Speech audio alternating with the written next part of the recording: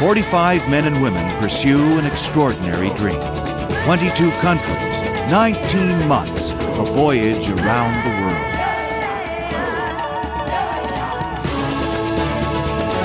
Tall Ship Chronicles.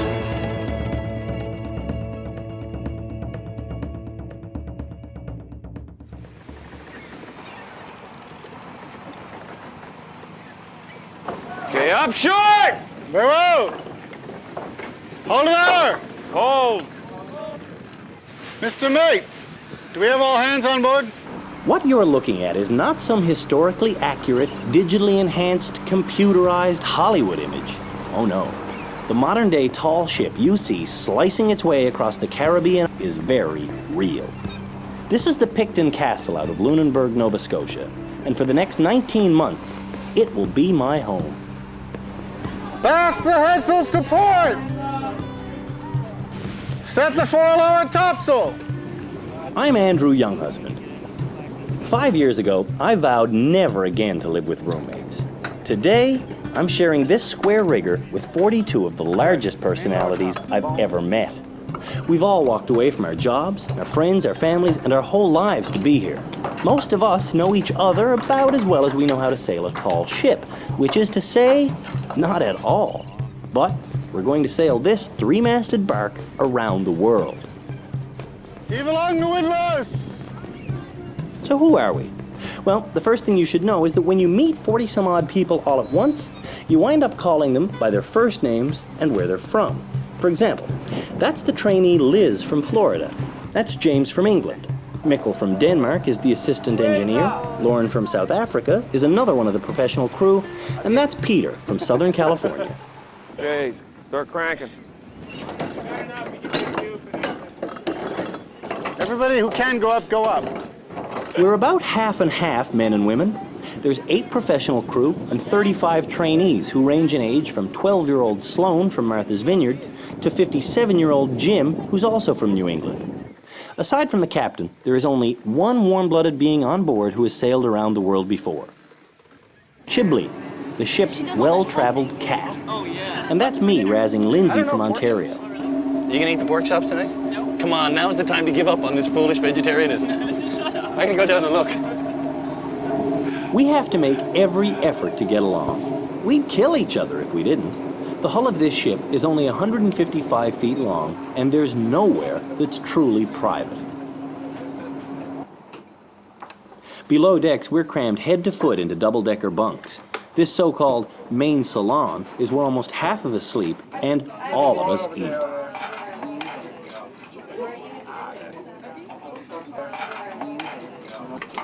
Ten of us crash out in the tiny forecastle squished into the bow. And it's all you, too, man. In the stern, 8 women sleep in the cruelly named Bat Cave, and for being the last to join the ship, Maria gets to sleep in the forepeak with all the tools. Cast off your bundling. Sheet home 4 to gallon. Sure, we're all here for the adventure of a lifetime, but I bet it's more complicated than that for some.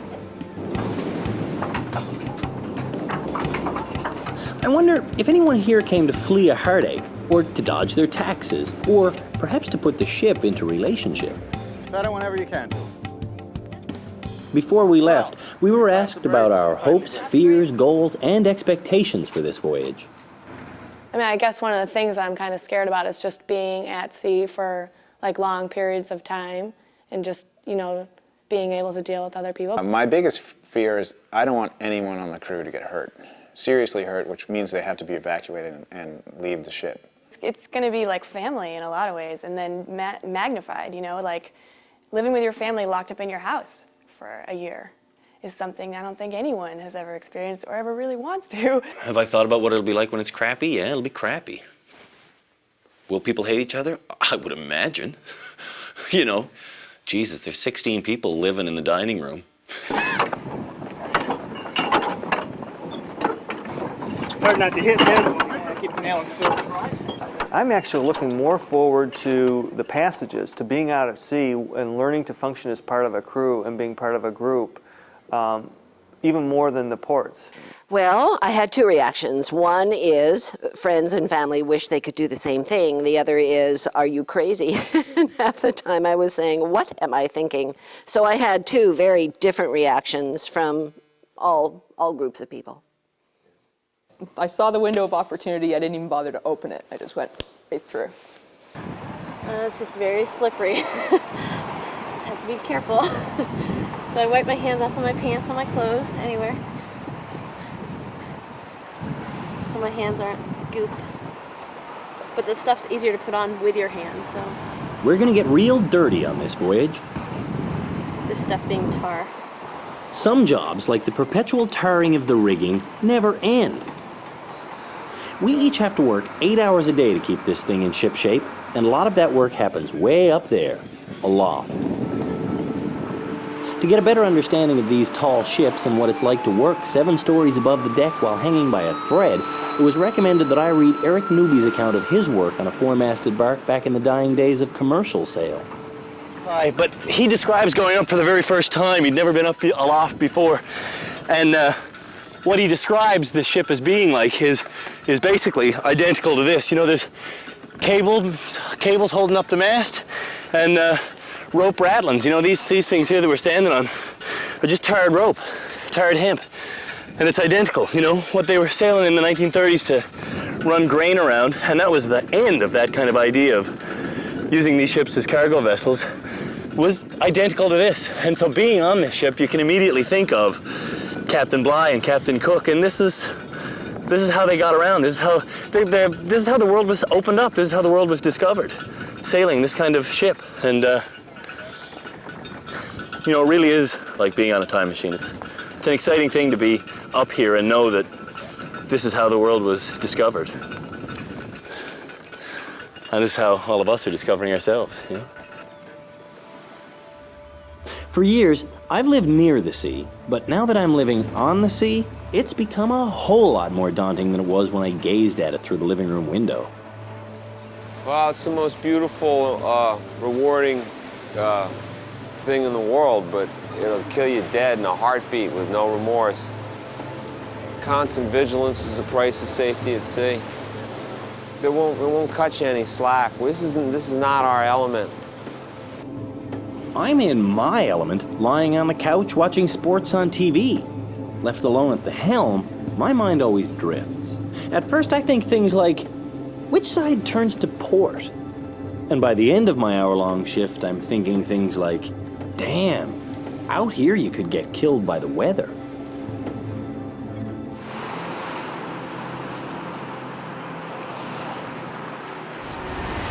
How did I get here?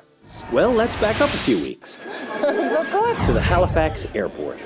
Right now, the ship is docked an hour's drive from here in Lunenburg, Nova Scotia.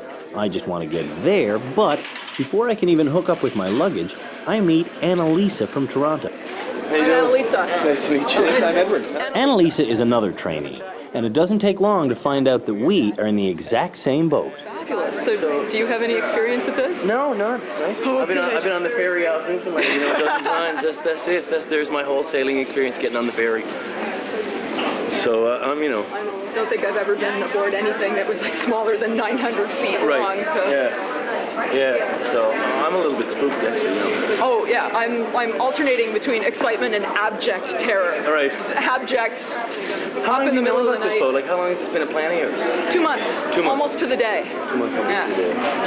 And during that time, I've sold my house, closed my business, got all my immunizations, put all my stuff in storage. You sold your house? Yeah. Annalisa has already met another one of our shipmates. I just met Greg over there. Who's that? Another trainee crew. Okay. And we're just hanging out waiting for our ride. And there's one more person coming, someone called Moses, Mexican guy. So off we went to find Greg. And as we did, Annalisa told me that all she wanted to find when she stepped off the plane was some guy holding a sign with her name on it. What she found instead will have much longer lasting implications. Good to meet you. Nice to meet you. Sorry. How did pretty good. You find out? You just find it? Yeah, I went to information and... What I don't know is at this stage, Greg and Annalisa have spent the last 3 hours together stranded in the airport. And where are you from? Michigan. From Michigan? Okay. Yeah. Where are you from? From Newfoundland. Newfoundland, okay. Wow. You can probably tell just by looking at me that I'm not exactly the type of person you'd call a salty sea dog. A month ago, when I got a call from a television executive about taking this trip, I'd never even heard of the Picton Castle. Now, as I'm seeing it for the first time, yeah, sure, I'm awestruck with nervous energy, but deep down, I'm thinking that maybe I've gotten myself into something that I should have avoided. I'm not a sailor. I'm a writer, an actor, a television reporter. In short, I'm a guy who wears makeup to work, okay? At this stage, my anxiety-riddled brain is screaming at me, "You're gonna hate this whole sailing thing, young husband." Luckily, though, I was able to act upon the smaller, yet more rational part of my brain that was reminding me to simply smile and act normal. Are you looking for the captain? I am, yeah. Alrighty, I'm supposed to tell you where he is. Well, actually, he's around. I'll show you which door he's through. Sure. Oh, he's not in there. Yeah, I just saw him go in. Oh, you did? Yeah. Yeah, he went. How are you, I'm Andrew. Hi, Andrew. I'm Jennifer. Nice to meet you. You part of the crew? I am. You coming, yeah? Amateur, yes. Yeah? Sail trainee. Oh, you're one of us. You're me. I am indeed. Oh, okay, fair enough. Where are you from? I'm from Seattle. Okay. And where are you from? Canada? From Newfoundland, yeah. Newfoundland. What's Yeah. your last name? Younghusband. My crowd, my family are all from There's the captain. Ontario. Thank you. And here he is, Captain Dan Moreland. Now, that's a guy who doesn't wear makeup to work. Hi, is this Andrew? That's me. Andrew, this How is do you Captain do? Dan. Nice to meet you. How you making out? I'm doing good. How you doing? I'm good. You know, I'm a bit shell-shocked, a bit freaked out, but I'm all right. Yeah. You should be nervous. Yeah, definitely. It's something to be nervous about. Yeah. Do you have any idea what you're getting into? Not really, no. In all honesty, no, I have no idea. None? No, I mean, I was amazed just None? now. I was amazed just now. None? You should have some idea. Well, I was amazed just now, you know, It might be seeing the the wrong people idea. at the... It might be the wrong idea, but you should have an idea. I don't, though. This is true, right? You know, Come with the me. ferry, that's my boating experience. Intimidating guy, but he's got the right. Moreland holds a rare captain's license that allows him to control any sailing vessel of any tonnage in any ocean in the world. And get this, before he took the Picton Castle on its first world voyage in 1997, more people had been to the moon in the last 50 years than had sailed around the globe on a square-rigged barque. So, my ignorance is It's an understandable. idea, but I don't know. I don't have any idea what my life will be like on board the vessel. Well, it's going to be painful. It's going to be different. At different times you're going to love it, and sometimes you're going to hate it. Yeah. Sometimes you're going to love me, and sometimes you're going to hate me. Sure. But I don't have any control over that, and you don't have much either. No, and I'm sure you'll hate me too, so. No, I'll be It'll indifferent. come I'll be around. worse. It'll be indifferent. Worse than hate, it'll be indifference. I think what I'm supposed to pick up here is that my mental state, like this refitted former fishing trawler, will be all over the map. How common were these boats in the 1800s? Extremely. Extremely. But that was the 1800s. Right. And they weren't boats, they're ships. Excuse me. No, that's a boat. What's the difference? You wouldn't call a car a truck, would you? I call my truck a car, but it's very small. But you wouldn't do that, would you? You wouldn't call a stallion a mare. Yes, I understand what you're saying. Thanks. So wherein lies the difference? I don't understand the You'll difference. pick that up in the next year and a half. Okay, You'll know that intimately. good enough. And Andrew, come on up. Andrew's the second mate. Hi, I'm Andrew also. And so began my orientation with 19-year-old Andy from Washington State, the third highest ranking officer on board. Some people's bunks are a disaster. Mine's spotless now, but it'll get messy. All your mess should stay within Contained in your space. It can be a disaster inside your bunk. It's okay with That's us your as own long as space. it's inside your bunk. Yeah. More people die of falling down, not die, get hurt from falling down steps and tripping over stuff on ships than anything else, okay? Yeah. It's very nice to think about, nice, Yeah. to think that people get hurt falling out of the rig and stuff. Well, it doesn't happen. People are really scared up there. They're not going to fall out of the rig. Right. It's really easy to fall down the steps and trip over things, Yeah. so be conscious of those safety issues. Okay. Forget about safety issues up here, and you'll be unconscious. In my naivete, I figured my first week in Lunenburg would involve some simple classroom stuff, where we'd discuss the finer points of sailing in a cushy, sterile environment. Instead, I'm half frozen and fully soaked, performing a tightrope act in the rain 80 feet above the deck.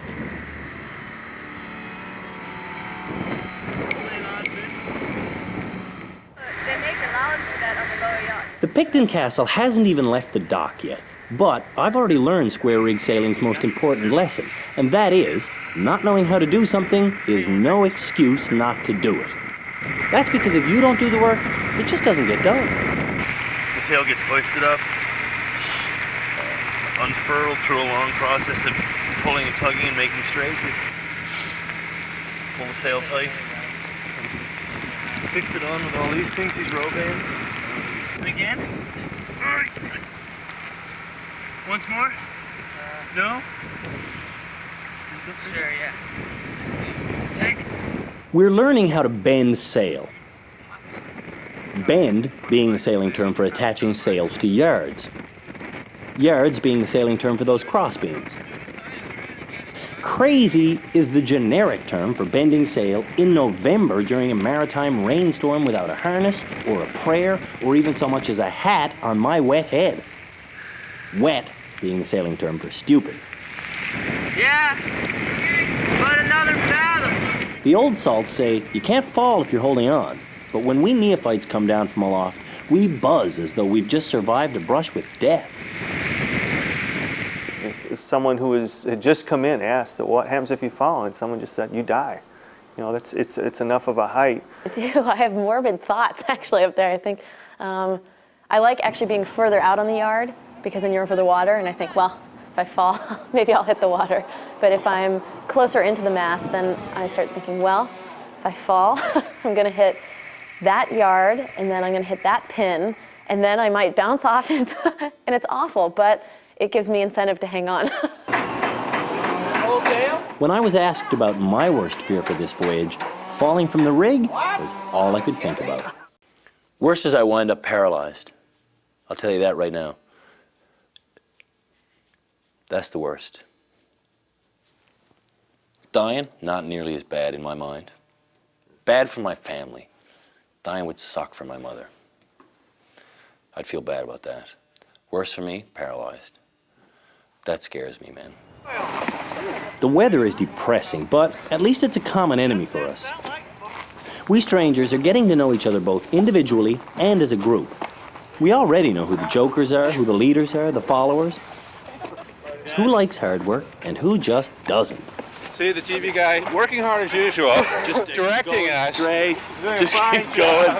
And you might want to pick it up a little. Physically, I like the wharf life. Dan, take it right where my hand is. I got it there. 3. It's inspiring to see the power of 40 people as we shrug off the bone-chilling dampness and work together toward a common goal. It's also inspiring to know that we'll be educating more than just ourselves on this trip. Thousands of school books have been gathered by a group called World Wise, and we'll be distributing these texts from the Galapagos to South Africa. Also going into the hold is 19 months worth of canned goods and dry stores, as well as tons of random supplies the ship's purser will trade for profit along the way.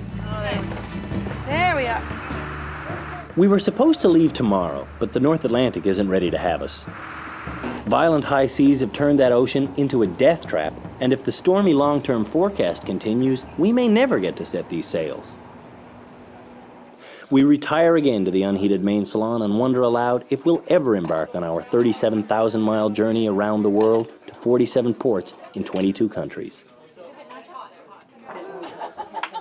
The captain knows that our spirits could get squashed by a long delay, so he keeps us hopeful by resetting our departure date for 2 days' time. So things look good. Like a space launch, we're still T-2 and counting. We will motor significantly to get south. With the first few days, unless we just get a roaring perfect breeze, I will definitely be burning up some dinosaurs to get south. Not a place, North Atlantic, not a place to hang out. We can dawdle down here, we can sort of go slow here, but not a good place to go slow. Fiji, they are having a little revolution. Pesky little coup d'etat.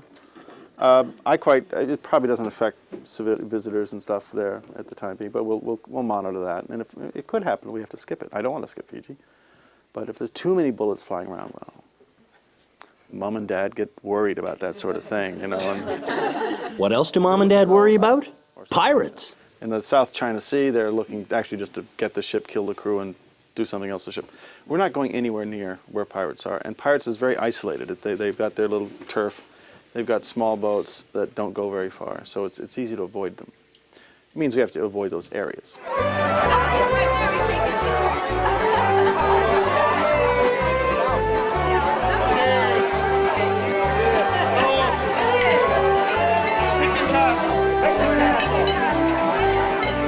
It'll be good to get out of here.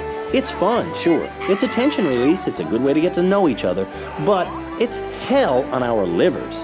And it's completely destroying our ability to speak in coherent sentences. We don't set sail the next day, or the next day, or even the day after that. A rumor goes around that on its last world voyage, the Picton Castle left a month late. We all know that our sailing schedule is more of an itinerary than a true schedule, but try telling that to a parent who's always known the exact whereabouts of her daughter. This is my mom. Hello. She's a beaut, huh?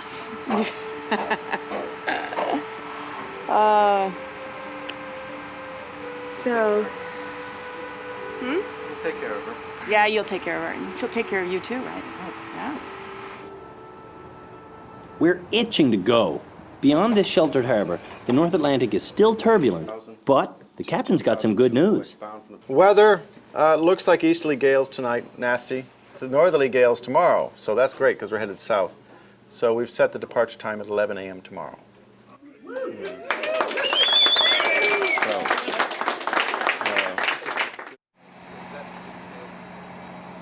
We've been promised that today will be the day we get to leave Lunenburg, but we've been told that before. So we wait with bated breath for the chief mate's official announcement. We're gonna leave today.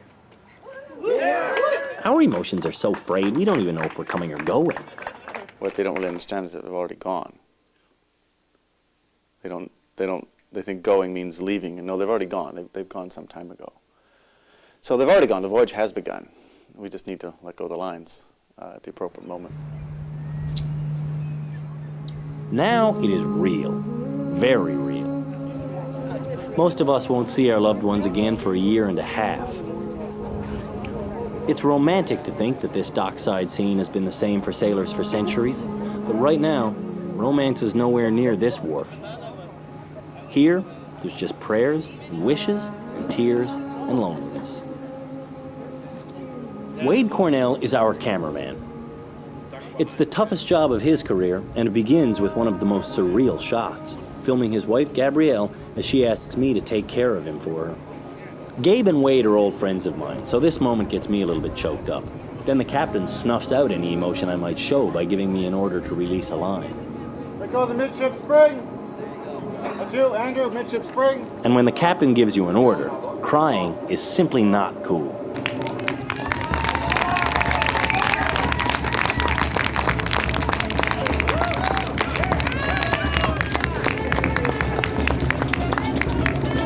Braces off! Braces off! Upper topsail braces off!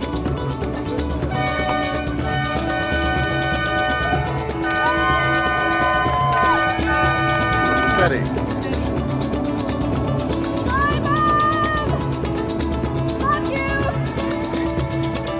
As we sail away from North America, my anxieties reappear. What the hell am I doing? Where on earth is my life going? Well upper, well lower, well the main yard, well royal, well Getzel. Well Getzel. Think fast and starboard braces. Think fast starboard braces. No time for introspection now, though. There's a whole lot of ocean to get acquainted with. Apparently, this is near perfect conditions for the North Atlantic in November. There's a lot to find out, and as they say, before we can run, we have to learn how to walk. Well, we're here. Now the preparation's over, the learning begins, and there's an amazing amount to learn, and probably more than you want to learn. We also have to learn how to walk. First thing, people are sliding all over the place. Take responsibility for walking. No one else can do that for you. You know, learn to stand like the old sailors, kind of, you know, look at the legs are apart. Sail aloft, put your legs apart, and then you can adjust your trim on the yards. With a green crew, the captain has to be the strong arm of the law, and he starts by making an example out of Sven in the red plaid shirt. Keep your hands out of your pockets. When you're working, do not smoke. Why? Because that's not one hand for your ship and one hand for your cigarette. It's one hand for your ship and one hand for yourself. I will taunt you a second time. I'm a little seasick. Some people are a lot seasick. But don't worry, we'll spare you the vomit shots. No sense in making you sick too. Yesterday was such a weird emotional day, you know. The build up to the leave and the anticipation and then not leaving and then building up and then not leaving and then building up and then not leaving. And then yesterday to leave was just like exuberance, and then exhaustion finally kicked in because the tension of when was over, you know. Today everybody's just like, yeah, it's happening. We're gonna go sail around the world.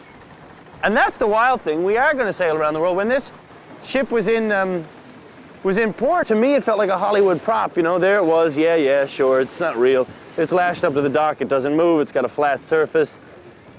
Man, we pulled out. After the first hour, the engines were shut off. We have been clipping at the rumors of at about 9 knots. We've been clipping along in this old school square rig sailboat ship for a day and a half now, and we're trucking along. It's amazing that it's not actually a Hollywood prop. It's a real ship, and we're really going.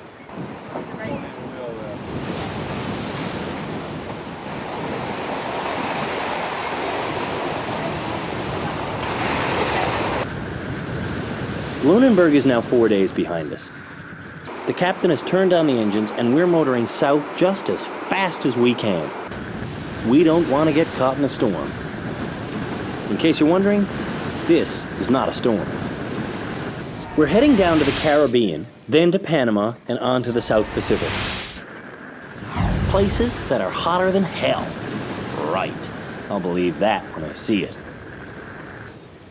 Then, overnight, everything changes. We hit the Gulf Stream, and suddenly, sailing this tall ship is everything the brochure said it would be. Somewhere my family's shoveling snow.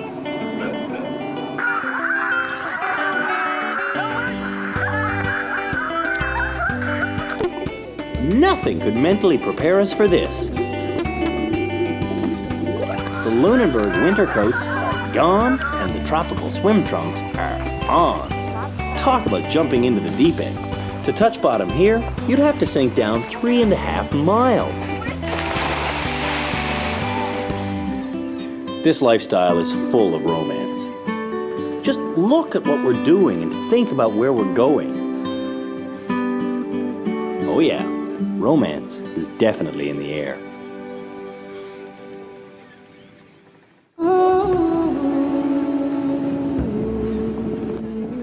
The captain will let anybody come on this voyage, but couples are not invited.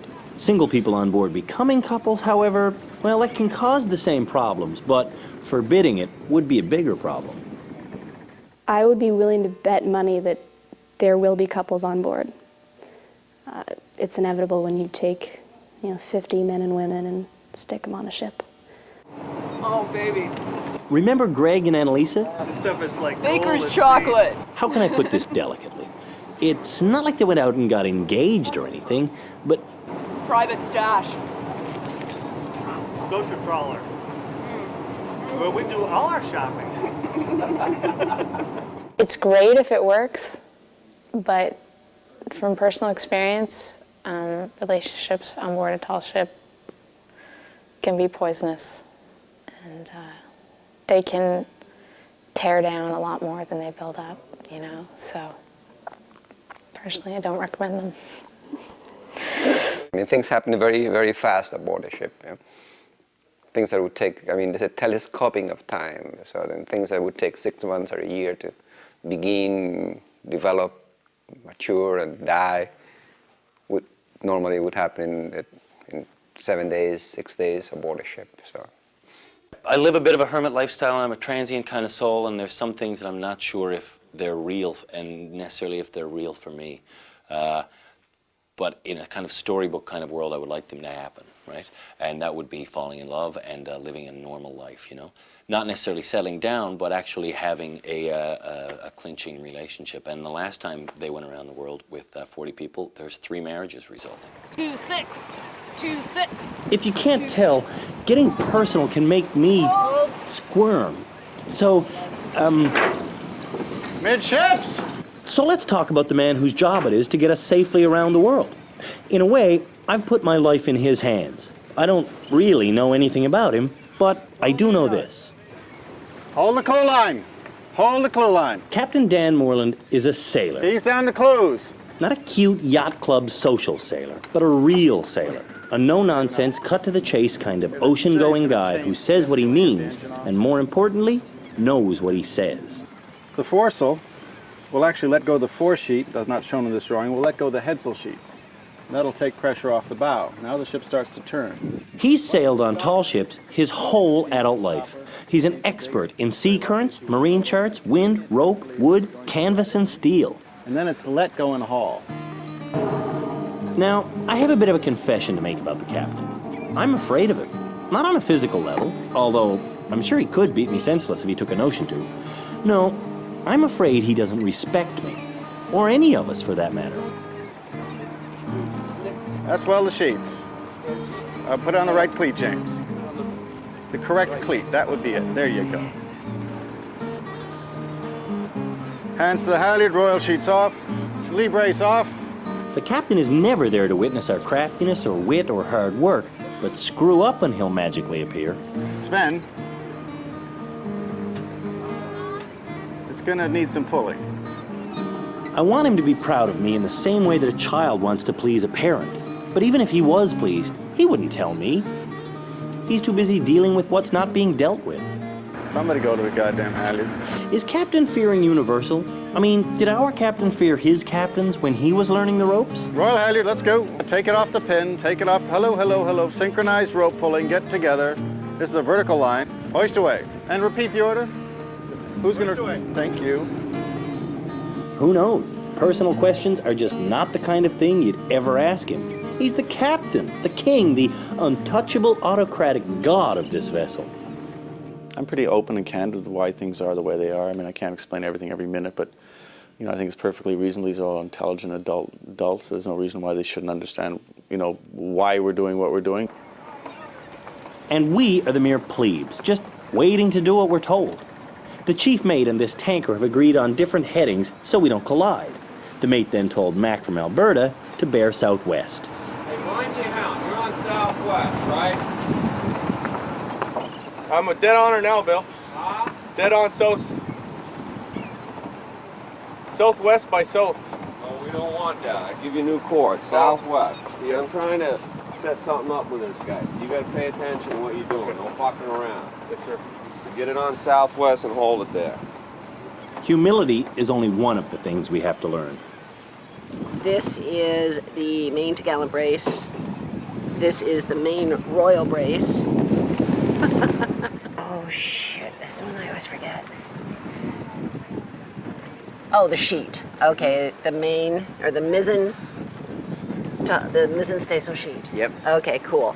And this, Gatlin. Any progress is cause for celebration. We got it. Yeah! I'd like to learn sail making by hand. I would ideally like to be making my living with my hands. I don't want to be sitting in front of a computer screen anymore. I mean, for me to go out there now, I need to be told literally everything.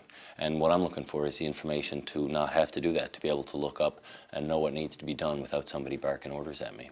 I want to be very physical, less cerebral, just physically tired at the end of the day and doing something incredibly wonderful and fantastic like sailing this ship. Yeah, and then we go up through there, we go around this thing, we go in there, and that's your backwards bowling. Awesome, baby. Actually, I did think it was kind of strange. I'm getting goosebumps. Ask me about ghosts on board this ship, and I'd say, oh, please, look, I've got enough real things to worry about. Ask Jenny, the lawyer from Seattle, though, and you'll get a different answer. Okay, So as I was kind of going back to sleep, closed my eyes, I said, I wonder if this ship has ghosts on it. Because it occurred to me that maybe this might be a ghost, which doesn't alarm me because my family has ghosts. We've all seen ghosts. I've seen ghosts before. And it was a nice ghost. It wasn't a bad ghost at all. We have no TV, no radio, no internet, nothing to occupy our minds except work. Maybe that's why we're creating our own folklore. Or maybe it's because the ship has ghosts. And so I looked, and there's no one on the stairs. I thought, Christy, you're losing it, you know. I woke up because I distinctly heard someone say my name. I distinctly heard someone go, Annalisa. Come on, Honest to God, a man's voice, and I woke up because I thought there was somebody coming to wake us up for watch. But I looked at my watch and it wasn't time. Apparently one ghost haunts the engine room. The ship was in World War II, and she was hit by a couple mines. One blew like the bow completely out of the water, and there was an engineer, and he fell down the stairs when the explosion occurred, and there's a ghost walking around there ever since. He's a good ghost. He helps people. And his name is Mr. Roundhead, and Bryson swears he's seen Mr. Roundhead. Now, he says Mr. Roundhead only haunts the ship from the cargo hatch through the engine room to the stern. And there's a new ghost, and he's much different, and he's mischievous, and he haunts the ship from the cargo hatch to the bow. And that's the one I saw. So there you are. And I saw something. I mean, I saw this guy. So it's like it to me. Climbing aloft is addictive. Those of us who like it, love it. People like Sven from Boston, though, who don't, well... Yeah, just curious as to why not. Or, okay, how about this? Why is everybody else so excited to go up there? I have no idea. I'd rather walk around naked in Cologne and hope I got beat to death. Then go up to the Royal. Yeah. Whoa, now that is scary. Up until now, if you saw Jeannie from Chicago climbing aloft, you would have been seeing an apparition. It'll be a little motion, but it's really calm today. Hi, Mom! Don't watch this! What's so special about working up here? Getting up here and talking to people about it, you know, the people who don't climb. I mean, the people on the ship who don't climb get a good idea of what it's like just because they see it go down, but I don't know how you'd really describe it to somebody who doesn't come up here. You know, somebody who doesn't sail, somebody who hasn't been in this situation. They can appreciate it, they can imagine what it's like, but it's really an impossible thing to describe. It is exactly what you think, you know, but when you're up really high and the ship is listing a little bit when the seas are on, you know, you're moving a lot. Explain this, you know, you come up, you get a big rush. After a while, you stop getting the rush because it comes a little bit more, not ordinary, but it's something you do and it's less exciting, and then you take it for granted, and then you have a minute slip. It doesn't really even put you in jeopardy at all, and suddenly, you know, your heart's up in your throat, and geez, you get that rush back pretty quick. You're not long without it until it comes back again. If you get scared going aloft, it can really ground you. Jeannie tried it in Lunenburg, but she got the fear and hasn't gone aloft since. I couldn't get over the fact of, like, the thought of just kind of like splatting on the deck. That just kept running through my head, so I had to come back down. Take your time. Now, with the help of Krista from Canada, she's ready to try again. I was just thinking about going aloft and how it'd be kind of exciting and looking out and actually going up there and kind of being useful and doing work. There you go. Okay. Now grab on to this. Standing on a foot rope is harder on your brain than it is on your feet. Now bring your other arm, bring your weight over here, and step on.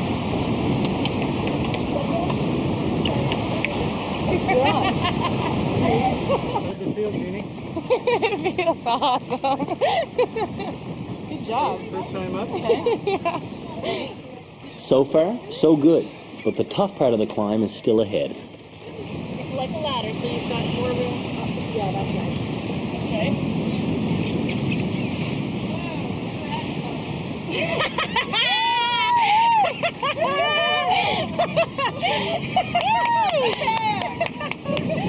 Do you want to keep going? No! Isn't it a high? That's why I love it up here. Can you say endorphin rush?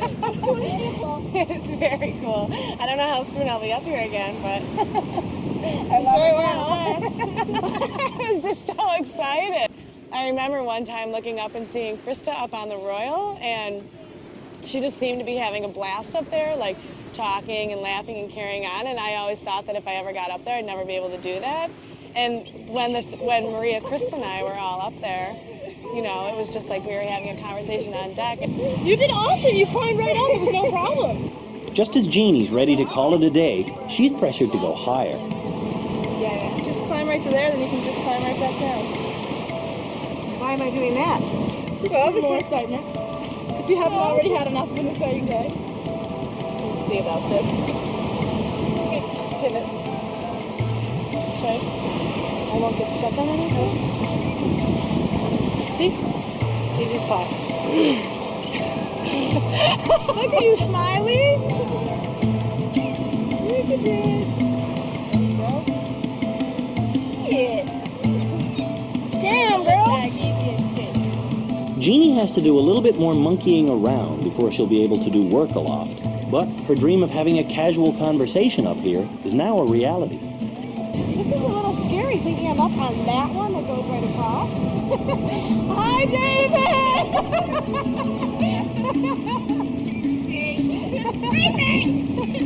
Hi, Mac! Get up here! Hi, Mom! Don't watch this! Hi, Dad! Hi, Maureen! And from the foremast, Jeannie learns that she is the hero of the day. What? You are the hero of the day.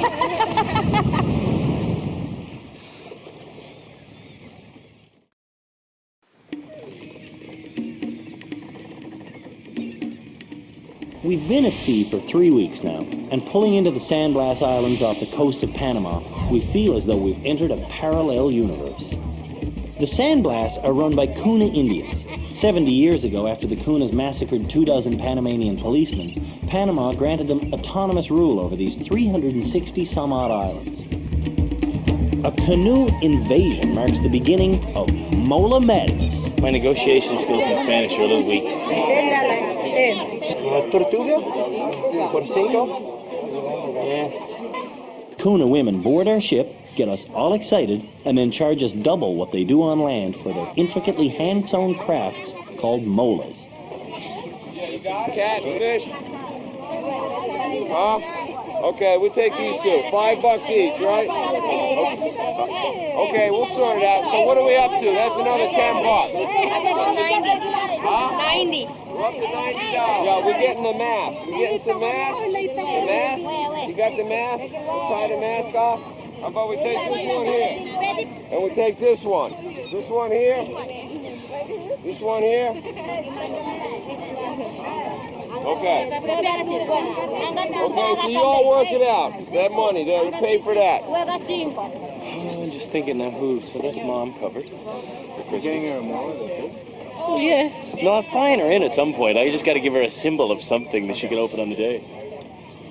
But it's nice. Look at how it gives you some space to breathe. It does. Turning to the runway now, you can see that Annalisa has gone totally native, while Greg has stayed completely Michigan. But forget the clothes. Check out those grins. Good morning. Good morning indeed. Smiles like that can only mean one thing.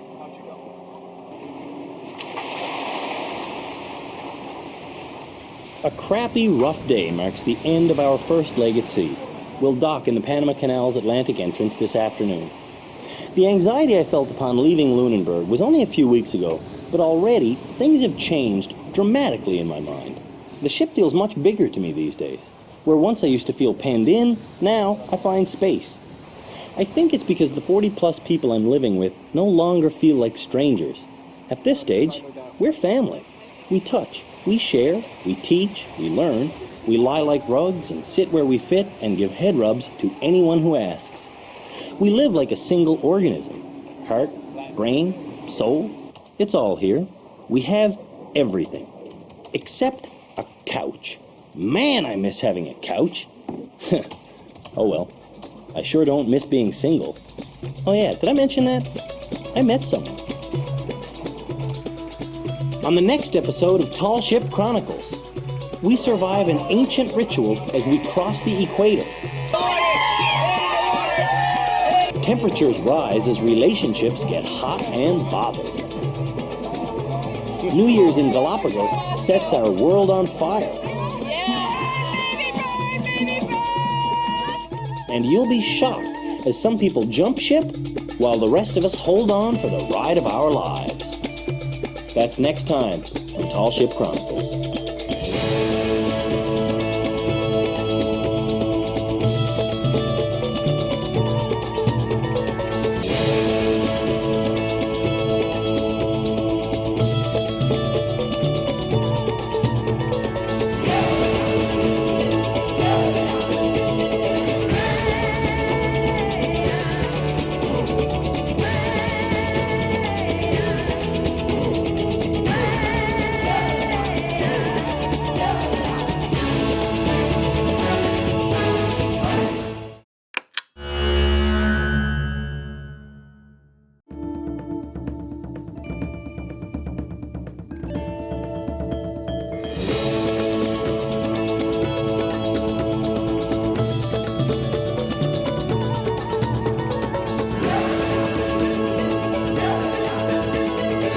"45 men and women pursue an extraordinary dream. 22 countries, 19 months, a voyage around the world.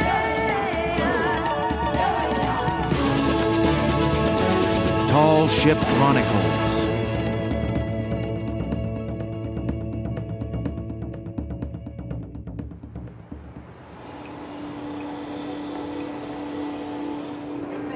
It's early December, and the tall ship Picton Castle is closing in on the Pacific Ocean. Midships! Midship! We're taking the world's most famous shortcut, the Panama Canal. This is the gateway, this is the door opening, this is the real deal. We're off in the Pacific, and it's a big gulp. Oh my God, oh my goodness.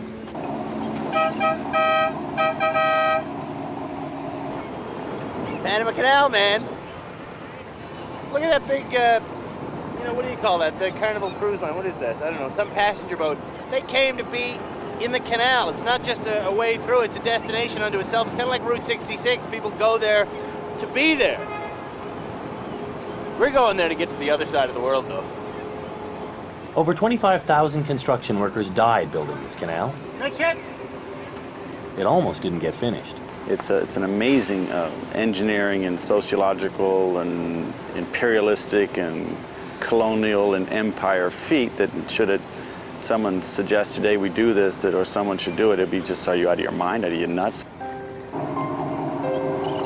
There are certain moments in life which, for obvious reasons, simply beg for personal introspection, and sailing underneath the Bridge of the Americas from the Atlantic Ocean to the Pacific Ocean is one of them. Woo! There's a lot of open ocean in front of us. Over the next 2 months, we will float ourselves over 4,000 miles, enjoying only 2 landfalls, one of which has no airport. If any of us wants to end this little sailing experiment, now is the time to do it.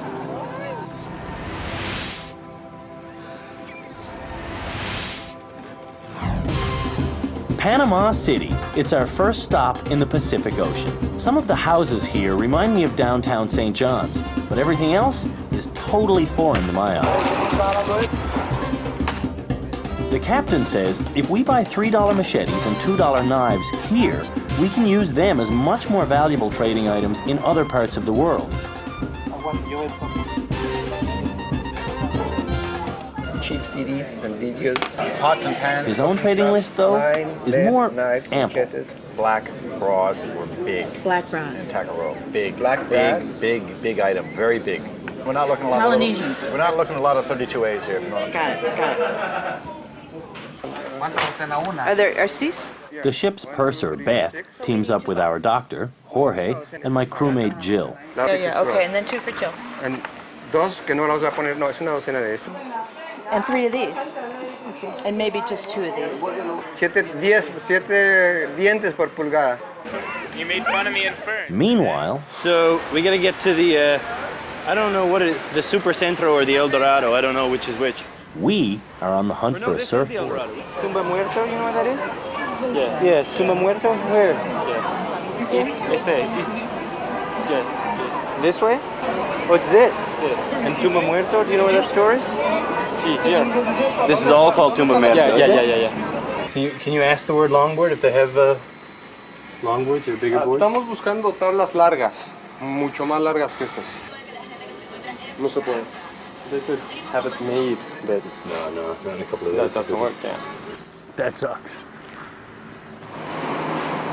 In another section of the city, our crewmate Rob McDonnell is searching for something else, peace of mind.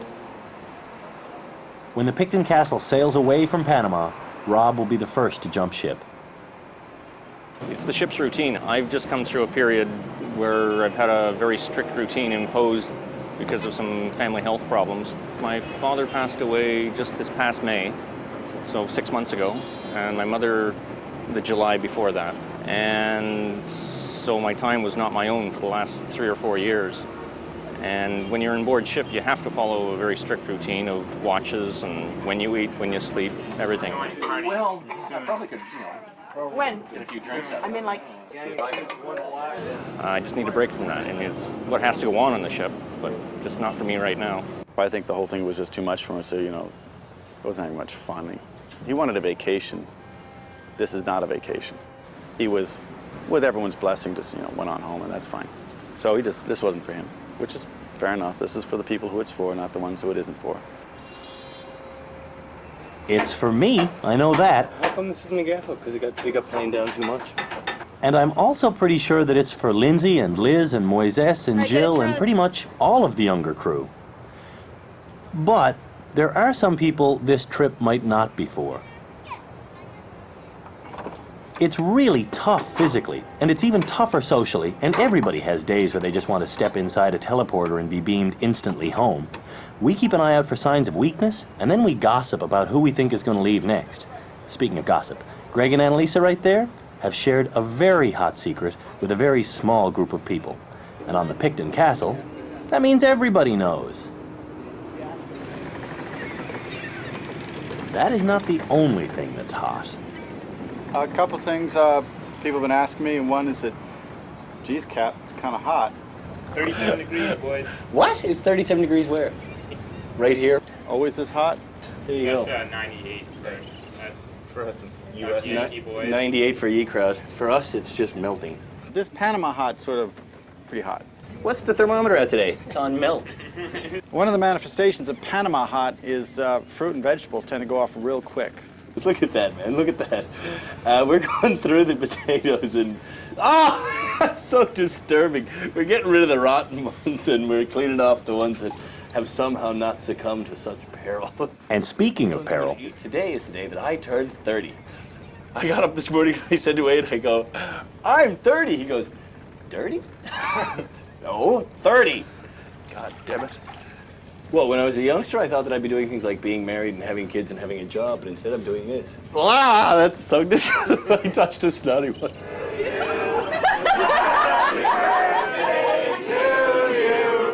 Happy birthday, dear Andrew. Happy birthday to you. The Galapagos Islands are 1,000 miles away. Coming from the Atlantic to the Pacific has made us feel confident, but we're still a motley crew of rookie sailors. We shouldn't be cocky. We should be nervous. And the chief mate makes sure we get that picture.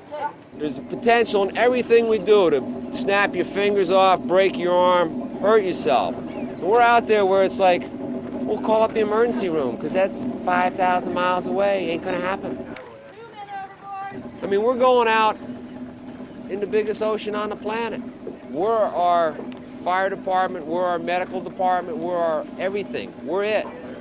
If you see someone fall overboard, if you see a fire, you make it as loud as you possibly can. And if you hear it, it's serious. It's as serious as a heart attack, man. You get going, you turn to and turn and burn. All right, now we got you thoroughly terrified, scared. Let's go. Day 1, Pacific Ocean.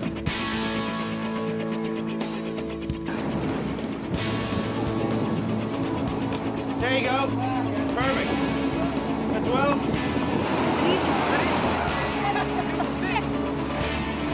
We're barely underway, and already I'm in trouble. Andrew, I hear you had a bit of a chat with the captain. Yeah. Yeah,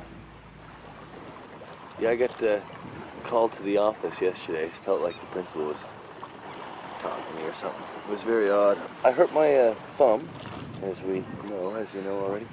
Ugh, I'm covered in tar.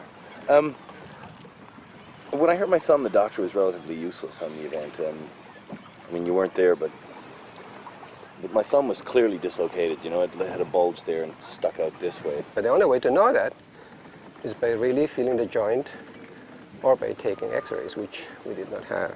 He refused to acknowledge that it was dislocated. So I tried to examine the joint, but he was in so much pain that he wouldn't really allow me to touch it, and he was shriek in pain and get all upset. But then he just mocked me as somebody who couldn't handle pain. And, you know, basically mocked me to my face. So fine. The thumb didn't get set. I went to the hospital, and sure enough, it's dislocated. And the x-rays showed a dislocation of the finger, which was not so apparent from a clinical point of view. And so the doctor then, again, bragged to me and told me that he was telling everybody, laughing, saying that I'm telling everybody on board you're a crybaby. Which would be funny if he'd done anything for me, but because he didn't, it really just pissed me off. And I said to him, yeah, well, I'm telling everybody on board you're a lousy doctor. And mocked him to his face. Then I was kind of upset about that. And I feel that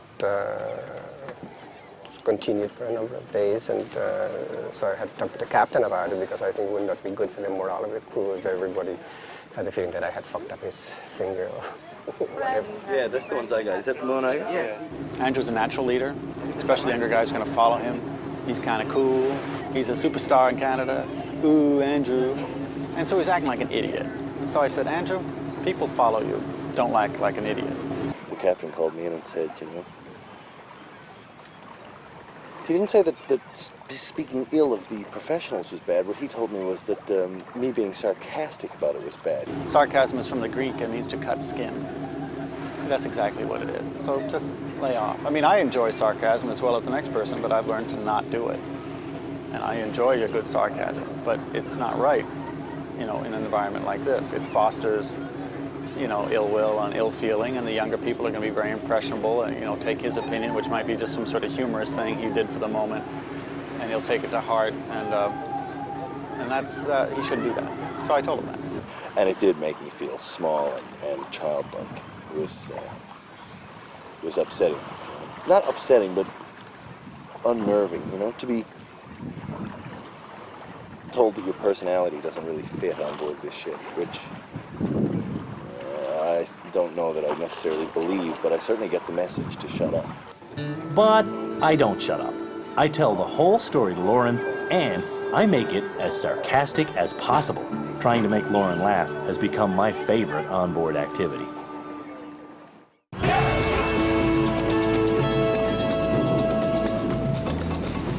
Greg and Annalise's wedding. I don't know what it's about. I just know they're getting married and hope it works out for them. It's official. Greg and Annalisa are getting married. That's my girl. Rumor has it the captain will marry them at the equator. Rumor also has it the captain won't marry them at the equator. In some ways, they're made for each other. He's writing a book, she's editing his book, and what we say about them could fill a book. I mean, a lot of people have their own opinions as to the wedding, but I just think it's wonderful. I mean, it's their decision. They're adults. They're in love. Oh yeah, they've got some strippers lined up. I tried to talk Mikkel into it the other night, but he's too shy. Mac volunteered to be the stripper, so I think we'll make do with Mac. I don't really want to see anybody on the ship naked, you know, but we have to make do. Greg and Annalisa have a lot to plan. The equator is only days away. I guess if eventually I'm ever to get married, which I swear, Mom, someday I probably will, that getting married right off the equator would be, pretty much unbeatable experience. When I do get married, if I do get married when I'm older, then I definitely gonna want some time to myself every now and then. And on the ship, I don't think you have very much time to yourself. I don't think I'd be able to deal. It's kind of interesting, the relationships on board ships, because it's kind of backwards. It's like, okay, we're all going to move in together and spend every waking moment together, and like then you get to the relationship part, whereas, you know, on shore it's kind of the other way around. Okay, I have a confession to make. I have also started a romance. Lauren is a paid crew member on this ship. In fact, she was in charge of my very first watch.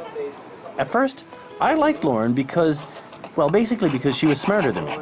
But then, I got to see her be funny, fearless, filthy, talented, and totally in control. And I realized she's everything I envy in a person. Oh, yeah. We're excited, but we're also nervous. There's a 10-year age difference between us. There's a cultural gap that extends from my home of Newfoundland to hers of South Africa. And this date, this trip we're on has 16 more months left to go. They're saying I'm not being very tidy about But it. right now, our chemistry feels bigger than those obstacles. The only thing weirder than going to see single and alone is going to see married and alone. Jim's wife is waiting for him in New Hampshire. Our cameraman Wade's wife is holding down the fort in Nova Scotia. How does it feel to be doing a real job? What do you mean a real job? And Beth's husband is in Massachusetts. He would never do it. It's too much like sort of all of the bad parts of summer camp, all the group living aspect of it to him. He said he'd rather poke sharp sticks in his eyes than have enforced group living kind of regimentation. At sea, though, oh, Jesus, we're all married to the job at hand. It's like some oddball circus act every time. Slowly. You got another foot. That's well. It's not slowly, but it's well.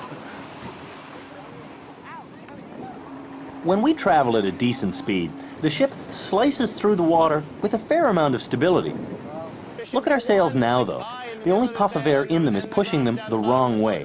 That means we stop, and that means we bob like a cork. Just look, we go down, and then we go up. And when the ship goes down, and then up like that, so does breakfast. And I curled like 5 times. And then I felt out. Feeling better now?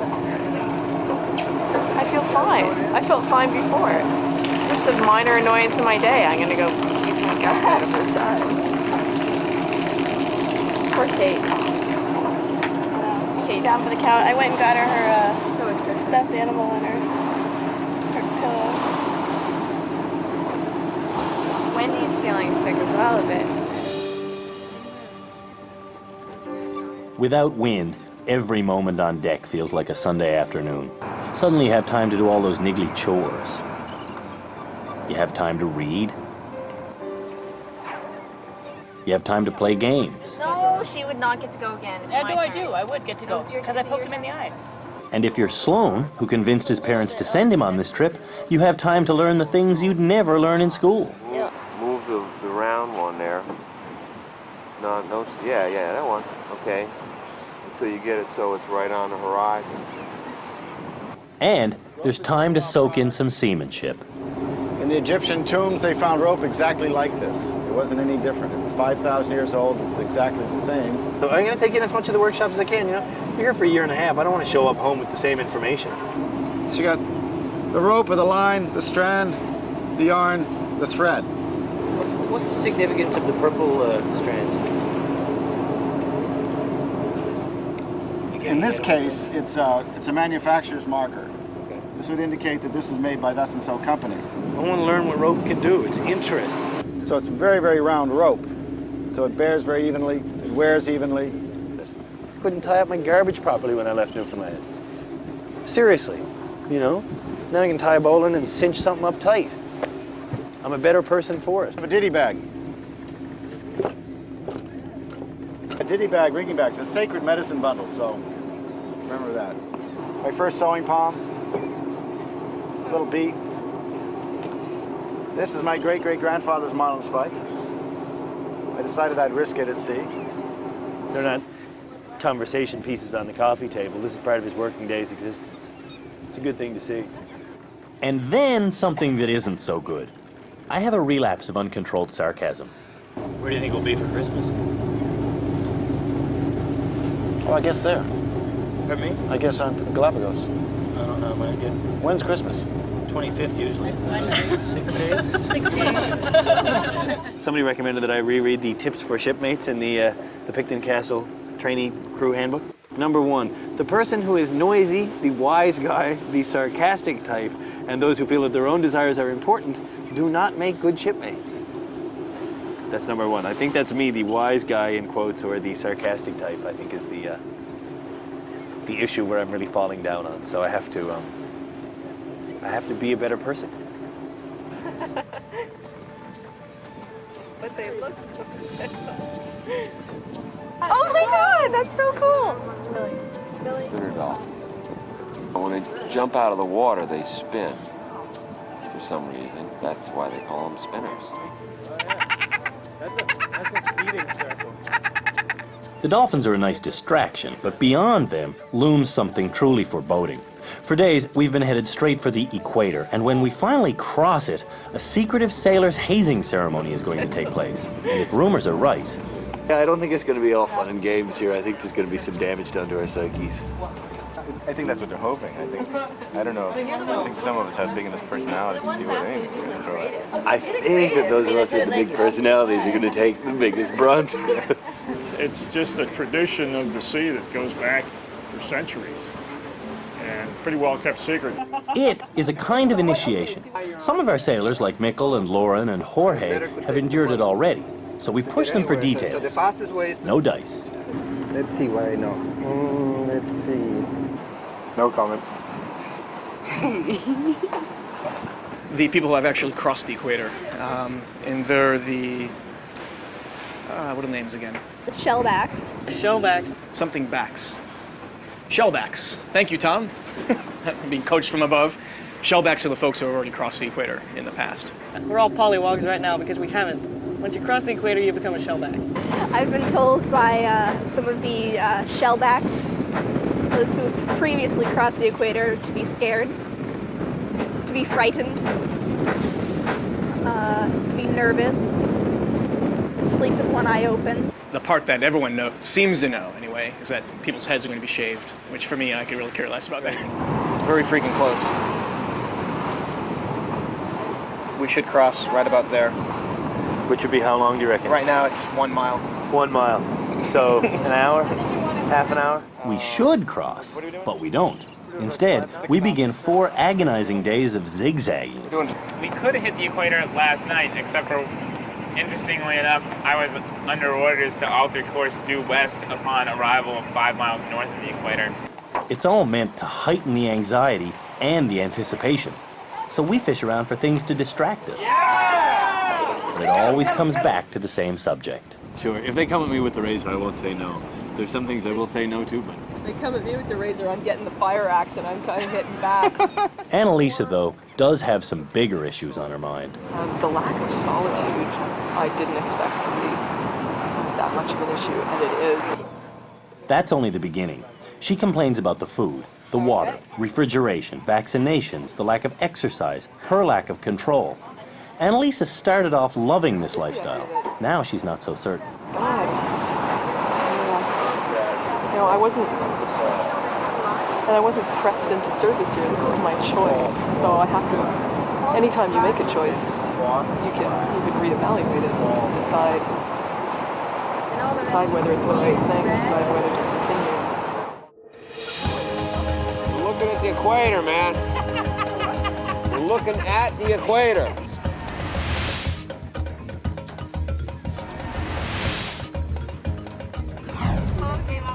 There you go. Little black line. Black. You ever seen it? You spent enough time down here. You should have seen it before.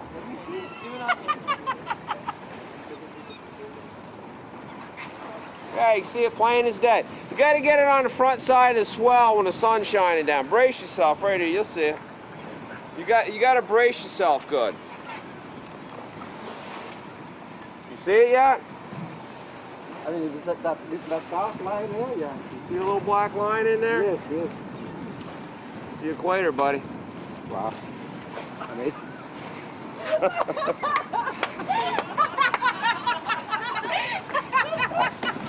It's amazing, isn't it?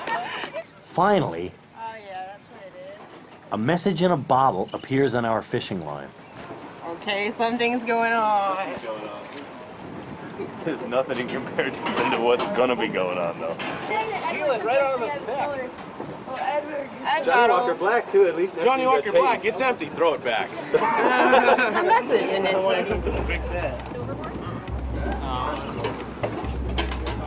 You have angered and offended His Holiness, the amazing ruler of the seas, King Neptune. Report to New York. Behavior to the captain. There's something happening on the forecastle head. What's happening is that the shellbacks have invaded. In keeping with tradition, they dress to intimidate and to titillate. They're King Neptune's insane posse, and they take command of the ship. We follow like lemmings. They follow some basic rules of comedy, and the captain follows the time-honored script by dropping to his knees. What could we do? Perhaps a visitation from King Neptune might be in order? I think so. Neptune await us up ahead? He's pretty disgusted with the whole show. Is he vomiting profusely? Profusely, green bile. Is he dry heaves? Oh, the worst. He's pretty disgusted. Why don't you heave this slab too and we get on with this? All right, take in the royals. Take in the royals. What? Did he just touch you? Oh, this is getting worse all the time. Neptune's gonna be all the time. So here we are, we pollywogs being herded down into the main salon to await our fate. We wait. And we wait. And we spy. Ed shaving his head! And we celebrate. After all, we've been waiting for this wait. So this is it. You're gonna go soon. The much dreaded, much discussed equator crossing. We meet our fate one by one. Jim! Up here! Sailors have been undergoing this ritualistic ceremony for centuries. It's a rite of passage, a common been there, done that bond, a gang initiation. Billy's groping his own breasts. It's a bad scene. The captain is just Where's the captain? I heard he was in something funky. Oh man, that's the shortest skirt he's had on yet. Oh man, Jorge's doing surgery on himself. It's really bad out there.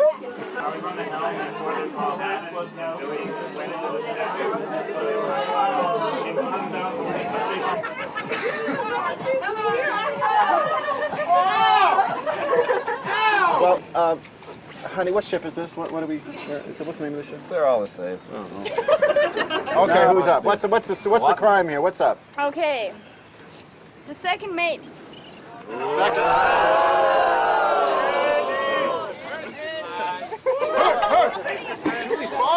What's his crime? What's his so-called second mate's so-called crime? Took advantage of this ship in her time of need to advance his own means. Oh. You have to pay for that one. A scum-sucking pollywog. Oh, total. And a foul effluvia of the lowest order. those robans that he has coming off the top of his head. Second mate, some yet to yellow fever.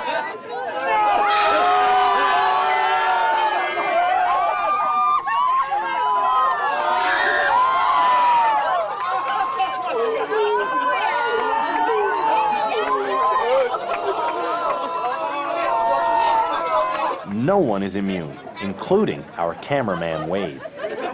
Bye, Wade. Where's some coloring? Coloring. We might need a little coloring here. We have some shellbacks around that can help out with us here. All right. Have at it.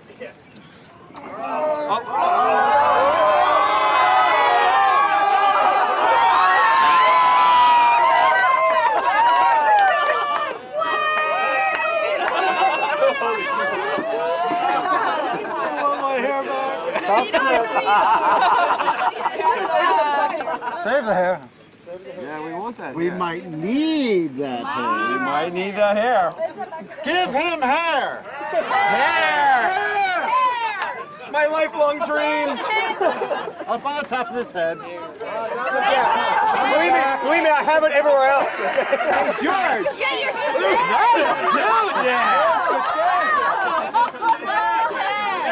Hey, can I have a smoke? I have it there. Is there anyone else?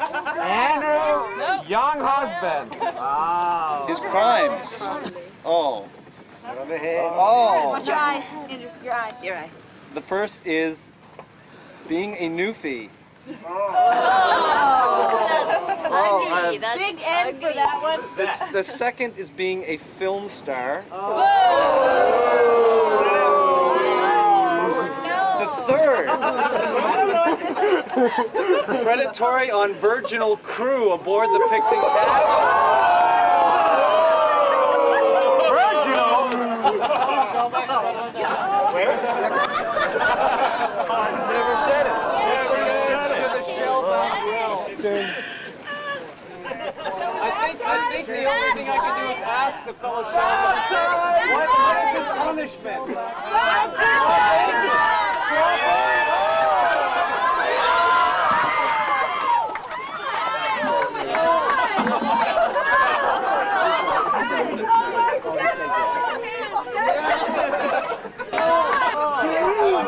Anything to say in your defense? I love it here. Come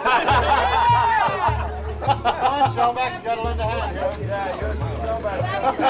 Well, I've been wanting to shave my head for a long time, and I thought that they would cut my hair at the crossing. And when they didn't, I, took a few deep breaths, and Emily went at me with the razor for a while, and it really is like almost like a rebirth.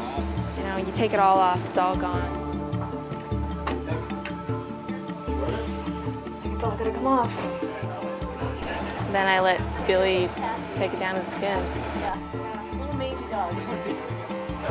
And I don't care what anybody thinks it looks like. That's the point, right? I'm gonna shave my goddamn head, I'm gonna shave my goddamn head. You look like a band roll-up. Shut up, Andrew. And I feel like some kind of long-haired hippie freak. Look at you, young.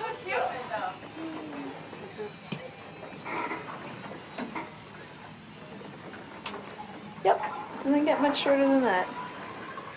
I've always had hair, and now I don't, and it's a different feeling. I feel changed in a way, and I have to hold myself and walk differently, and it does feel like a bit of a new me. Everybody on board has had to reinvent themselves, especially when it comes to privacy. All right, so what about that privacy? What about that privacy? There is no privacy. Sleeping up there when I was on the lookout. One of the things that floats this boat is a great big sea of gossip and rumors. It's an unbelievably large part of our life, and one of the reasons for that is there's really nowhere on board where you can have a truly private conversation. If you want to talk about privacy, then you probably shouldn't be on this ship. Like right here, we're standing on the forecastle head at the bow of the ship, and everything we say is being heard down below in the forecastle itself through this handy little hatch here. You're listening, aren't you, Krista? Yes, I am. Yes, of course. Vents lead everywhere, and hatches everywhere open. Speaking candidly out here on the well deck, where people are always doing laundry and smoking cigarettes, means that not only will everybody on this deck hear you, but also through those always open hatches, your voice will drift down to the main salon.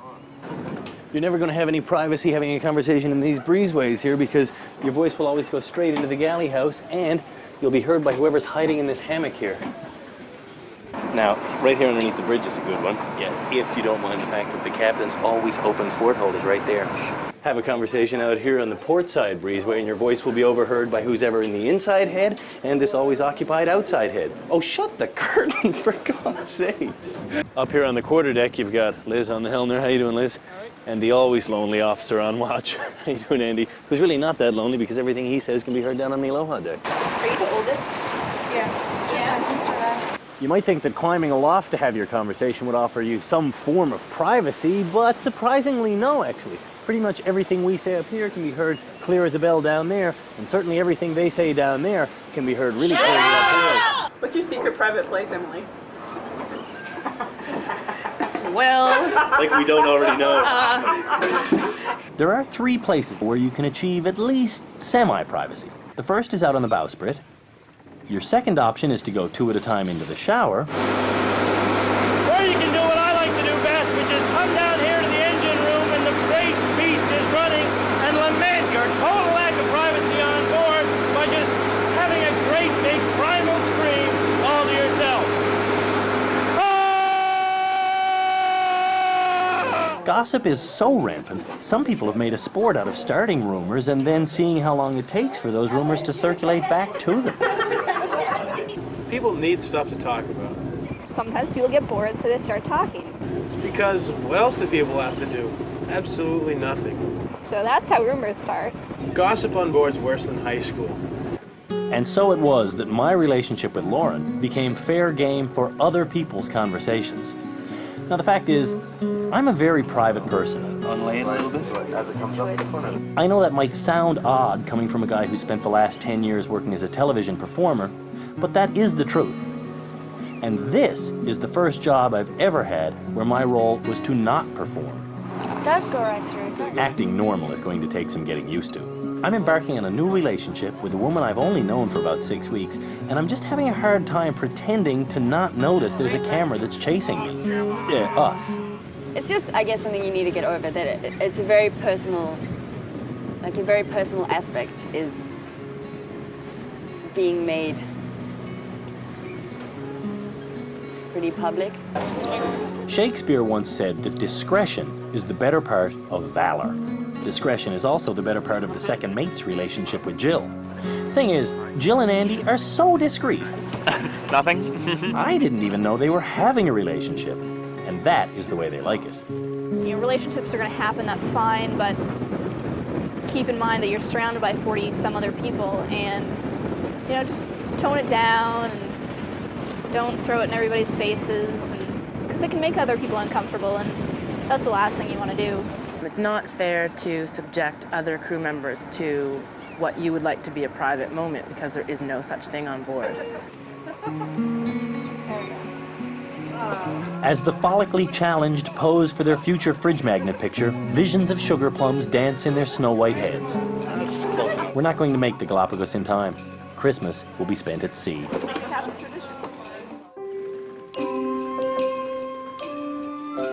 What's the history of that tree then? Oh, this tree. This was a descendant of a Reuben Christmas tree I had in my youth. Back before they invented real ones.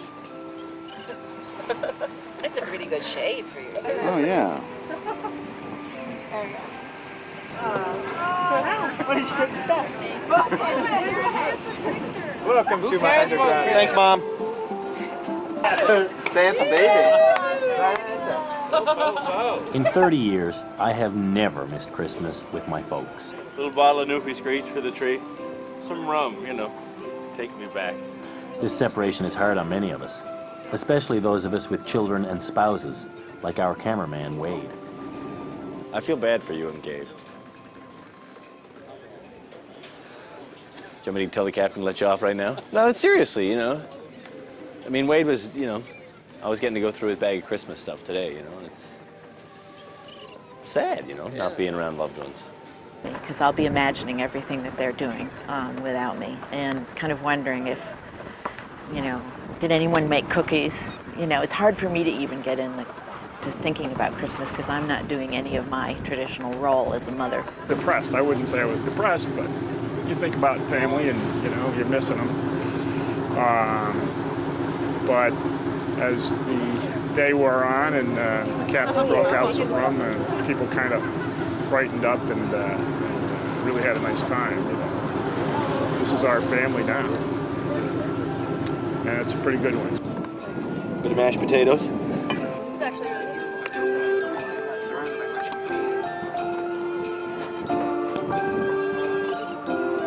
And cheers to all you guys. So, happy Christmas. Cheers. Cheers. Cheers. Cheers. I missed my my train though, going around the Christmas tree. There's no train here. Just a cap.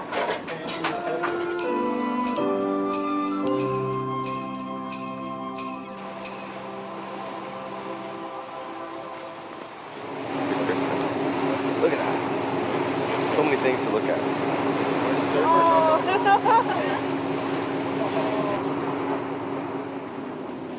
Welcome to San Cristobal, Ecuador. Thank you very much. The same, everybody. Very good.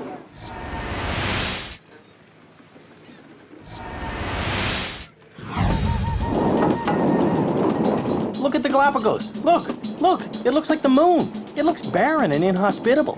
I thought the place would be lush. I thought little goldfinches would fly up and eat seed right out of my hand. But then again, I also thought Greg and Annalisa would be married by now. They didn't get married on the equator because of our hazing ceremony, and they didn't get married after that for reasons that I don't really know. And now, for reasons that I'm sure will be in Greg's book, they're jumping ship. It kind of feels like they're eloping. Is that the engagement ring? Mm-hmm. Oh, yeah. When did you know? In the airport at Lunenburg. When we first met, yeah. You just find Yeah, I went to information and we were able to hook up. So the person information said, well, there's someone else here. You knew as early as that? Well, there was an interest, sure. Yeah, I was like, well, this is interesting. This is a pretty cool person, yeah. Is marriage still part of your picture? I think so, yeah. At some point? Yeah, we don't have a time frame on it now. Which is fine. No one on board wants Annalisa to leave. Most of us don't think that she even wants to leave. She was having the time of her life. She was loving it. But to leave and maintain this relationship as she felt was very important. But she had to really, get her head bent around the idea of leaving. And that's what we all think she did. She never addressed any concerns she may have had, which is what you're supposed to do. She was very sad leaving, whereas her partner was quite delighted to go. I think he wanted to go. He went. I mean, fair enough. She didn't want to go. As Greg and Annalisa walk away from us, they also walk away from most of the money they paid to come on this adventure. I certainly don't count this trip a loss by any means. Absolutely not. Not even financially, because people lose money in an afternoon on the stock market and they don't get anything. And I have seen some great stuff, and I've done some great stuff on this trip and met people that I want to be friends with all my life. So Met some incredible people. Yeah. So I don't count this a loss at all, and it was a great opportunity to burn down my life as it was.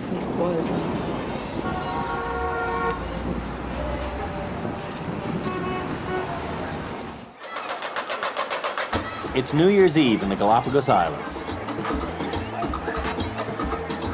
And I like this. I think this should be a tradition. All right, you guys, what's up with the list? The list is, well, you've seen the effigies, right? Okay, what I understand to be happening is people make big paper mache people. They make effigies of famous people, their friends, people they know, people they like, politicians, people they want to make fun of in general. Then they light them on fire. Accompanying these effigies are lists of problems that the people who make the effigies have had over the past year. They get burnt as well. Andrew, I can't help but notice that list is pretty damn long. This list? It started out and I was going, last year, honestly, I had no problems. Oh, wait a second, that. Oh, yeah. Next thing we got 2 pages. And GST, taxes in general. God damn, I owe those people money, I think. They're telling me I do, at least I don't. I have some in English that the bosun suggested. The first one is sexism. Does that have something to do with why she's still a bosun or something? No. Are you doing it for her or are you doing it for you? Females in general, I believe. I believe Hillary in general must have had some serious problems last year. This is Mr. Limp. Mr. Limp represents all of our female Nazi frustrations, our feminist aspirations, and what we hope to accomplish for the new year for us. And it has nothing to do with menstruation. Absolutely not. This list is going on this thing. Let's slash it on. Where it must go. See, this sucks, okay? Boy's 12 years old. He's got every guy's fantasy going on right now. 2 Latino women. He's 12, he's got 2 15-year-old girls. I mean, what else could be better?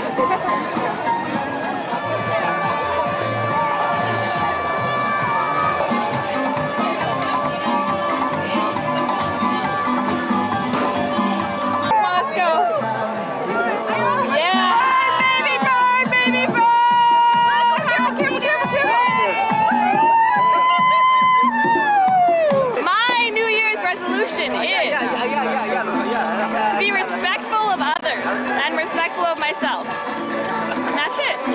What about you? What's your New Year's resolution? No more compromises. Amen. And goodbye to insecurity. Amen. Burn, baby, burn. Amen. What about you? Live life to the fullest. Don't hold back. Enjoy it for all it's worth at the moment. Yeah. 3 months ago, I was a single, unemployed landlubber living on an island in the North Atlantic. Now, I'm a sailor celebrating New Year's in paradise. I've got a girlfriend, and I've got another 30,000 sea miles of traveling coming my way. Okay, so here's my New Year's resolutions. First and foremost, I will become a better surfer. Second, I resolve to lash out in violence if I'm ever called Newfie on board this ship again. His crimes. Being a newfie. The word is Newfoundlander, okay? And finally, I resolve to do the sailorly thing and have a girl in every port. Only in my resolution, the girl is always Lauren. On the next episode of Tall Ship Chronicles, the Galapagos Islands bring people out of their shells. 27 days at sea comes with unprecedented danger. And the honeymoon is over as tempers flare. Okay, what I want to talk about was kind of like an attitude thing. We're not employees, so you can't treat us as such. That's all next time on Tall Ship Chronicles.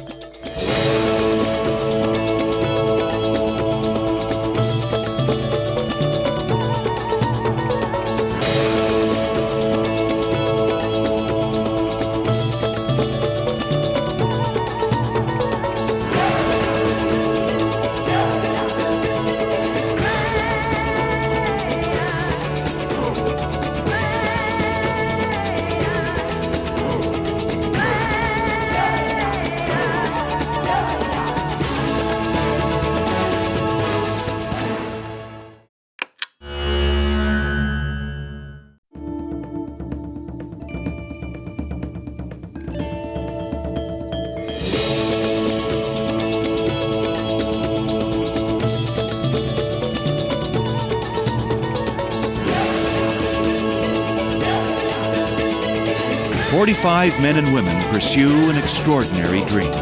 22 countries, 19 months, a voyage around the world.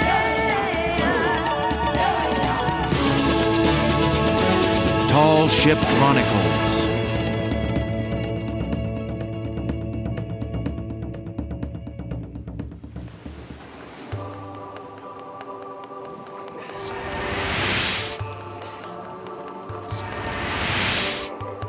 It was here in the Galapagos Islands where Charles Darwin realized that all creatures evolve.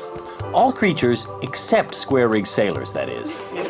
So what should we do It's in now? my blood. What should we do now? Drink! Is there a question here? Drink what? Beer? This No, I'm gonna go surfing. Imagine meeting you here. So no, look, come here. I'm gonna go surfing right now. You are? Yeah, you wanna come? Yeah. Let's go. I've never surfed anywhere other than in Newfoundland, but I've read all these surfer magazines, and locals don't like surfing tourists, especially ones who are bad surfers. Which is bad for me, because that's what I mean. Uh-oh. These guys are good.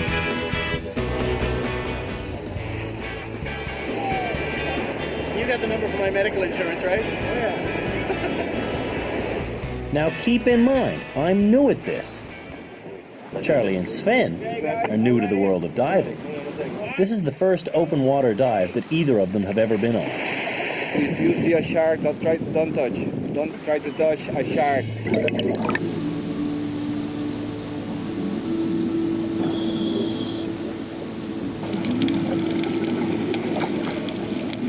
Boobies! There, I said it. That's what Jeannie's looking at. Boobies. Boobies on the beach. Blue-footed boobies. That kind of bird right there is a booby. That's a marine iguana. And that is Jeannie trying to give a 100-year-old tortoise a heart attack. My crewmate James got on board the Picton Castle specifically because of this stop in the Galapagos Islands. I don't know, it's just a place I've always wanted to visit, to go and see the wildlife, because it's just so unique. So what do you think? If you had a head, and then all of a sudden you had this huge box. That's cool. Yeah. Definitely just, cool. Like, I was quite impressed by seeing these tortoises. That's obviously the thing that everyone talks about in Galapagos. And it was just amazing to see where everything was living. And I thought Galapagos was going to be really green and lush. Whereas you can see these tortoises, and it's the most bleak, barren place I can imagine for anything to live. So you can just go and sit on the beach, they'll just come up close to you without any thought about it at all. Just so totally relaxed with people being there. These animals are gods in the water. Me, on the other hand, well, I'm still alive. Did I mention that I only learned to surf less than a year ago? Okay, this is the part right now where my mother should turn her head and just look away, Mom. Look away. Oops. Bad in surf world, man. Well, you know, I steer the board badly enough when I'm attached to it. When it gets away from you, that's when people get hurt. Like gringo alert, eh? Emails home about surfing are going to tell a completely different story. It's just a really good way to be able to keep in touch with people because, you know, we can't get mail very much, and phone calls are just so incredibly expensive. You know, giving everything up like that for a year and a half, it's kind of, sort of hard to let go of people and places and things that you're used to. I news my friend is getting married, and it was kind of surreal. But, well, not getting married, engaged, I guess. But yeah, I mean, it's neat. I don't know, it's kind of too distant for it to mean anything almost, but it's nice to have the connection. And when you hear that your friend's getting married, do you feel further away or connected? I feel old. I feel like going sailing for a month. Luckily, that's just what we're about to do. We ship out today. Up and down! Up and low! Sheet home lower, main lower topsail. Haul your starboard outer jib sheet. To gallant sheets off? No. But they should be. We're getting underway for a place 2,800 miles away. The island we finally will hit is Pitcairn Island, and our expected time of arrival there is anywhere between 3 and 5 weeks. 2,800 miles, sort of the width of North America. So here's the chart. Great Circle of Panama to Japan. And observe Galapagos. Observe massive amounts of ocean without islands. So 2,800 miles. But the prognosis is good winds. I'm hoping to do 120, maybe more a day. And with that, we're off on what is scheduled to be the second longest sea passage of the entire circumnavigation. It's so nice to get back into a routine, and it's quiet, and you know, get away from diesel fumes and people. And I mean, the people are great, but you know, it's just nice to be with everybody. It's like, you know, getting back to your family. And I really like being out and sort of out of reach and even out of contact, and I don't know, so I enjoy returning to that. It's been beautiful visiting the Galapagos. I met some wonderful people there. I had a great time, but I was ready to go. I think it's a really good feeling. Like, I'm always happy to leave, and well, not always, but most of the time I've been happy to leave and just get back out. One of the things I'm sad about is like I met a lot of cool people. Look at slow with the two chicas. And like leaving them, you're probably not gonna ever see them again. So that's kind of sad, but I'm still happy to get out. I think another thing that makes sort of going on land sort of sad is there's a loss of people. Every time we sort of hit land, we lose some people. And I'm not against change, but it still makes it hard once you've sort of formed a cooperative and you know how to interact with the people on board, and then you lose some of those people, and they're irreplaceable, you know, and it's great to have new people on board too, but it's also, you know, just a change. And so I think that's hard to deal with too. This ship at sea is like a floating petri dish. Somebody picked up a bug when we left the Galapagos Islands. Now we all have it. Sounds like the geriatric outpatient or something. Won't the people on Pitcairn be thrilled when they get this little present? I got a present today. An email from some elementary school kids who wanted to know what I did on board. I was exhausted by my answer. Well, my job is the job of deckhand. I'm not the only deckhand on board the Picton Castle. In fact, all the other trainee sailors on the ship are also deckhands. As deckhands, we do whatever needs to be done. And there's no solder on the contact? While sailing, we chip old paint off the ship and brush new paint onto it. We grind rough metal smooth so that it can be welded, sand wood clean so that it can be varnished, and rub acid on rusty spots so that it looks nice. We do dishes, tie knots, catch fish, scrub the decks, all the anchors, polish the brass, change the running rigging, help with the food preparation, clean the floors, clean the heads, clean the cupboards where the cleaning supplies are kept, and then find time to clean our own laundry. I just haven't done my laundry since the Galapagos, so I'm doing a lot today.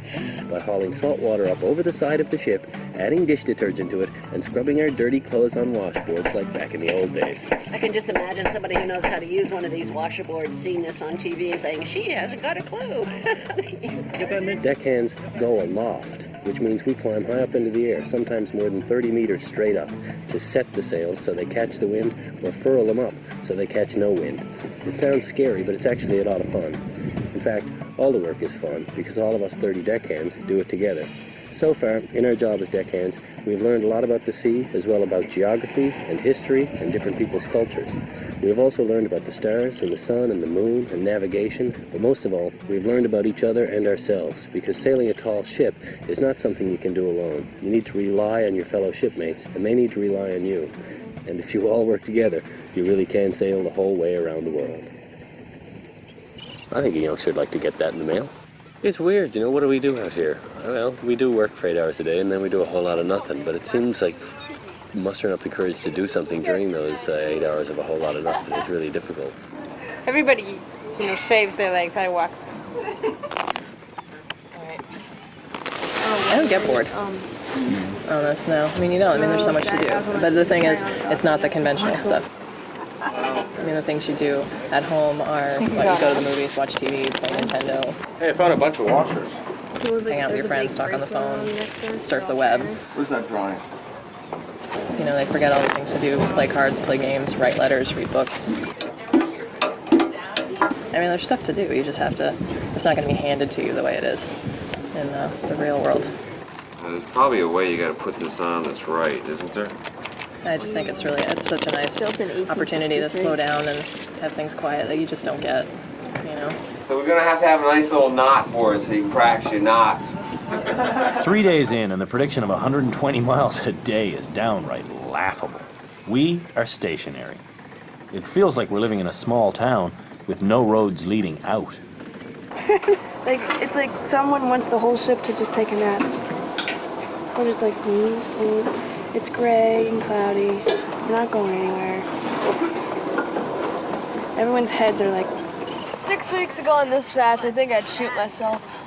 I mean, we're really moving here. I'm going about 1 mile an hour. It's kind of funny, you can watch a cloud, and it's moving faster than we are. I'm sort of anxious for something to happen.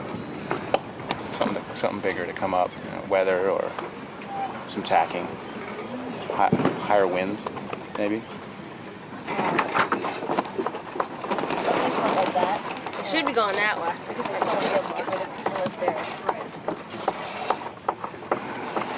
What do we do without him? Proper technique is two hands. Always in one direction. The ship's lethargy becomes our own. We no longer have any desire to scrape or sand paint with gusto. The honeymoon is over.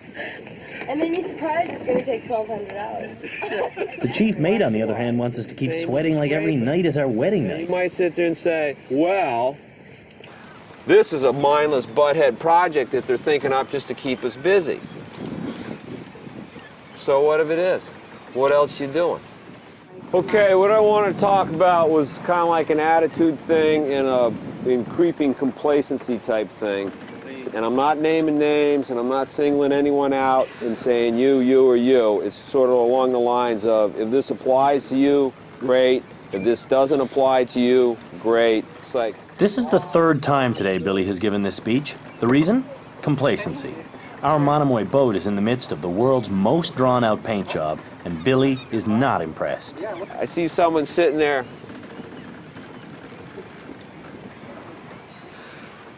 that ain't sanding. That's wasting my time, it's wasting your time, and it's wasting everybody's time. You know, there's a lot of complacency, even myself. I mean, I'm no better than anyone else. I get on a project that I've done for the last 5 days, and I'm like, sanded this 3 days ago, you know, why isn't it finished? Why is it taking so long to paint a boat? I'm not gonna be dad and sit there and show you how to push sandpaper.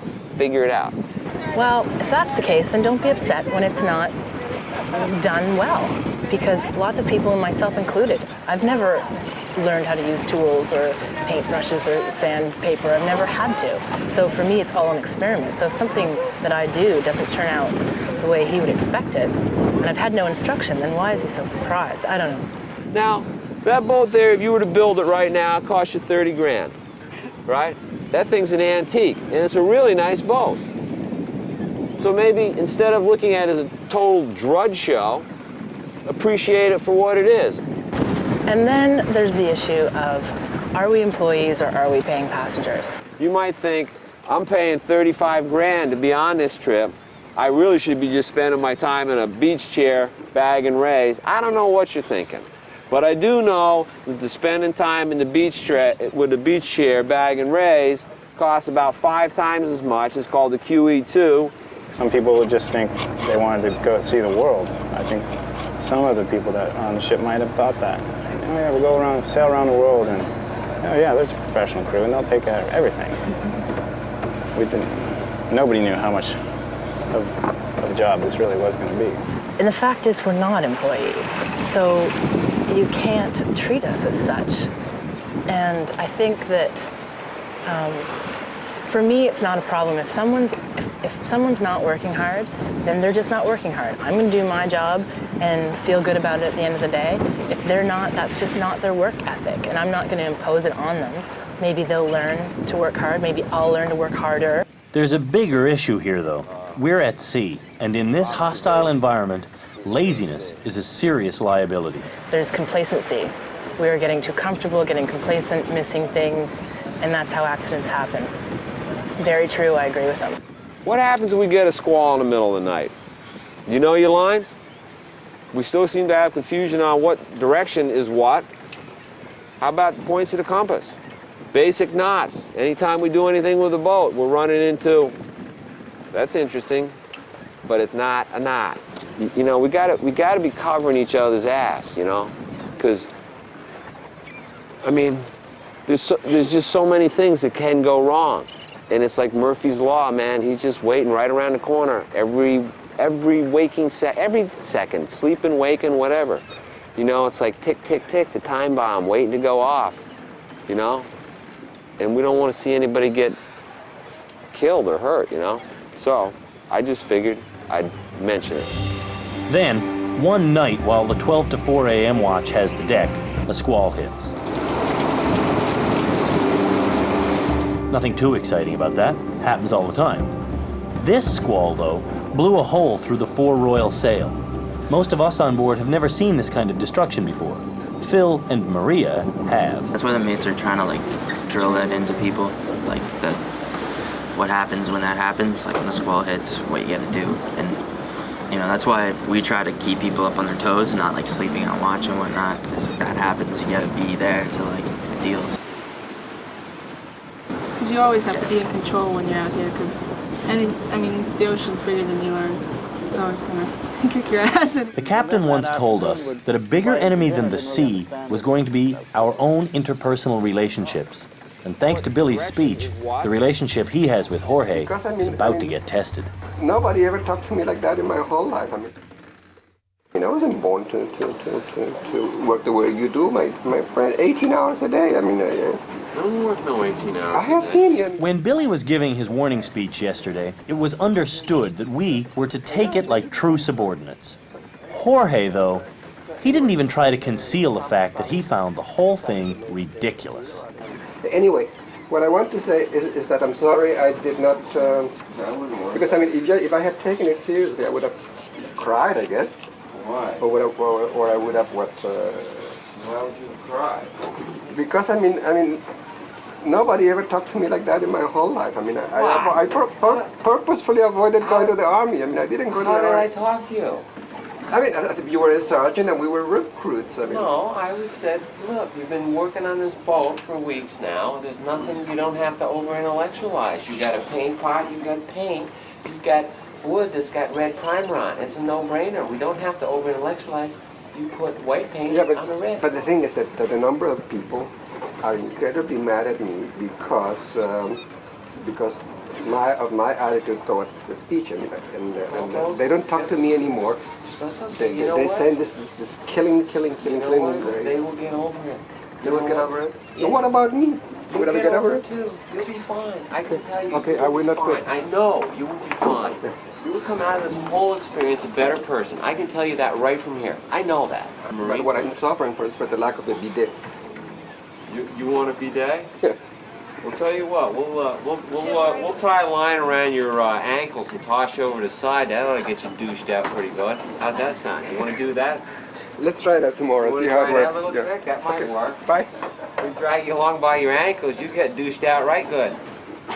Be nice and fresh down there. It's good to get somewhere with you. Yeah, I know it is. Man-to-man discussion and a meeting with the mind. Sort of a meeting of the minds, and we're talking about bidets. I mean, what is with that? That thing is heavier than the two of you and I put together. That's the once damaged and now repaired sail getting ready to go back to its rightful place. Crap, that thing is flying, dude. To hoist it up to where it has to be, that sail has been tied to a line that runs through a little eyelet at the top of the mast.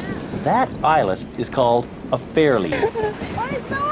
During the hoisting of this sail... Oh shit, the fairlead broke. Fuck. Yeah. You gotta sticker it on the yard, and after we'll deal with that fairly.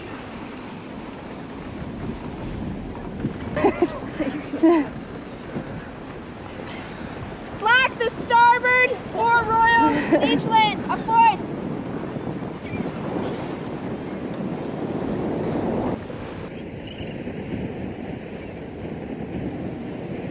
Shit.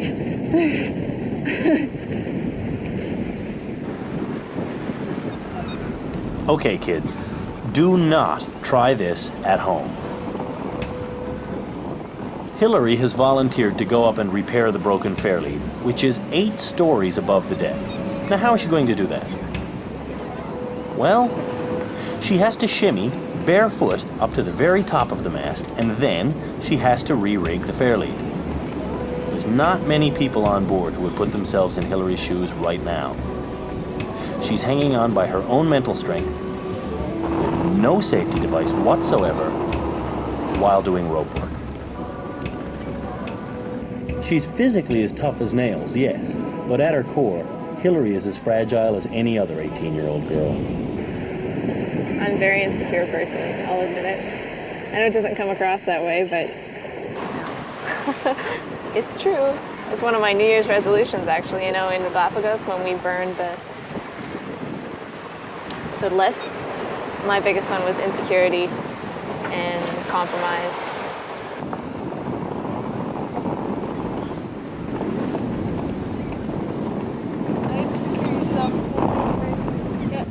Being on board and doing things like this is actually, it's good for me, and it's good for anyone who's insecure. My mom. And anyone who has lack of confidence, because once you're up there, and once you're actually doing it and you realize you're doing it, and you still have that in you when you climb down, and it carries through to everything you do. One hand for the ship, Simo. Dude, that doesn't sound like an insecure person. You'd be surprised. That sounds like somebody who's got past that. You'd be surprised. Don't know. I care a lot about what people think of me. And I think a lot about how other people view me. Well, how do you think they look at you that you don't like, so you don't know? Well, that's the insecurity. I don't know how people think. I don't know what people think about me, and I don't know. And why would you care? Exactly. Why do I care? What's the big deal? But I do.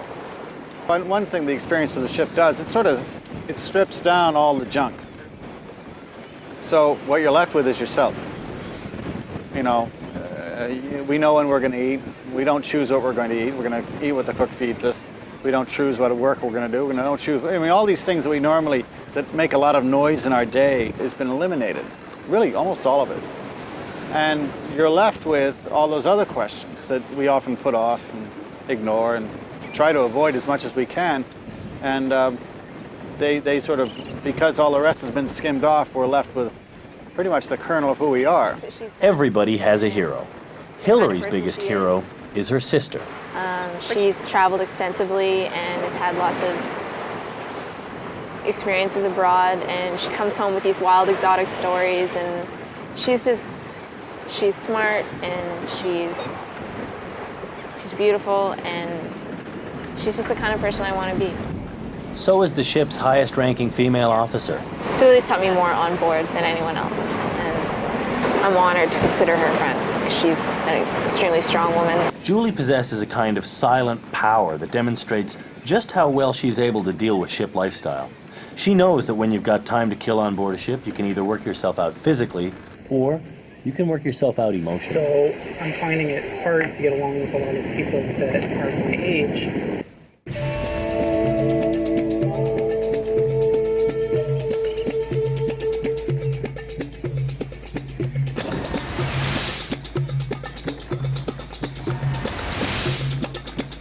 It's like 3 weeks, like 18 days since we've seen any other sign of life. Don't they understand how much we need neighbors? This is stellar, exciting television. Look.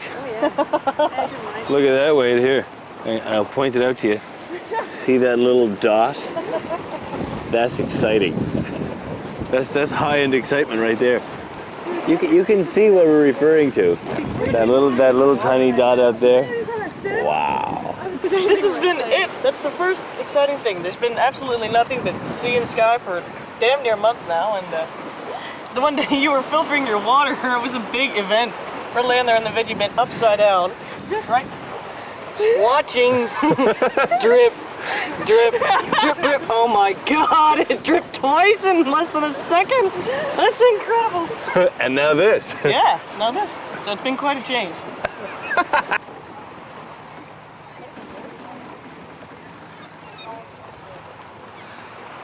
And then we're 3,122 nautical miles south of San Diego, 3,800 miles from Honolulu. How close to the middle of nowhere? Right here. We're there now. We're in the middle of nowhere officially. It's official. We're pretty much there. Yeah. And so here we are in the middle. So What's that like for you?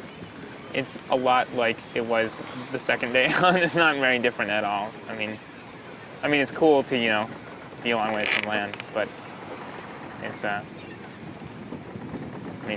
day's the same, 3 weeks. Yeah. How are you making out? Well,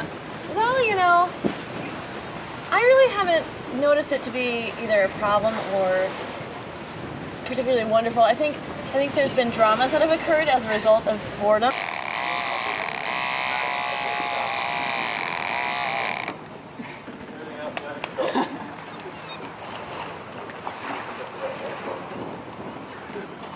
Broke.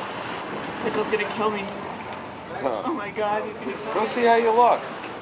Ah, it's unplugged, haha. If you stub your toe in Toronto or Montreal, it doesn't make a real big difference in Toronto or Montreal whether someone did that, but our world has shrunk to the size of the ship. Oh my God, leave that. Going to the Mohawk first? Leave it. What? Night. Leave it like that. Yeah, no. Just for a little while. No.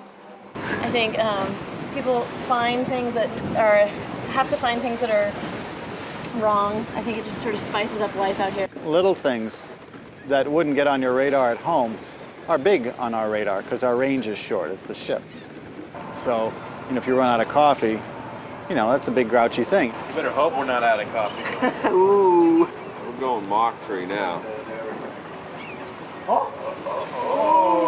What is that noise? That's your roots coming. 2 weeks at sea. Some days I really feel like I'm at my wit's end. Other days I feel like I can do another 3 weeks. Today is a good day for me. I mean, who knows? Like, I can smell land. What the hell's wrong with you? Need you ask a question as basic as that? Why should there be anything wrong with me? You know what? Actually, on this last passage, I think that everybody sort of has had a high and a low, and it's just it hit everybody at different times. So it's sort of been interesting dealing with other people's lows.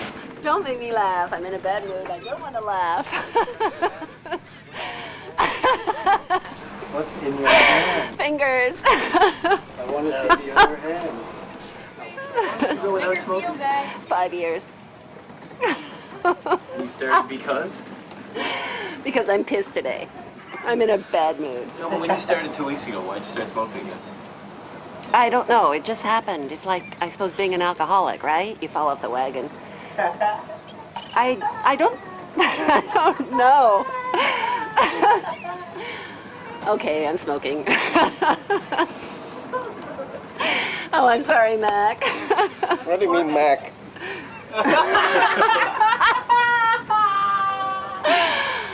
Don't make me laugh, you guys. I want to be in a bad mood. I think we've all just sort of had a really crappy time at one point and then had a really wonderful time at another point. It's amazing that while we're so intimate with one another, we really don't know anything intimate about one another. For example, none of us has any idea why Tom is often so reticent. Do you think about your previous life at all while you're on board? All the time. What do you think about? Think about my family a lot, my friends, and about a good friend that I lost just before I came on board. I think about him a lot. So, What happened there?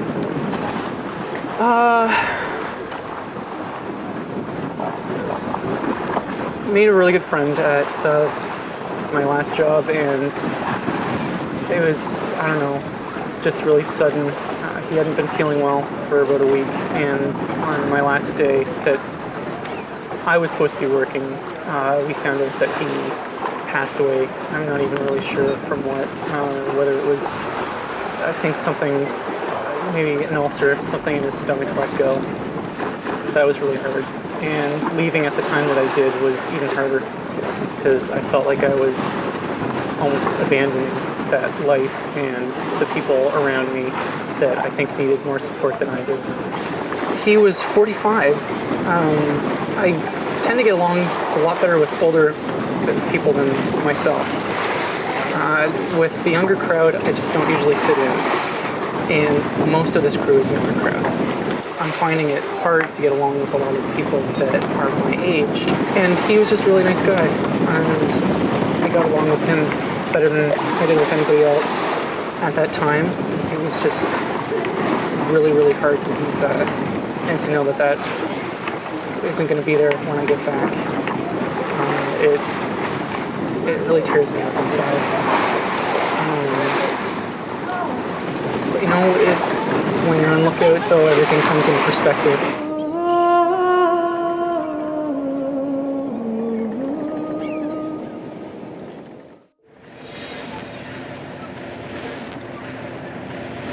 Staying inside the lines. I know that all the people that want to foster creativity in the world would have a problem with that, but they're probably not trying to do celestial navigation, so it's one of those compromises, you know what I'm saying?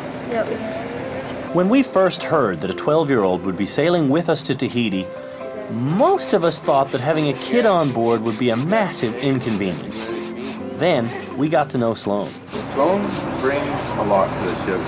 The older people who are supposed to be more mature and can handle things tend to be affected more so than Sloan. So he's a good role model in that sense, to be a duck and let it all slide off your back, you know?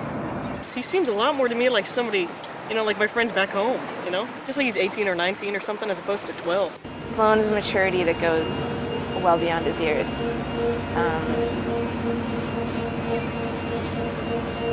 He's a good person to talk to. I remember once when I was sick and he was the only person that came by regularly to check on me, and he'd actually wake me up and say, "Do you feel better? Do you feel worse? Can I get you any water? Can I get you anything?" And that really touched me, you know. how much he cares about being here and about the other shipmates, and a lot of people on board can take lessons from Sloan. We want to wrap Sloan up and take him all the way around the world with us. But he's only got a month left until Tahiti. Here's the deal with Sloan. His parents have known Billy for years, and when Billy suggested plucking the lad out of school for a few months so he could go sailing, Sloan's parents agreed. They even made Billy Sloan's temporary legal guardian. Billy is working on board the ship until Fiji, which is still 4 months away. Now, Sloan and Billy are thinking about asking Sloan's parents if he can stay too. If I'm staying. What do you think your parents' reaction would be? I don't think they'd be surprised at all. Why not? They know I'm gonna have a ball and it doesn't get much better. So I think it's a pretty good chance that if they can, they'll say yes, because it'll be hard to go back in the middle of the school year, and it's just once in a lifetime opportunity, you know. If you do stay, what will your responsibilities be here? What will that mean you have to do here in order to be able to stay? I gotta slam down on my homework. I have to write what future is. Nope, you have to say whether it's true. What was the line that they... It is true, though. And your choices are bacterium, fungus, protist, or virus. Fungus. Dun, dun, dun, you're my hero, high five me. Yes. It's hard to do homework on ship life because you're working a lot during the day, and you need sleep because you don't get too much sleep, 4 hours out of your sleep, and that's you only get 6 hours of sleep a night.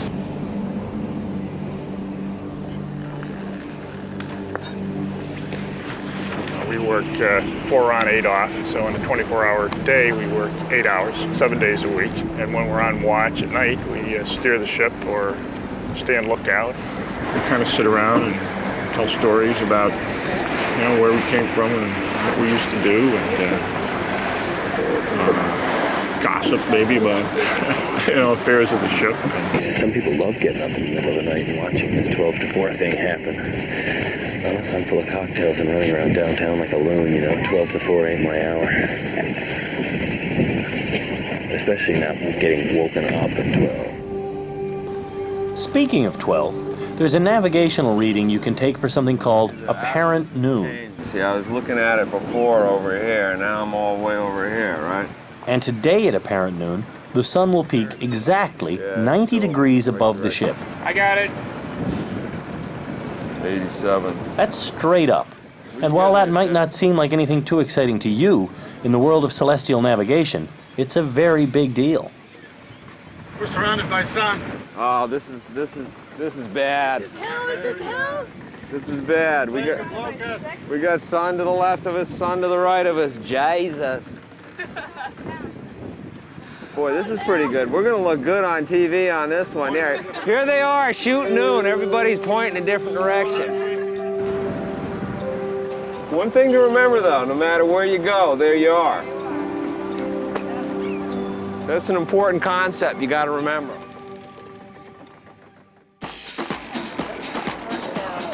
For the last month, Sven has been working out solo.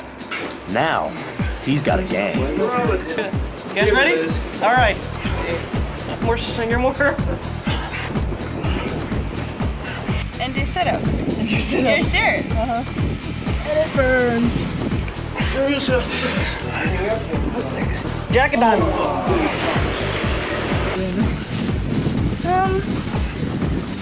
I think it's better for your state of mind on the whole. But right now, I'm not sure. You hung up on your teeth again. I know! Chest down or 10 more! Come on! Chest to the ground, Sven.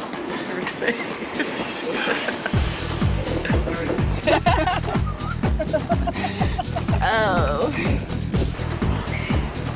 You disappointed by us already? Here you guys are. Come on there, Tim! Go. All right. Good show, guys. Thanks. Much better than last time. Good show, guys. The only thing better than finishing one of these workouts from hell would be being made a daemon. A daemon is somebody who works all the smallest day. one to start. They don't do helm, they don't do lookout, they don't do scullery. You just work on ship's maintenance. You just work all day. So they took, half a dozen people off watch and made them daemon with the intent that more maintenance would get done on the ship. And sure enough, We're burning through jobs. It's a day person's job, actually. I'm helping Andrew. And they get to start projects from beginning to end and get a sense of completion. I'm doing a mousing on this shackle because if this were to untwist, then the brace would carry away and the yard could break and it would be a bad day at the office. It's nice to be able to just like find a job and focus on it and do it, as opposed to when I'm on deck being the second mate and all, I have to regulate everybody else's job and stop what I'm doing all the time. Now, actually, until very recently, this is how all sails were made. Even the last big cotton sails on the J-boats before World War II were made by hand. And they had like 40 guys sitting in this room just doing this. They got paid by the yard. They sewed fast. So your stitch should be going this way. The other way? Yeah. What a pain in the ass. Yes, I'll undo that. Why they don't just go to the sail shop and buy a goddamn sail, I don't know. By the time we finish this voyage, we will have hand-stitched and replaced every single sail on this ship. That's 12,500 square feet of canvas. And when I say we, I really mean the talented few sailmakers emerging amongst us, like Tom. Apparently I took to it because the captain came up to me a couple days ago and said that he thinks I sort of have the knack for using palms and needles and thread and stuff like that, and he said that I should probably take up sailmaking. I like this because it's by yourself and I get to work one-on-one with the captain and learn some of his techniques. And I think that's key on this trip, is to learn stuff from the ones that know it best. Bad job. It's just basting. Needles are dangerous, but Jenny's sewing kit keeps her safe. Do you want to show us your sewing kit? Yeah. All right. Show us your sewing kit. Wait, you gotta see it. This is great. And tell us the story behind it. The night before I left, I hadn't even packed. I hadn't even thought of a sewing kit. I had this wonderful sister who said, oh, leave it to me. I'm going to put everything together, as well as these ancient needles I'm sure she got out of my mother's sewing room. She put a few extras in here, which I did not realize until I opened it up. What every girl needs.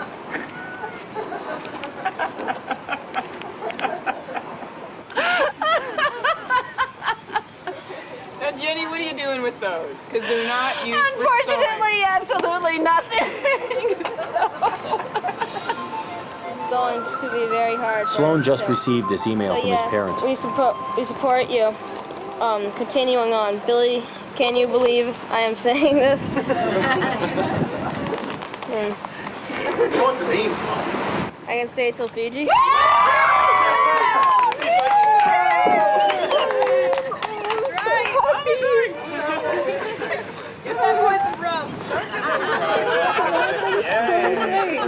Your parents are awesome. Then we get more exciting contact with the outside world.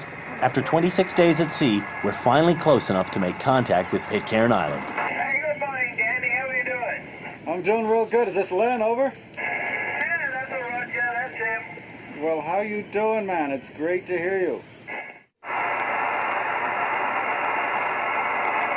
Danny, how are you doing? Steve, man, doing real good. How are you, over? Oh, not too good as usual. And hey, good to hear you guys again. And hey, can't you do any more speed? I could, but I couldn't get there by daylight today, so looks like we're going to make tomorrow morning.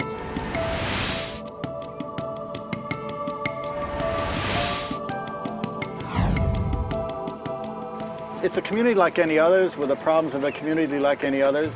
You know, there's a community like ours. They have the same problems that we have. Gossip is big. He said, she said, but they've learned to get along. And we are 2 people more population than they are, so really it's, when we visit, it's 2 islands colliding. And you'll see that we have a lot in common. We're obviously as much an event in their life as they are in ours. This is a collision we're looking forward to. Not only is Pitcairn a tropical paradise where we'll be able to run around and eat mangoes and sleep for 8 consecutive hours at a time, it's also the island populated by the men who mutinied on the Bounty. Okay, the mutiny on the Bounty, it was an officer-led mutiny, very unusual. And it really wasn't a mutiny in the sense in that he took over the ship. He didn't really take over the ship. He just stole the ship. And he got rid of half the people that were on board. In fact, 2/3 of them. There's no hotel on Pitcairn. Instead, we'll be staying with direct descendants of the mutineers. It's exciting to me to be visiting people who are living a lifestyle that still seems so subversive. Plays have been written, you know, here's everyone's dream come true. Shuck off not just the shackles of tyranny, but all the Western civilization stuff that we don't like, and go off living eating lotus in La La Land. So it had a lot of popular appeal. It still does. It does with us too. That's why we're going. It's not the only reason we're going. The captain has a personal history with Pitcairn. I love it. I just think it's too cool. And it's deeper than that, though. And we wonder if the captain will ever fully reveal why he says Pitcairn is his favorite stop on this voyage. It doesn't seem like a very small world when you're sailing all the way around it. But it does feel small when you realize 2 more of my shipmates also have personal connections to Pitcairn. One of the whaling ship captains, who was a relative of mine, his wife went with him on one of the voyages, and she became pregnant, and their child was born on Pitcairn. And she kept a journal for the entire 2 or 3 years. And I'm not sure of the exact relationship, but it's a great, you know, well, it was a daughter that was born, so grandmother or aunt or something like that. So what was your reaction to hearing that? I thought, what are the chances? You know, not many people go to Pitcairn, and I didn't even know the extent of whaling history on my mom's side. So to learn about that was, at first, really cool, but the more I thought about it, you know, it's so rare. And the fact that Charlie, too, he has a history with Pitcairn.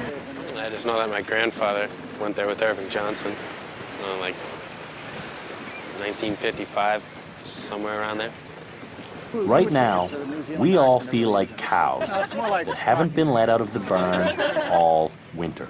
We want to run around. We want to jump around. We want to never sit down again. We want to sleep in for a change. We want to make some decisions about what to do next for a change. We want a change. And change is about to come. Next time on Tall Ship Chronicles, we arrive at Pitcairn Island. Welcome to paradise. The captain confronts his past. Someone had said that you had considered moving there. Oh, had someone said that?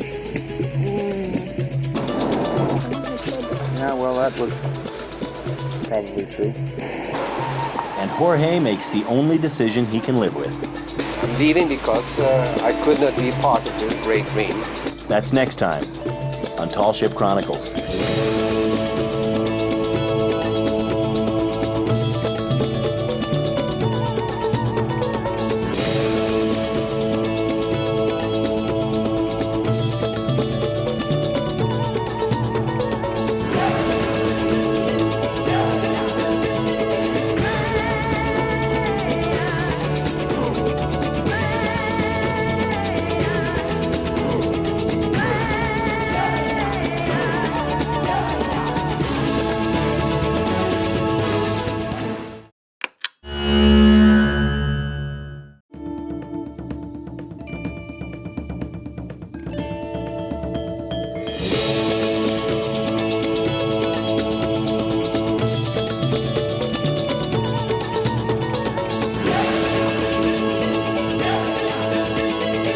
"45 men and women pursue an extraordinary dream. 22 countries, 19 months, a voyage around the world.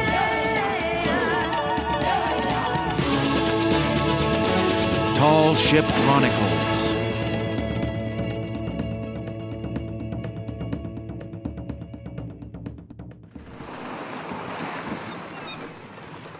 Land! Look at that, look! Do you have any idea how beautiful that is?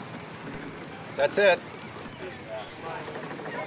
Pitcairn finally, 2,700 miles later. It's taken us almost a month of sailing to reach one of the most remote places on Earth, Pitcairn Island.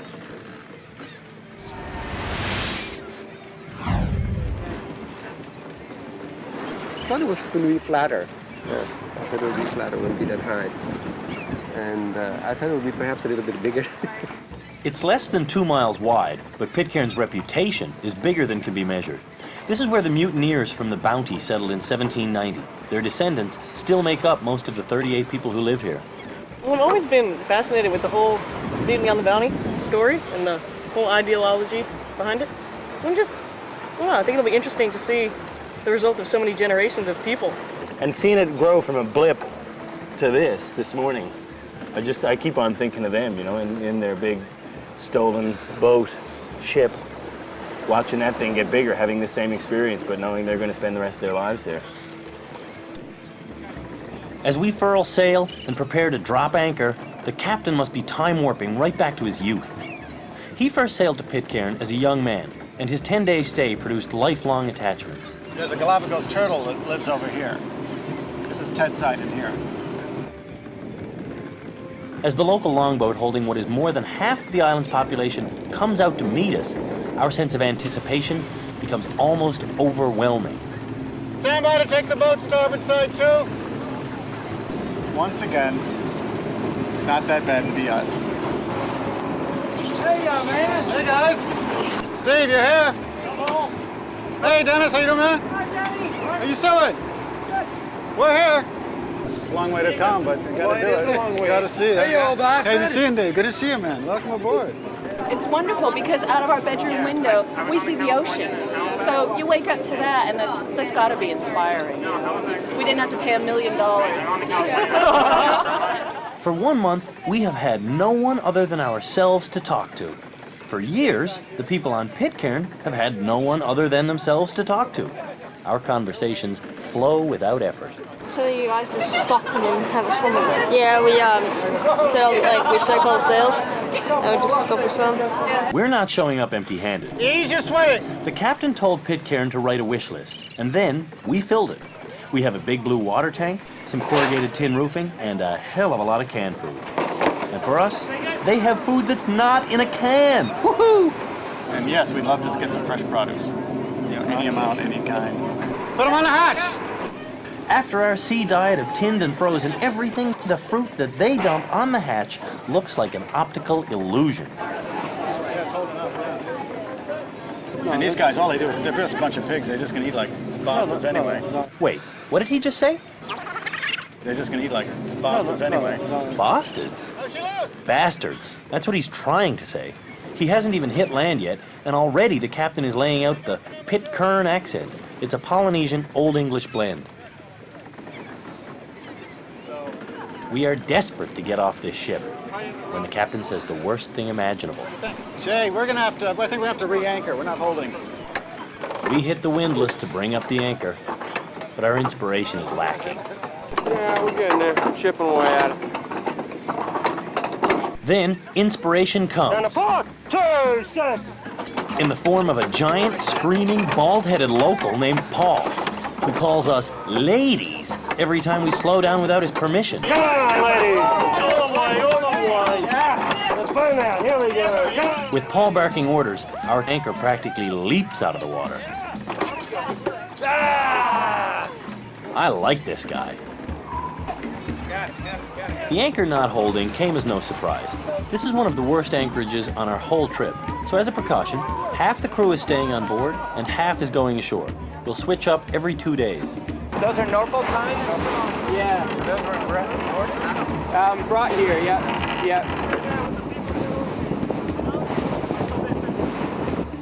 If the locals from Pitcairn don't bring you ashore, you don't go ashore. The constantly rough and poorly charted water around this island make it too dangerous to navigate without help. It's not that you're not allowed to try, it's that you'd be crazy to do it. Best to leave it up to the locals, who know the drill and have the skill.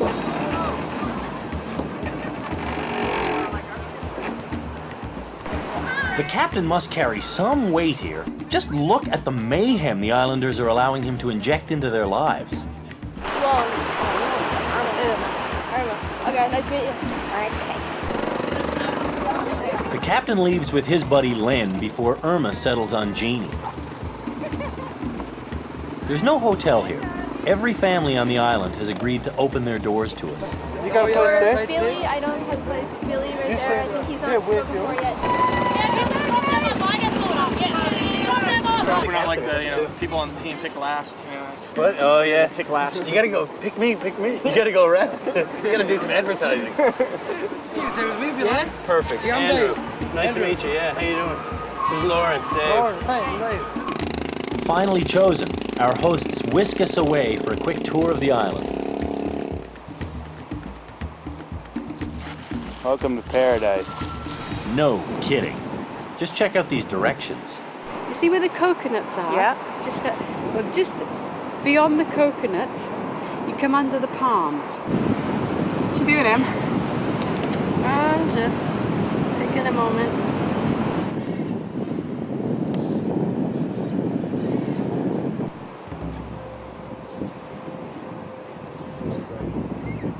Yeah, after the year I got right. It's amazing. It's an amazing place. So you like the purser of the island? No, I'm the police officer. Oh. And the police officer is in charge of the immigration. So how come you don't control the drinking licenses too? Well, that's done through the office. Okay. I mean, so you'll have to go and see the treasurer, Olive Christian, for that one. Yeah. Okay. Okay. And then you'll be made legal, because if you don't, I'll come along. And bust us for drinking without a license. Yes. Even the locals have to drink with a license? Yes. Everybody on the island? Everybody who wants to drink alcohol has to have a license. Huh. Who next? You give me the money and I'll give you the license. How much is this? $12 US. 12 bucks, yeah. It says, number 1, no person shall purchase, land, or consume alcohol anywhere within the islands, including the territorial waters, without a permit to be called in this code an alcohol license, which Dan is sporting now. The captain was 21 when he first sailed here. Everybody has spots that, for whatever reason, are holy to them. And Pitcairn seems to be that place for the captain. Perhaps it's because his friends here think of him as a person instead of as a title. They even look at you funny when you mention the captain. You mean Danny? Yeah. Well, because he go around to everyone, and he really liked the place. And what was he like?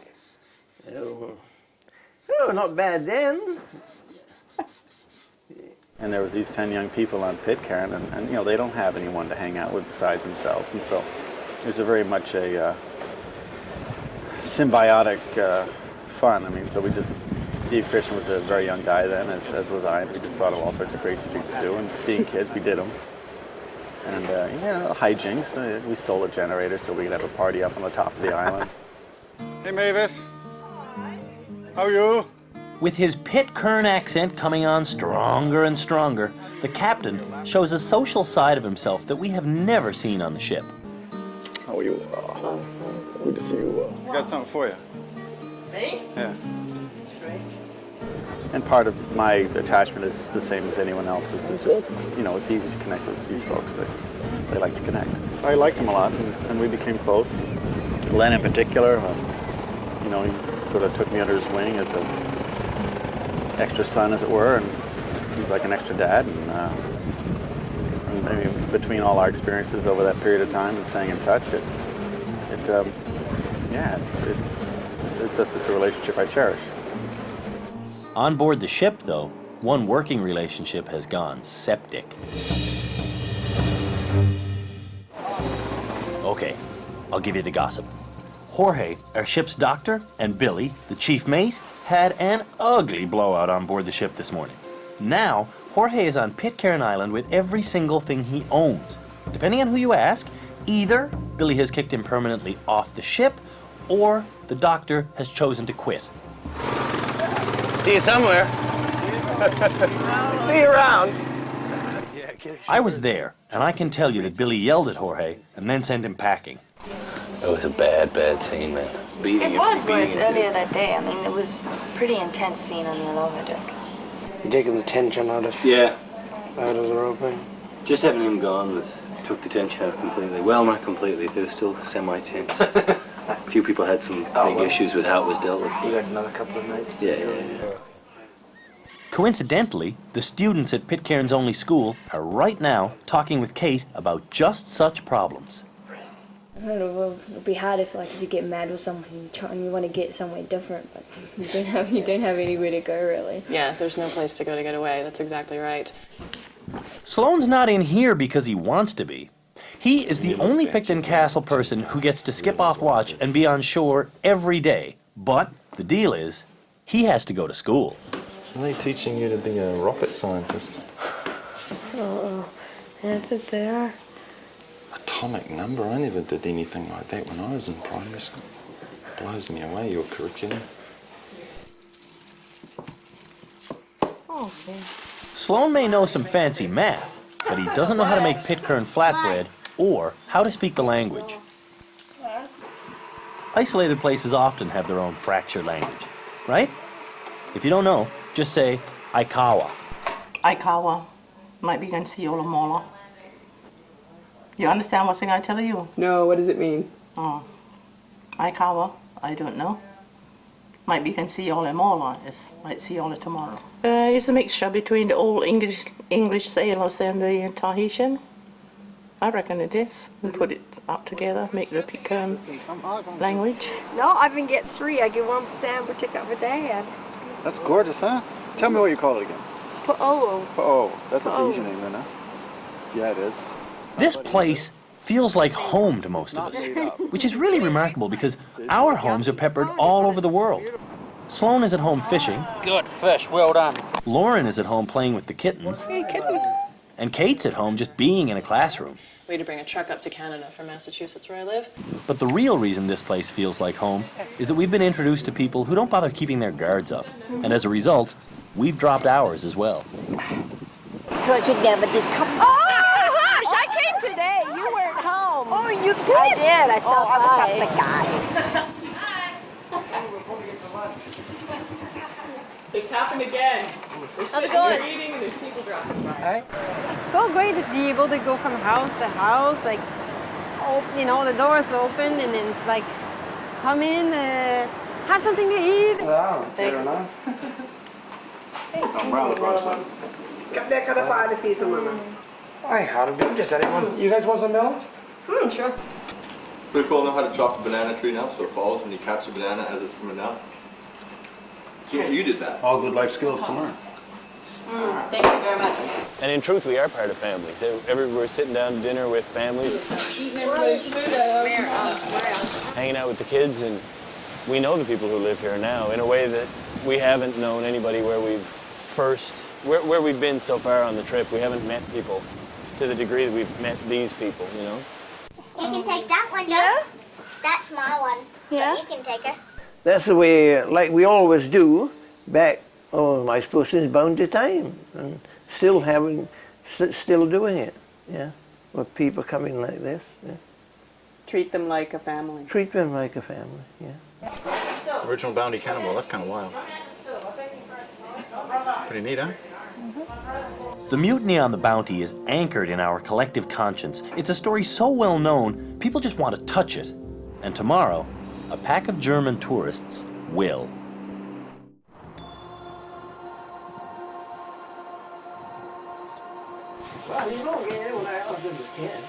Pitcairn Island is about to do some business. What happens here when a cruise ship is scheduled to come? You just got to work harder and make more copies. As if we earned enough to deal with, Pitcairn is set to welcome one of the 6 cruise ships that will visit this year. For generations, the people here have lived off the land, and they still do. But to get modern conveniences like microwaves, four-wheelers, and radios, they need money. And to get that, they've carved out a little niche in the world of handicrafts. So how long have you been doing this for? Well, I suppose 60-odd years. Well, there's no tourists then. Right. So what were you doing? It's only just cargo ship that comes, that we go aboard cargo ship. Yeah. And is that what you were doing it for in those days? Just to try to get some money from them. Right. A little more better business these days. Oh, eh? these days is much more. There we go again. Oh, come on, sir. What do you want, the bows off? I just really want the challenge. $2.50. Want me to do it? Yes.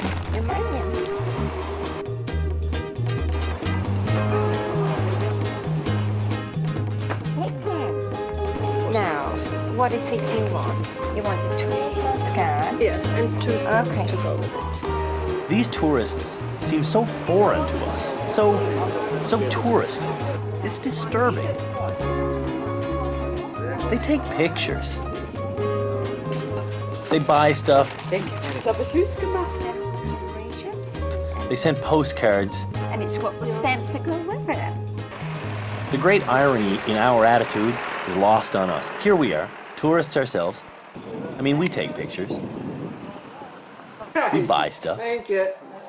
We send postcards. I think I made a list of 11 postcards that I'm mailing. But when we see these tourists, we just refuse to recognize ourselves in them.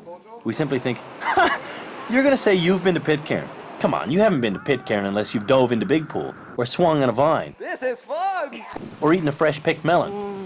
I mean, did you see Brenda feed the frigate, or Paul crack a coconut? Did you ever sit in the scoop, or hunt the goats, or boogie board at the breakwater, or go to church, or hike to Christian's Cave, or play tennis at Flatlands? No? Well then, you can't say you've been to Pitcairn. We want to steal their postcards from them and write down the truth. We don't, of course, because truth is, we're more interested in heading back up to the house for another free lunch. No wonder the young, impressionable captain, I mean Danny, no wonder 21-year-old Danny Moreland fell in love with this place. Someone had said that you had considered moving there. Oh, had someone said that? Someone had said that. Yeah, well, that was probably true. We tried to quiz him on why he was going to move there a long time ago, but didn't tell us. We thought maybe it was a young lady friend, but we couldn't get it out. We named off all the girls he named off, but no luck. The captain's luck started when he befriended Len. Well, him and I come to be good friends. And also, I suppose, my younger daughter getting be a good friend with him. Yeah, I understand. She became quite a good friend. Yes. Her name? Yvonne, long since married, now living in New Zealand.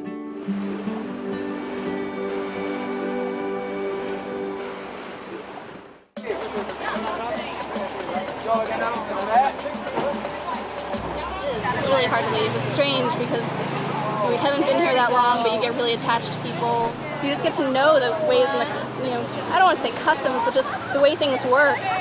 People calling people on the radio. Are you there?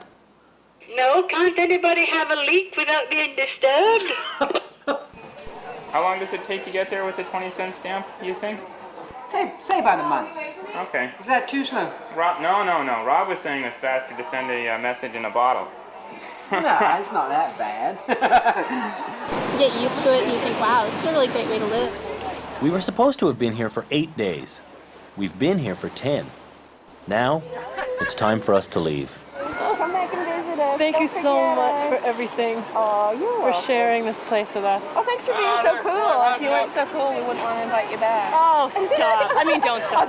That's the trouble with traveling, is that when you get attached to people, then you have to leave them again.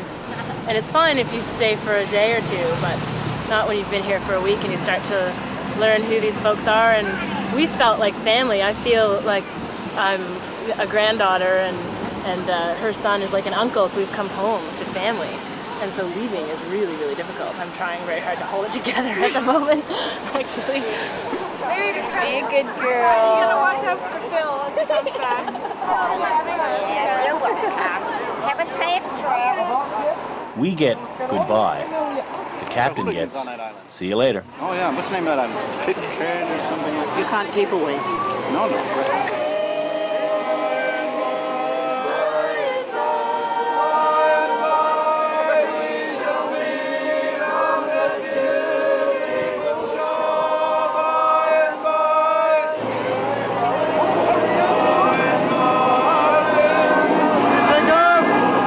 People come, they visit, we love them, they love us, and we never see them again.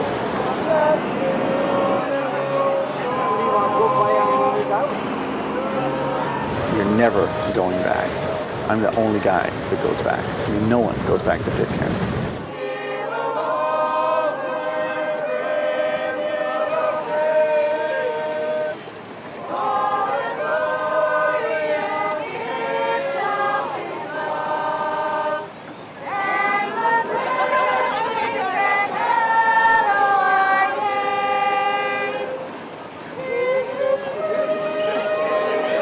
had this fantastic life, but there's a danger in it, and you know, going back is hard, actually. That might be as hard as leaving, because it sort of represents the path not taken.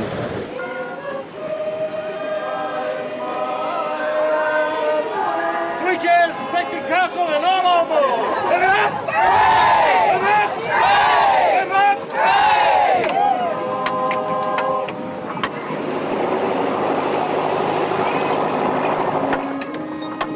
I've done a lot of things in my life that I didn't want to do. Pulling up the anchor today is one of them. I wish Paul was here for inspiration. Down a port! 2, 6! And before that memory of our first day here even begins to fade, the Pitcairners fly by for an unexpected victory lap.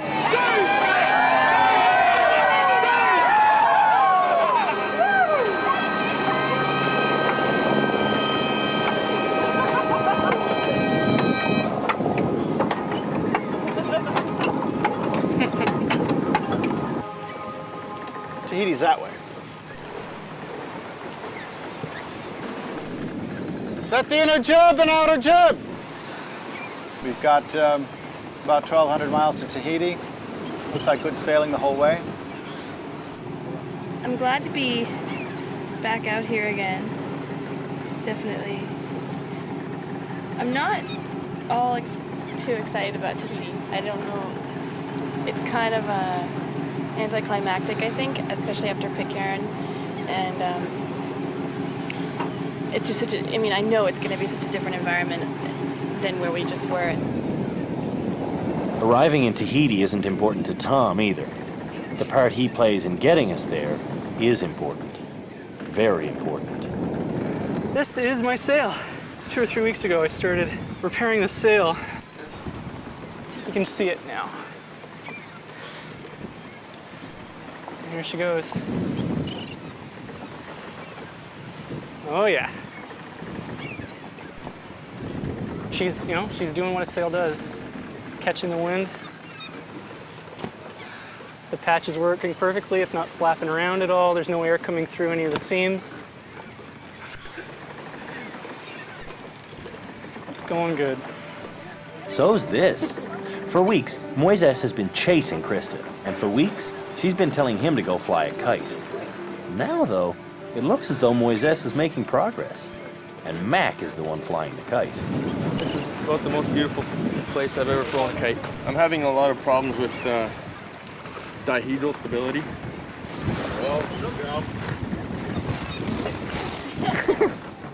Mac is comic relief on board. He's a pilot who knows a lot about flying small planes. So you're flying at 6,000 feet. This is the airport, right? But when it comes to other airfoil designs... Well, I'm just going to go for gusto. Bring it up to the Royal, see what happens. Are you ready, Wade? You got your harness? This is not going to work. Yes, it'll work. Fluid was flying top off the... You got it? Well, two. In memory of Mac 1. What happened to Mac 1? Mac 1 was blown over the board after hitting the bosun and the first mate. Bosun in the back and the first mate in the head. Go, Mac!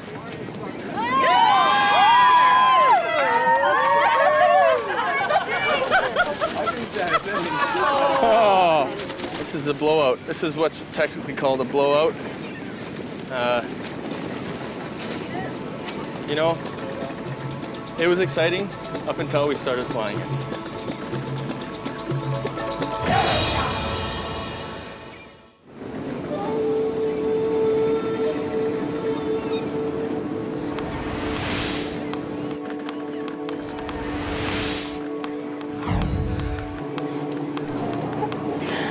Krista and Moises have been publicly denying their relationship. Until now. Well, I guess this relationship is official now. You can say that. Yeah, you could say that. How did it come about? Oh no, you're dying. Well, we spent lots of time together, and I got to know him, and I liked him. What can I say? It just happened. I chased him for a while, then it just happened. Moses, Krista! Moses! Over here! So wrong. So wrong. Do they think they're in private? What's so wrong about this is that in the past, if Krista saw or heard or even smelled intimacy, she would complain. But don't take my word for it.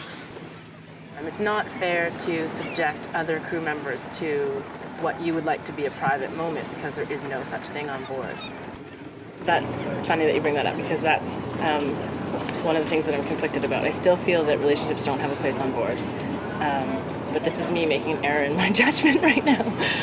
And I think that if it's natural for relationships to develop, because you put men and women in this sort of a living situation and they're going to develop romance. And how you conduct yourself is what it's all about, not making people feel uncomfortable. We, however, are the worst offenders on board, unfortunately.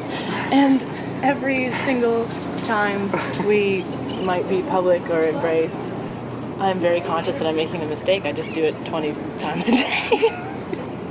I don't know, I can't really explain it. It's bigger than I am. I don't really have the power to stop it, even though that's what should be done, but it's not happening. You mind, Wade? We're about to, you know. Yeah. Do you mind? You like to what? It's everything you need in the goodie bag. What is going on?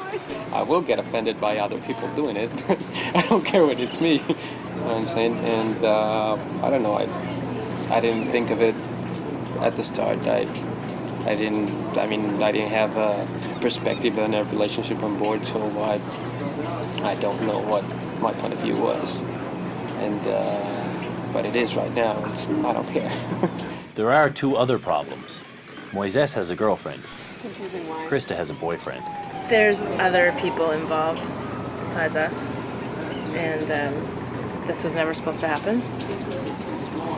So, yeah, it's confusing, and I'm still unsure of what to do about that.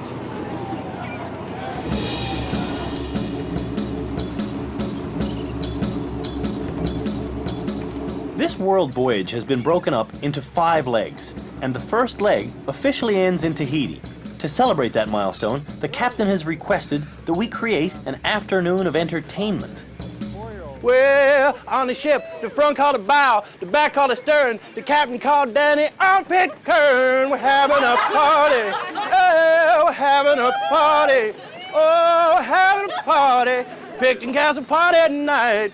Well, this here crew sure looks seedy. Well, we'll be looking much better when we reach Tahiti, yeah! We're having a party, a Picton Castle party night, starting out first with some wacky fashion show with papiette, guys in skirts, the whole shooting match.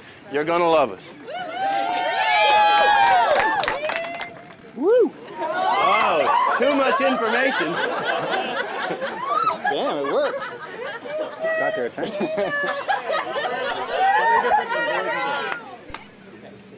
So that's where the fruit's been going. Now you want the knot right on the shoulder or just on your back. Okay, lift you up your left arm. Captain? Yeah. How do you know so much about taking women's clothing on and off? Well, I was asked that question earlier on tonight, and I just said, well, I spent 3 years in the South Pacific prior to this voyage, so I had a lot of good instruction. Let's leave it at that. There's several soap operas on board the ship. When we first met Moises, we thought his name was Moses. We thought it'd be very biblical. Out the window with that. Next for your entertainment, the soap opera we call Krista and Moises.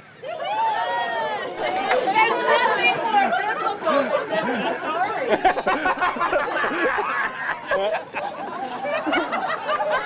Moses? Now I realize why the captain requested this party. We're laughing about all the things we gossip about, and it's cathartic.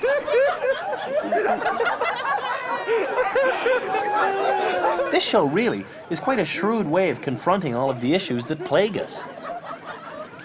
I'm taking a trip on a sailing ship. The Picton Castle by name.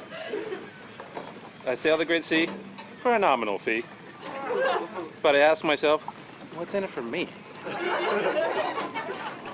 My crewmates and me get along famously. What a what? Together we drink rum from a cup. How much should I put in? Oh, lots. But when they get rowdy and my sleep gets cloudy, I have to say, where's Billy? Thank you! Younghusband and crew are fucking annoying too. To film our lives, they must try. But to watch their show about the places we go will be like watching fucking paint dry. Our Captain Dan, where is he? Oh, there he is. Our qualified seaman, with all the girls he flirts. But on further review, I have to ask the same question as you. What's with the fucking skirt?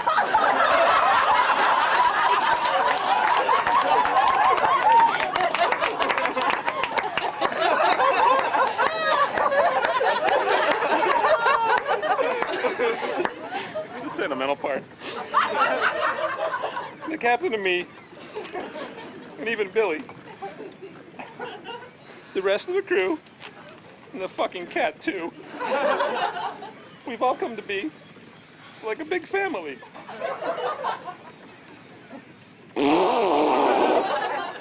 And now I can see what's in it for me.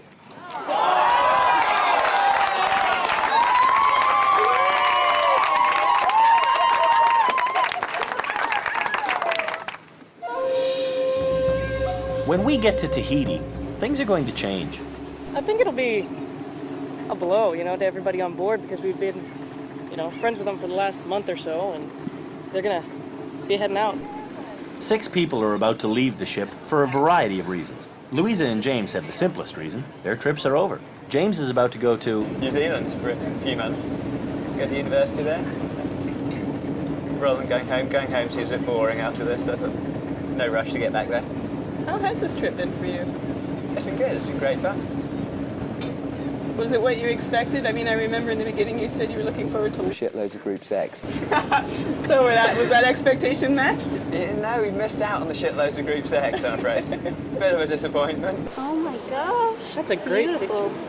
I mean, I've kind of known I've had to get off in Tahiti from the beginning. There's no way I can stand. And when I left, I only knew about it 2 weeks before I left. I guess if I had ever thought that there was a way I could stand, it would bother me more. But I just know that there's no way to get any more money or anything, so I'm kind of prepared.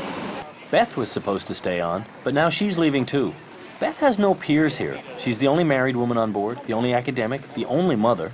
I mean, there's been a lot of nice conversations, a lot of sort of developing intimacy of a sort with people on the ship, and that's great, and that's part of what makes it more bearable, is you don't feel so alone.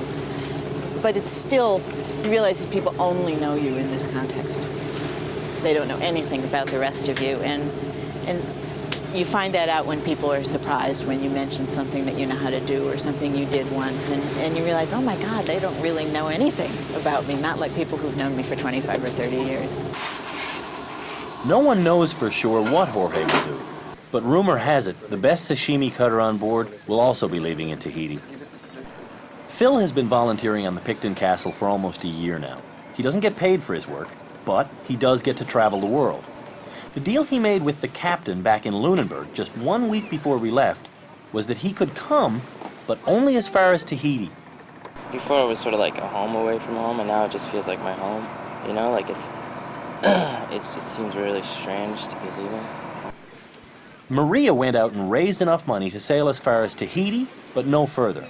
Like Phil, she has no idea what will happen next. My plans are to find another sailboat or some boat, a yacht boat that somebody wants to crew with. See how far I go. I don't care. I don't have any plans, so whatever, as they say, wherever the wind takes me. Quite literally. Yeah, exactly. I hope to get on a passing yacht or boat or I don't know, it's like the unknown, you know? I'm just like playing it as it comes. But, it's kind of exciting. You like the idea of not knowing? Sure, yeah. I was talking to Julie the other day about it. Well, And she said that's when, you know, things actually started happening in her life when she sort of like put herself out there. ease away slowly. And you've been here now? For a year and a half. And it has become a home. Yeah, definitely. Yeah, it is my home. She's been on a few vessels, actually. We just take the stock out of as it comes. She's worked in Greenpeace, and she's on the Niagara, and she's worked on a couple of boats on the west coast of BC. But she hadn't sailed on sailing ships, or certainly not big square riggers, besides the 2 weeks on Niagara, which would normally disqualify you from being bosun. Is this lid properly? The bosun is the officer responsible for all ship's maintenance.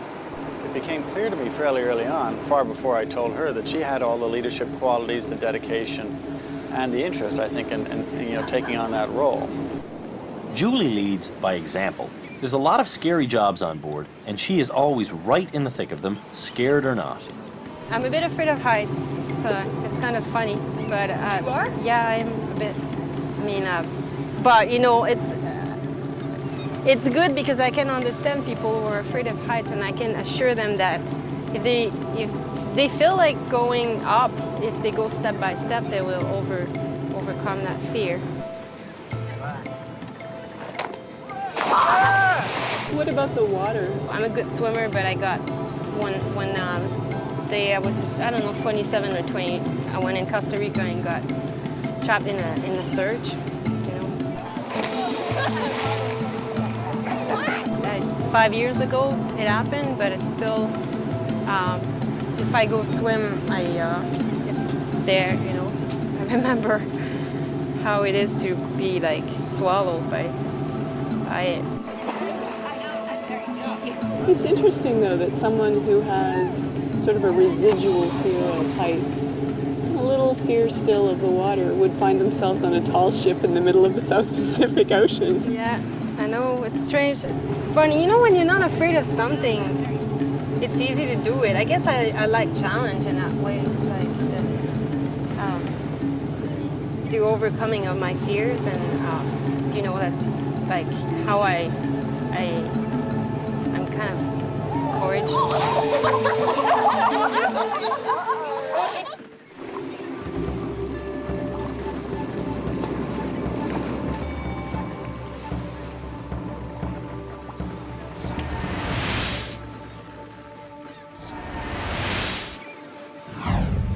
We have clearance to enter the harbor. Is that okay with you? Over. Yes, that's okay for us. You can come in, no problem. We're used to only seeing locals waiting on the dock. Tahiti, though, is different. Hi, Jeb. Friends and family of some lucky crew members have come down for a reunion that will have to wait another hour. No one is allowed on or off the ship until we clear customs. Well, our boy is Moses Nava, and we're from Mexico City. We're very happy to see him now. This has been four months since he left home.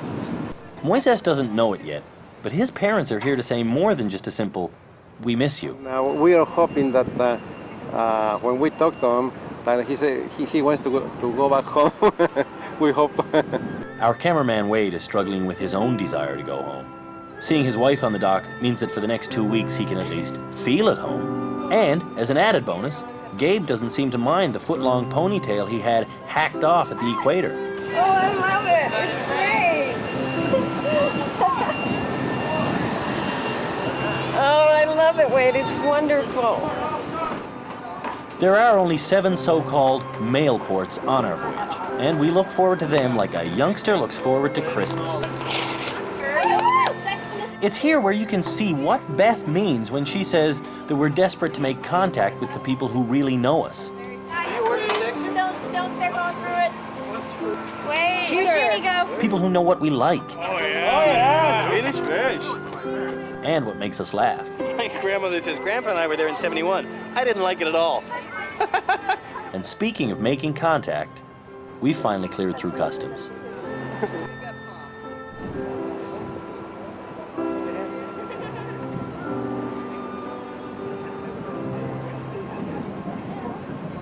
3 days after we arrive, Jorge makes it official. He's leaving because of his irreconcilable relationship with Billy. It's a frustrating situation because you can tell they both want to like each other. I found the guy delightful. I found the guy kind of amusing. I thought he was extremely colorful. A little different. Had an interesting background. I thought he was extremely hardworking. But ask Billy if Jorge is hardworking. Oh, no. No. No, there wasn't a port we went to that Jorge didn't miss a watch. It wasn't missing his watch that ultimately caused the full-scale meltdown, though. At anchor off Pitcairn Island nearly 3 weeks ago, the tension that had been building over Jorge's lack of lust to scrape paint finally exploded in the form of a profane verbal attack. One day we had been scraping the bench on the Aloha deck for about 3 hours, three of us. Not only was he not doing anything, but he's talking it up with the other people, so when I come by, you've got 3 people standing around doing nothing, and 1 person working. And that's just patently unfair. And the first mate comes around the Aloha deck and begins to scream and yell and insult me in the foulest ways. And then that's when we got into the, you can't tell me what to do. It's like, yeah, I can. You're on watch, this is what you're doing. No, you can't. I quit. I said that under the circumstances, I would just not work. So he proceeded to throw me out of the boat. Throw me off or throw me out? How do you call it? Throw me out? Nobody likes getting yelled at. Nobody likes the theatrics. But his little I'm number one program stopped immediately after I got in his face. I'm leaving because I could not be part of this great dream. I couldn't buy the ideology and I could not bend down and submit to the leader.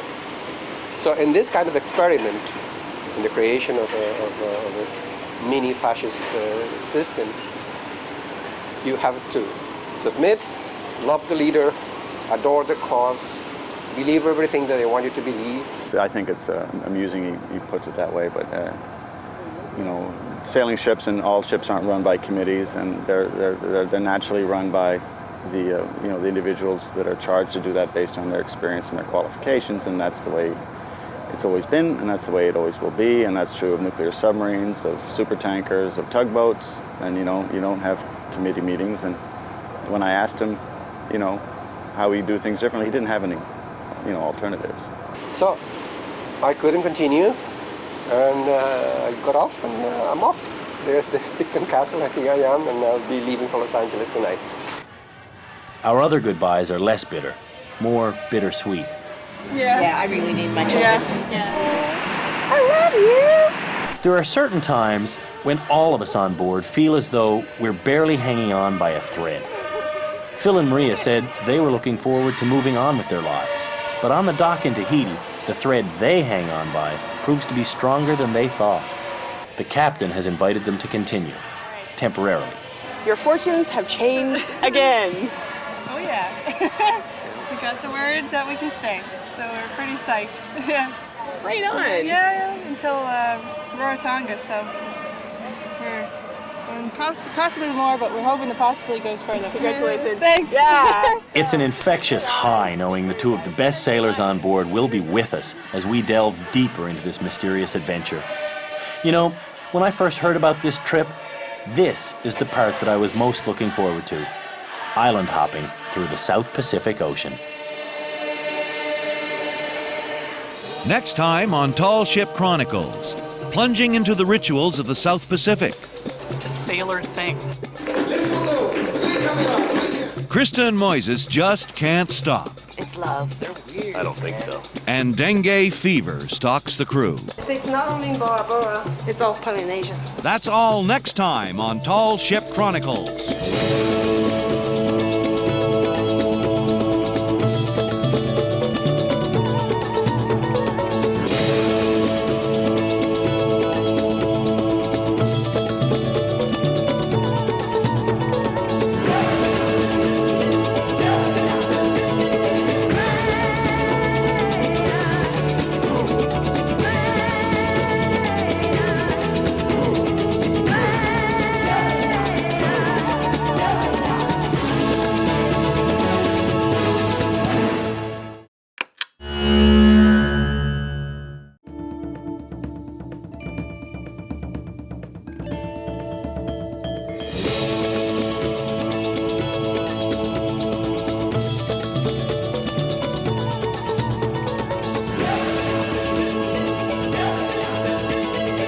45 men and women pursue an extraordinary dream. 22 countries, 19 months, a voyage around the world.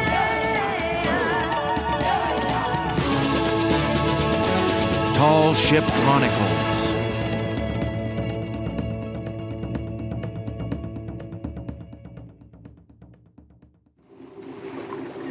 Finally, the tall ship Picton Castle has only had 5 landfalls in its first 100 days at sea. Now, that lifestyle is about to change. Tahiti.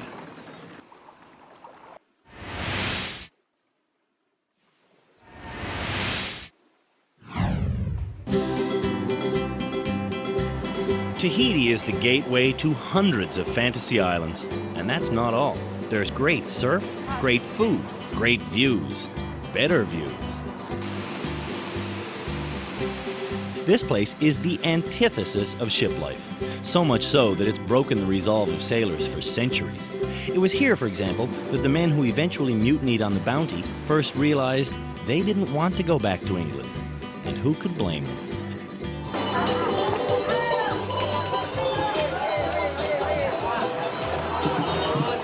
Tahiti is full of unique cultural oddities, like the whole idea of etching your lineage and life story permanently onto your skin. This is where tattooing began, and while at first glance they may appear to be nothing more than body art, the reality is that Polynesian tattoos are a declaration of self. You know, half the crew is going to be tattooed by the time we're leaving Tahiti for Moorea. I mean, that's just in a couple days, and already today there are 5 or 6 people getting tattoos. It's a sailor thing. We're all sailors. What's better than a tattooage for a souvenir, you know?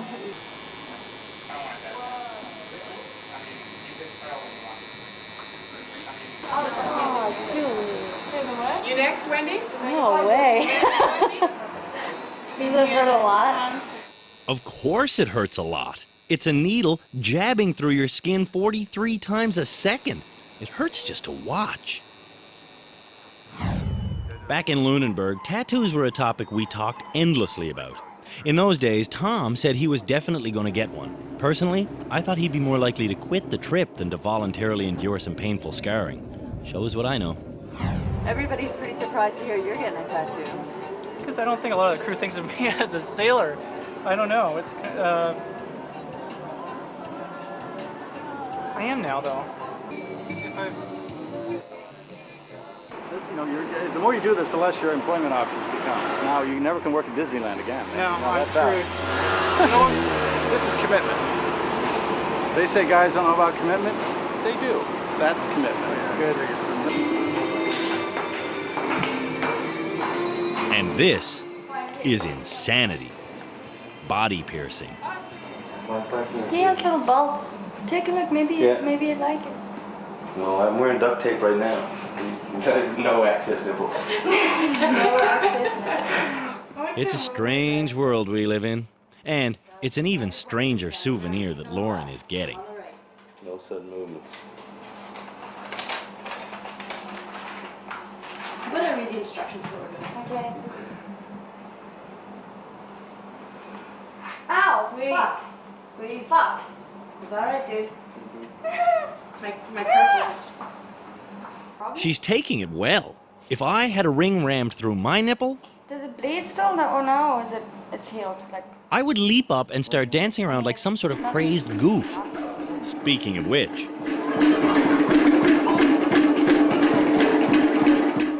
As you watch this, please remember one important fact. Alcohol is involved. But not for Liz. For her, there's real passion involved. Liz has never been to Polynesia, but for years now, she has been taking Polynesian dance classes. This is a big night for her. Okay, we select her for the next show with Tahiti. She stay with us. She's the best dancer. Okay, for the rest, you don't leave. Thank you very much. Thank you. Where do you learn? Florida? Oh, really? That's why we understand now. She learned to Florida. There's just something about Polynesian culture I love. They love life, you know, they love living. And I think that shows in all their music and dance.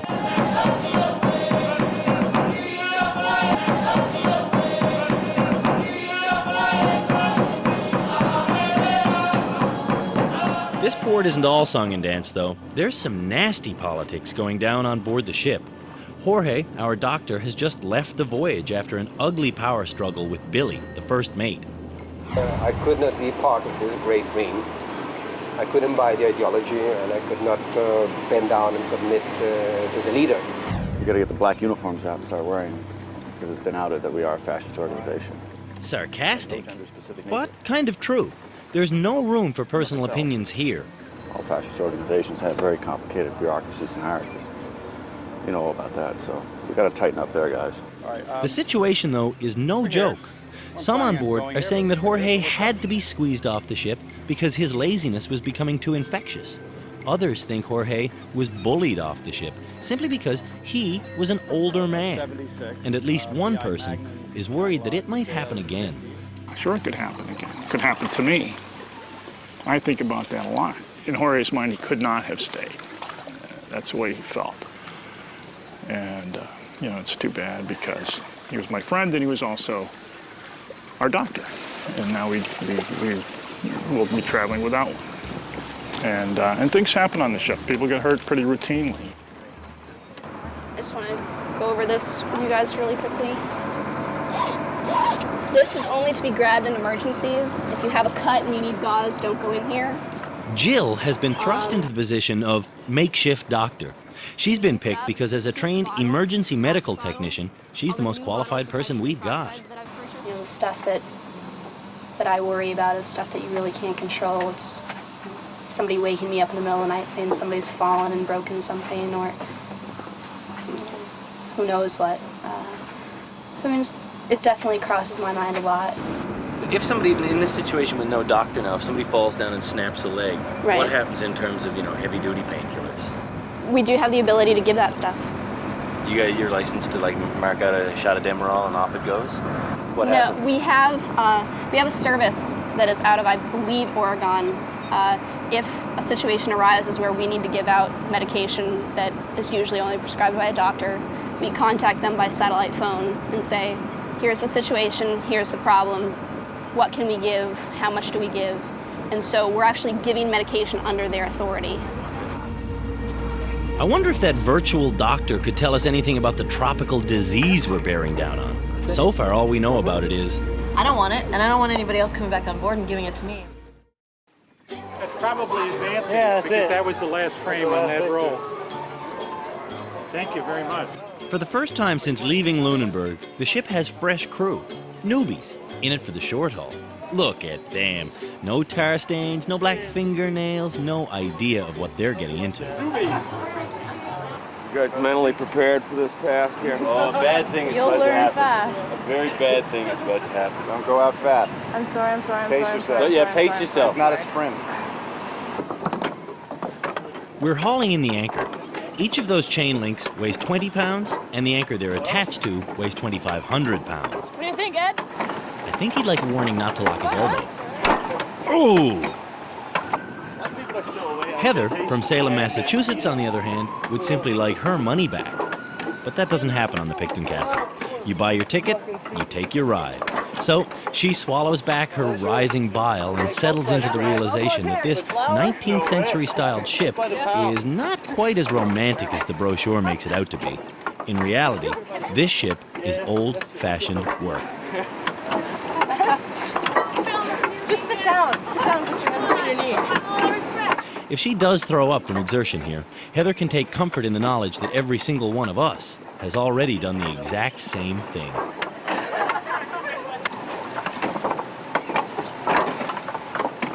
We're about to start 6 months of island hopping.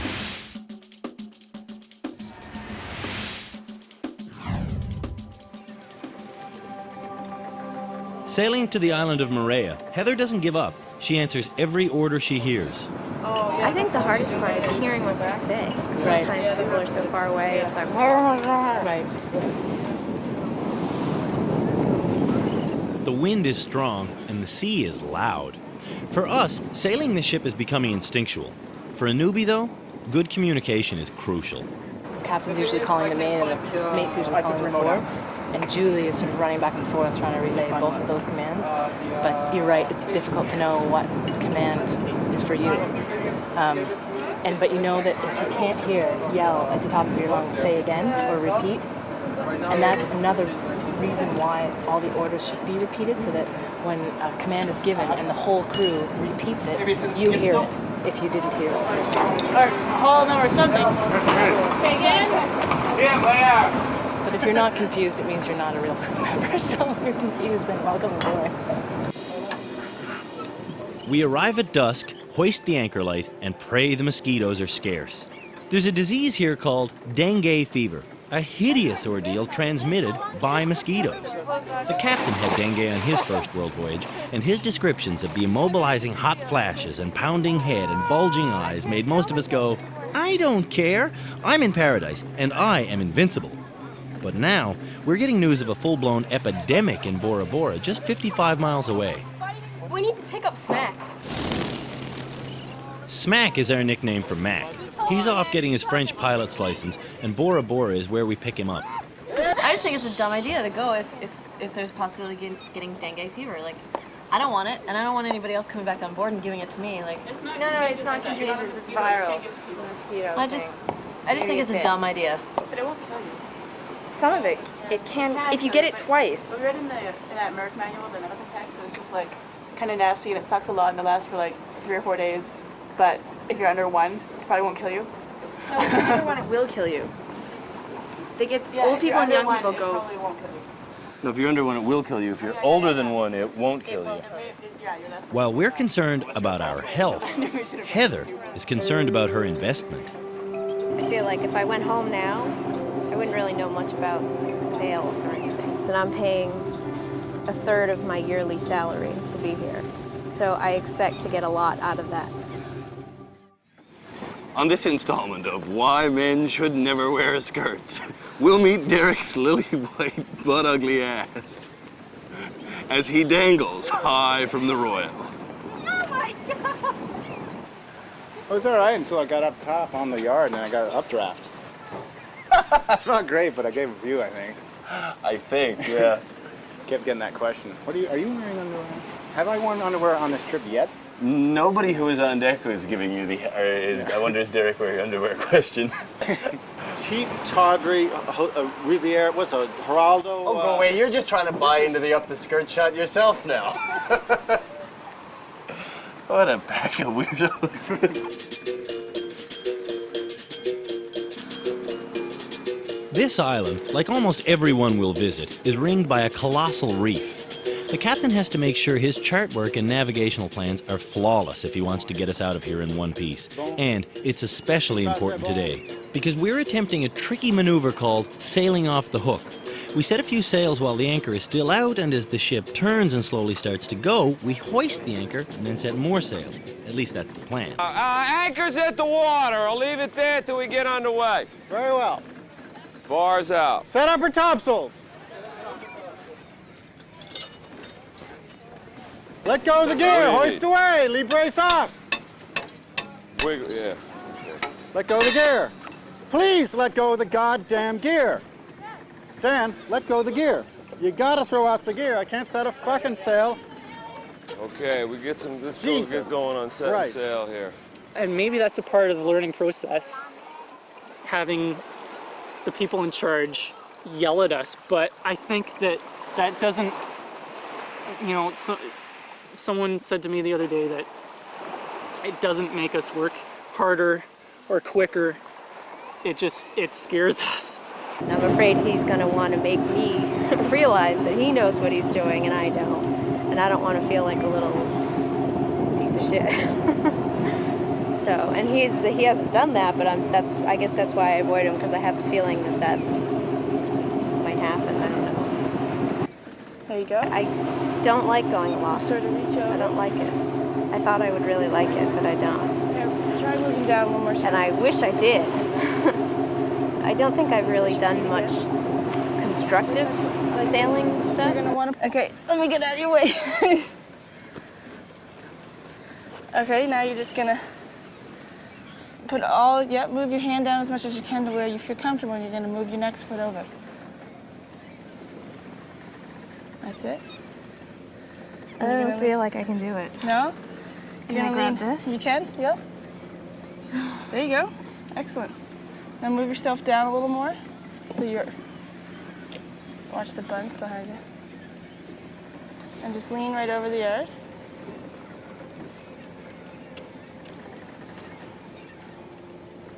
Excellent. How you feel? Okay. Yeah? Keep moving out until you, it's a little tricky on this foot because see your feet are hitting the other yard. It's basically like following people around who already know what they're doing and just watching them. And that's a good way to learn, I guess. But I also think that having an organized program of training is beneficial. And I'm paying a third of my yearly salary to be here. So I expect to get a lot out of that. On the mast and the bow. Okay, on the stern. Come ahead on the stern. To say that there is no training or inadequate training on board is kind of ridiculous to me. The training we get on this ship doesn't come in neatly packaged little classroom settings where nautical mysteries are made obvious. Instead, our training comes on the job every day. Training here is as constant as life itself. I like to think of it as Karate Kid training. Remember in that movie how the lead character didn't even realize Mr. Miyagi was training him at the beginning? That's what it's like here. We train by osmosis, all day, every day. The only way you could be in this situation and not be absorbing information is if you were in a coma.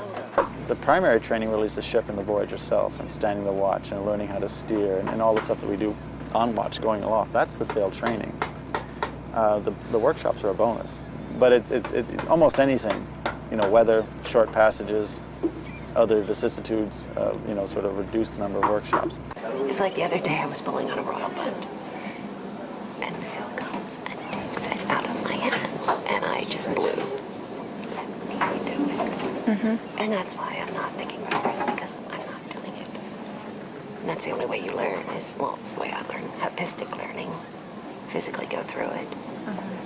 Here, no one really has a clue how to teach. So it's up to the individual. And for the most part, I think everyone is coping. Those of us who are frustrated is coping with that and kind of getting little bits and pieces here and there. We're teaching ourselves, basically. I am not really bad-mouthing the ship. I love the ship. I love sailing. And I think it's a wonderful experience. It's just that we are so frustrated that we're not more of the ship. And we want to be. We want to be as good as anybody else on the ship and even better. Make fast! It's amazing how much more we know now than when we first showed up in Lunenburg. We've been taught countless knots, how to sew sails, how to lash cargo, how to use the radios and radars, how to deal with the small boats, how to bend sails, how to send sails down, how to furl, how the gadgets work, how the anchor works, how and when to use tackles and lines and wires and elbow grease we didn't even know we had. We've even learned how to speak in the language of the sea. Phil, how do you say, like, come closer before I say come on? Make it fast. It's fast, it's fast, it's fast. It's fast, it's fast, it's fast. Say you like lines like this, right? Yeah. And you want to come, just say walk after. Walk after, okay. Oh, walk after. And if you want to learn more than that, all you have to do is ask. Guys like the first and second mates are passionate about the ways of square rig sailing, and it's a joy for them to pass any information on. So when I hear anyone on board saying they feel they're not getting enough training, my immediate thought is that A, they don't realize how much information they've allowed to seep in, and B, they aren't ambitiously taking responsibility for their own education. If you want to exceed here, you have to pursue it. Give it a little bit of throttle. Take driving the skiff, for example. It's an easy enough thing to learn, but I haven't bothered. In fact, less than half of us know how to drive it because it hasn't been officially taught. As a prosecuting attorney in Seattle, Jenny has learned that if you want information, you've got to force the issue, even if the process isn't always pleasant. I smell gas, Billy. Well, that's common. No, okay, hey, I don't want to hit the ship. Well, you're in charge. What do you got to do? I'm gonna slow way down. I'm gonna go around and do it again. I'm not shit. It's frustrating, isn't it? Okay, now you're just going to drag down the side, or? No, I'm gonna... Do what? I'm trying to get my bow off. It's not working. Well, why? Shit, I almost had it. Well, Close only counts in horseshoes and hand grenades. Yeah. Midships. Midships. That's not midships, because look away. what am I going on, here or here? Where's the thrust from the propeller going? It's Right going there. off to the side, so it's Yeah. obviously not a midships. And what's happened? You forced I'm your going bow forward, back okay. alongside. What you're doing is you just kind of like,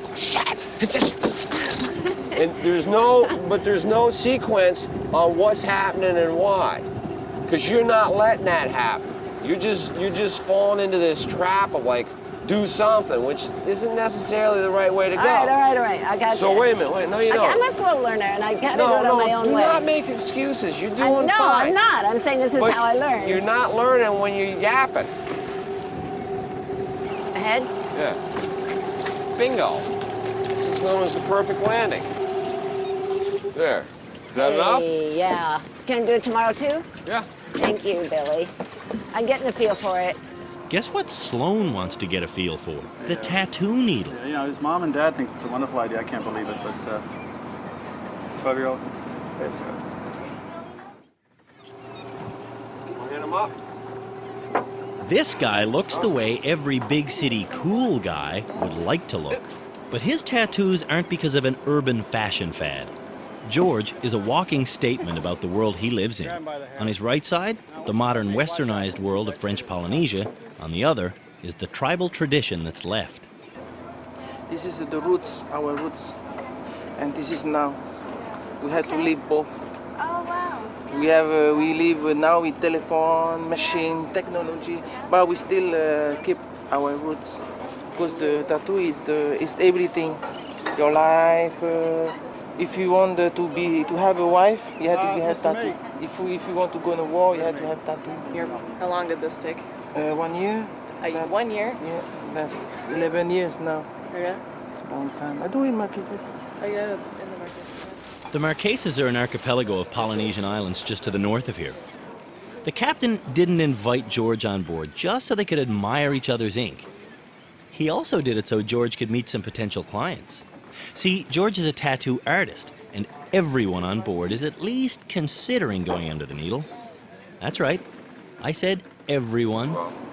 Yeah, it's too young. How old you gotta be? 17. 17. 18. Because he's going to grow up. We never know. If the design like this I do now, we never know if 18, 19 he's going to be muscly or going to be big. Yeah? He's 45 years old. Look at him. You don't think he's 45. No, we've been... I'm talking to his mom. So your mom said it was okay.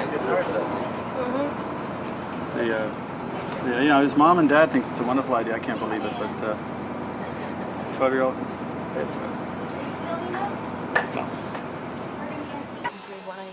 If Sloan is too young, why is he in the tattoo parlor? Yeah. I wonder if George has changed his mind. If you like, you're coming here, please. I explained that. At this point in our journey, we haven't seen a single ship that looks even remotely like our three-masted barque. Today, though, that's all going to change. 6 of us are about to take a leisurely tour of a 100-year-old vessel that is identical to the Picton Castle.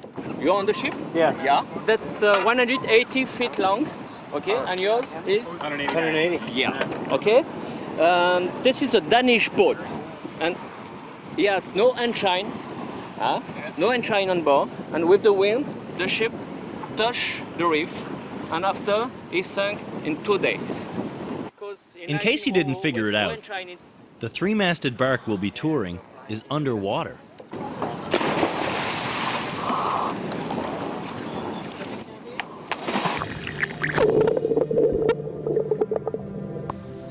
I learned to dive less than a year ago, and this is the first time I've ever been diving on a shipwreck. Seeing recognizable things like the wheel and a porthole and the anchor is a pretty good way to remind myself that no matter how tough it sometimes gets on board the Picton Castle, it could always get worse. I might be a beefcake, but not that much. It will be worse when Phil and Maria go. Those two do an amazing amount of work. They don't pay to be here, but they don't get paid either. They're along for the ride as the captain's star pupils. For them, this is not so much an adventure vacation as it is the foundation of a career. But the captain has told them it all ends just 2 islands from now. See, they could use work. They don't have a mast. Penniless, 8,000 miles from home, and has no idea how he would get back there. He's lived on the street before, but that's not really a lifestyle he wants to revisit. No one believes that the captain will just coldly turf him off the ship in a foreign land, but so far, he's said nothing to Phil about possible extensions or options, so Phil is preparing himself. Yeah, and like everyone's like, oh, you're gonna stay, and it's like, oh, I'm just like, yeah, but I can't, no matter like how, like, if someone overheard the captain say it or something like that, it's like I can't like let myself believe it. Like I have to keep thinking that I am gonna leave, and then like, until I hear it from his mouth, then I'm staying. Then I don't believe it, Maria lives in Prince Edward Island, but she was actually born while sailing. As place of birth, on her passport, it doesn't list a country, it just gives a longitude and a latitude mark somewhere in the Atlantic Ocean. If she's stressed about where her life of sailing might lead next, she sure doesn't show it. The adventurous side of me is almost wanting to see what else we can do. I mean, if I saw something in Rarotonga and saw a ship that was really great or another sailboat that was going to take me all the other places and stuff, I think I'd probably go. I mean, why not? But if you ask me, I think I'm going to stay. Yeah, without a doubt. This trip is not the first time Phil has volunteered his sailing services on board the Picton Castle. His relationship with the captain started 2 years ago when Phil charmed his way into a chat with the man. I wasn't really that scared of him, but like, I mean, I'm not scared of him, but I didn't really, I had no knowledge of, what he was like, so I just went up to him right up, and I was just like, hey, what's up? And I had like a mohawk and combat boots and stuff, and I was just like, what's up, like, how's it going? And he was just kind of like, yeah, kind of looked me up and down and was like, And it's weird, like, it's weird how much, like, I've changed, like, my lifestyle to, like, accommodate, getting on the ship, but, it's worth it, definitely. I don't know. But yeah, my first impressions of the captain were, I don't know, he seemed pretty hardcore. But at the same time, he had a lot, I could... But that's what you wanted? Yeah, I was in for that. None of us are in for picking up a case of dengue fever, but if we pick up Mac in Bora Bora like we're supposed to tomorrow, we'll be right in the heart of an epidemic. Or will we be? Our dengue reconnaissance team heads to a hospital to find out. Effectively, there is an epidemic right now? There is. C'est le type 1 qui a sévi une douzaine d'années. And it's not only in Bora Bora, it's all Polynesia. All Polynesia? Oops. For the last month, we thought that we were sailing towards a dengue fever epidemic. Turns out, we've been in it the whole time. So we have just as much exposure here right now as if we went to Bora Bora. Oui, exactement. There is already some cases, a few cases here, and in Tahiti. Okay. So it's Bora Bora, Tahiti, probably Moorea. Moorea? Il y en avait à Bora. Bora Bora. So 19 cases in Bora Bora. 19 cases in a population of 6,000. Huh. Sounds a little dodgy. Yeah, but so does sailing around the world. We load up on mosquito repellent and make waves.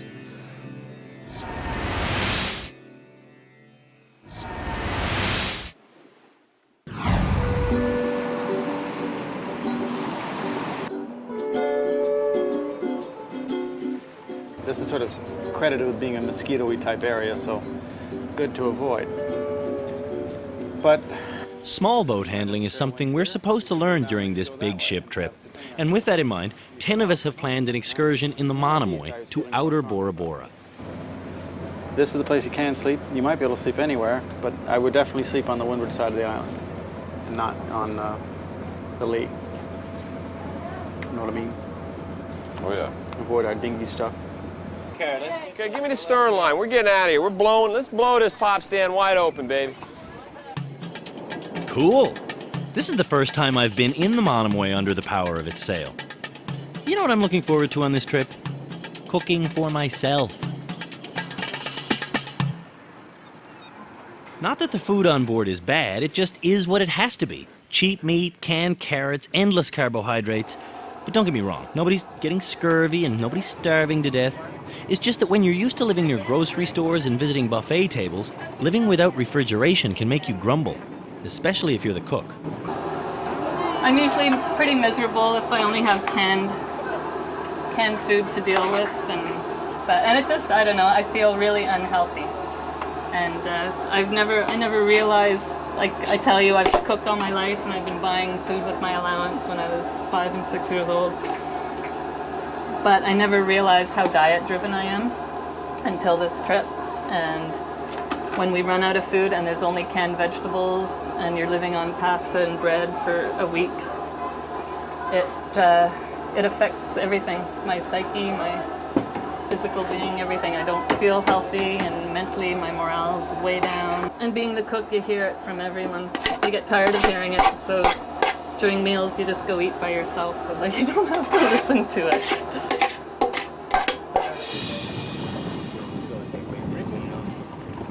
Well, as the Monomoy clips along, we do what we always do while underway. Gossip. At this stage in our relationships, though, the dish is becoming more personal. Like this tidbit about one of Jenny's broken engagements. So it was a couple of months before the wedding, and he just... Well, see, what happened is my brother-in-law at that time was in the Marine Corps. Okay. This guy totally kind of like falls off the face of the earth, and so that they looked him up because he had that military access. Right. And the message came back, "Who the hell are you, and why do you want to know about this guy?" So. Wow. And wow. Yeah. So you think maybe he was in trouble or something, or do you think No, I don't think he was. Had to I take think off. he just took off. How is it? It's gonna last. Is it gonna last? Well, you were talking about sailors, you know. I don't know. See, I always tend to fall for the guys that never stay in one spot. Long distance romance.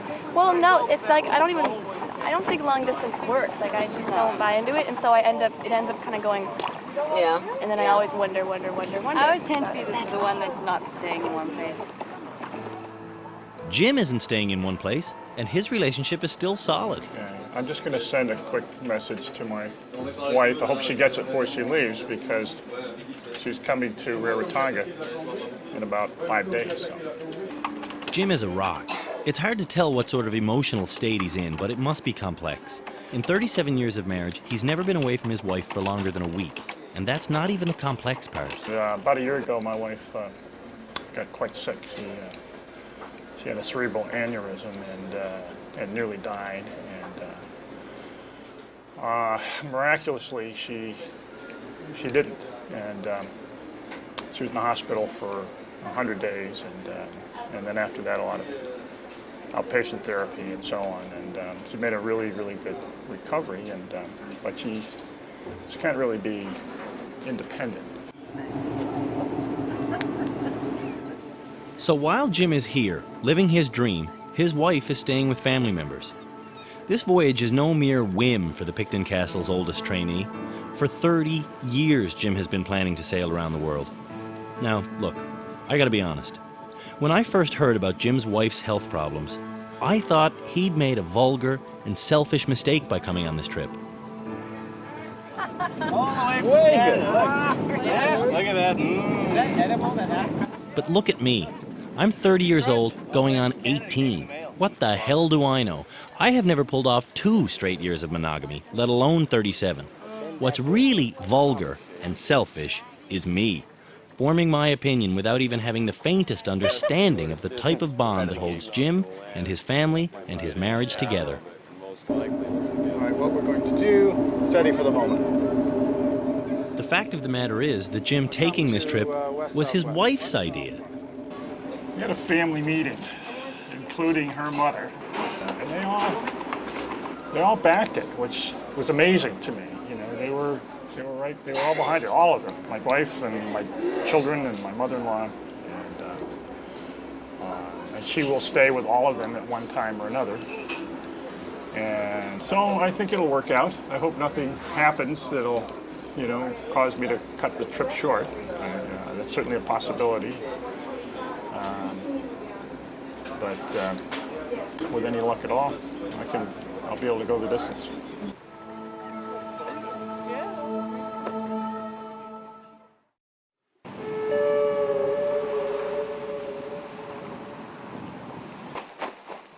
Well, we made it to our private campground last night. We set up our tents and hammocks and we cooked some lamb in the fire, but we had nothing to drink, so we actually turned in early. Except for Moises and Krista. They stayed up all hours of the night so they could make goo-goo eyes at one another and lament the fact that in 2 weeks, Krista will head home. Stinking hot in the tent last night. Unzip it, stick the head out into there. All statuesque, holding each other about 3 feet from the door of the tent. I'm like, oh. And I went back in. It's like, I gotta flap this thing out. It's too hot in here. 5 minutes later, I unzip and sec. They haven't moved. They're still stoic and holding on to each other. It is scary. But they're leaving each other forever in just a few days, so. They have to say goodbye. It's love. They're weird. I don't think so. I think it's 4 a.m. wood, to tell you the truth. Jenny, baby. It's an image I almost forgot. Lunch ready, huh? We returned triumphantly to the ship with high hopes of finding some calamine lotion. Okay, sheet it in hard.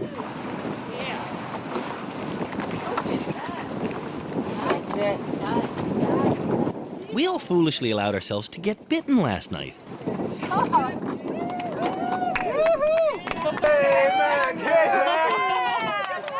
And when we find out that Mac is back, those bug bites get itchier. Not because he makes our skin crawl, because he got dengue fever. You got it the first day he was here. You're all achy and your eyes will hurt and you have a wicked headache and it feels like you're gonna die. Well, that's good. Yeah. Got chowed by some bugs. Yeah? Like black flies more than mosquitoes? I was asleep. I don't know what they were. At least you get to sleep through them then. That's not more. Well, see, we had the tent, right? And then there were no poles to go in it. So we just kind of tied it to the palm trees and stuff. But then it got really hot. So I opened it up and the bugs all came in there. But if I have dengue fever, it's all your fault.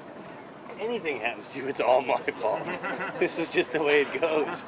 Because of the snowballing dengue threat, the captain has canceled all the other camping trips. Personally, I think paranoia is blowing this whole thing out of proportion. Lauren, on the other hand, is pissed off. I think that it just could have been avoided. You know, like we could have been called on the radio. We didn't have to spend the night there. You know, they had the information. They knew it wasn't a good idea. No one else is doing it. And yeah, we all got chowed, so I'm not very happy about it. But we had one of the best nights we had. Yeah, we did, but I mean, I'd like to have known. I mean, he said if he knew now what he knew that, you know, if he knew then what he knows now, we wouldn't have come here in the first place. Yeah, but we knew there was dengue on board when we got here. Yeah, but when that's the thing that they told us just before we got here, that it's not that bad, and now it's, you know, it's a totally different story. So, that, Yeah, well, that was the information available at the time, I think. yeah, but last night they knew about it. He had the information when we left, when Mac was on the wire on the horn. Oh, when And we were in radio contact the entire time, so I mean, I don't. Really? Well, as they say, what's done is done. I had a bit of a hangover when I woke up, and I thought I'd done some internal damage with drinking. My kidneys were in pain. Afraid you pushed the old fun meter just a wee little bit too hard. Then I went overboard. But the hangover went away and the fever set in. Yeah, nothing quite so pleasurable as being sick on the other side of the planet all by yourself in a language and culture you know nothing about. You can't speak the language. That's really it's a treat. Real treat, yeah. Mac is back to his version of normal, but the rest of us are in for a week of anguish. That's the incubation period for dengue fever. Hey, Mom, how you doing? Hi, Gary. My mother is a rookie university professor who is simultaneously pursuing her PhD. For scheduling reasons, she's just postponed a plan to visit me. So you think where are you going to show up, or you don't really even know? We don't know yet, Andrew. I would love to go to the Seychelles. Oh, yeah? That would be my choice, but other than Bali, but I don't see how I could hit Bali. Why couldn't you pick Bali? Oh, because of timing. Because I'm right in the middle of teaching. Yeah, right. Well, the Seychelles would be okay. As long as it's a mail port, we generally make up the time that we've lost at mail ports. We're getting pretty close to on schedule, and we arrive in places on mail ports. Okay. Okay. Anyways, I'm down to 0 units on a 60-unit card, so I love you guys. I'll talk to you soon. Okay, dear. All right? Glad we caught you. Good enough. Bye-bye. Take care. I don't know, it wouldn't surprise me if she didn't come during the summer either, just because she was up to her eyes in work. And it wouldn't surprise me if she didn't come in Christmas because she was up to her eyes in work. And it wouldn't surprise me if she never came.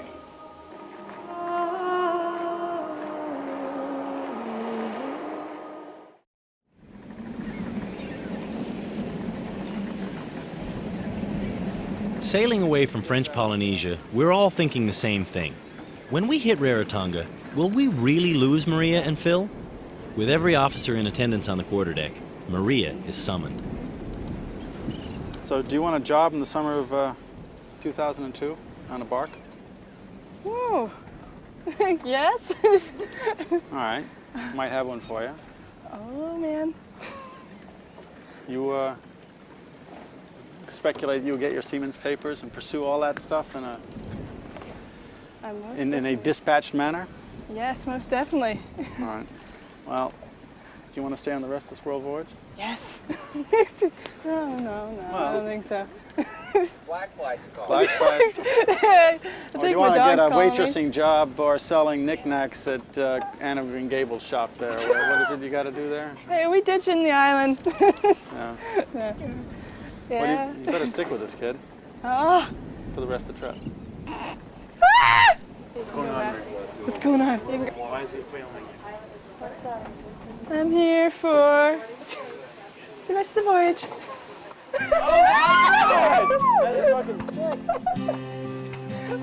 No shit. Guys. I'm here for the rest of the voyage. Oh my god, that's awesome! Congratulations! That's awesome! That is awesome. But just imagine you were Phil. He does the same work as Maria, and he's been left in the dark. Happy for him. I don't know. What do you... Were you surprised? I mean, I was excited for her, sure. But, she works hard, so it doesn't, like, lessen my chances or improve them, so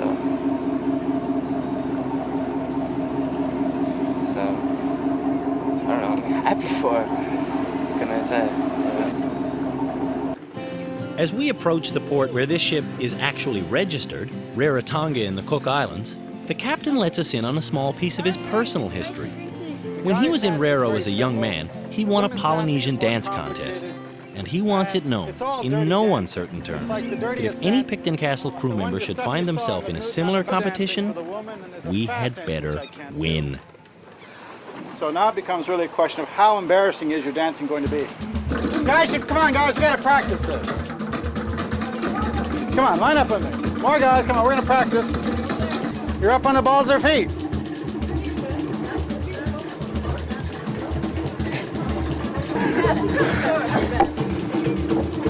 Both of you just keep them bent and move, like get on your toes like that if you can, it makes it easier. One side. This makes doing the bird dance at a wedding seem dignified. Ah well, we do have a lot to celebrate. We survived dengue fever, the captain is in an unusually good mood, and we're in for 5 more months of South Pacific island hopping. Given that state of affairs, who wouldn't shake their booty? Come on. You're doing it right.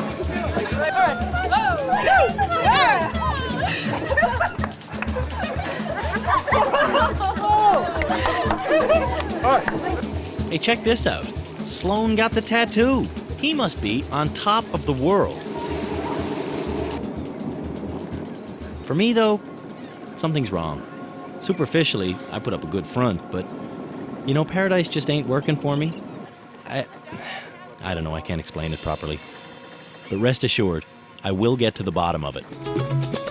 Next time on Tall Ship Chronicles, Jim gets a visit from his wife. Oh, you look so good. The captain takes Phil job hunting. If I were you, that's what I'd want to do. It'd be a hell of a lot of fun. And I introduce Lauren to my parents. I can drive. That's next time on Tall Ship Chronicles.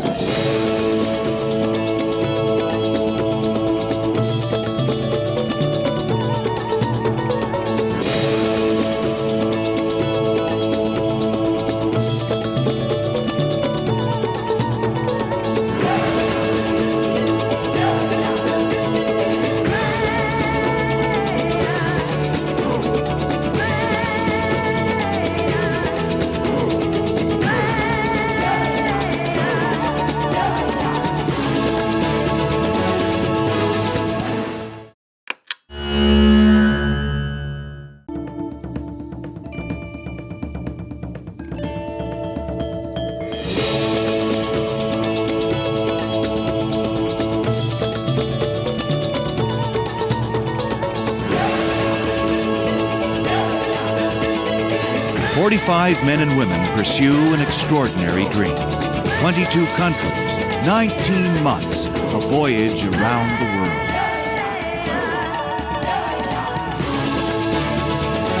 Tall Ship Chronicles.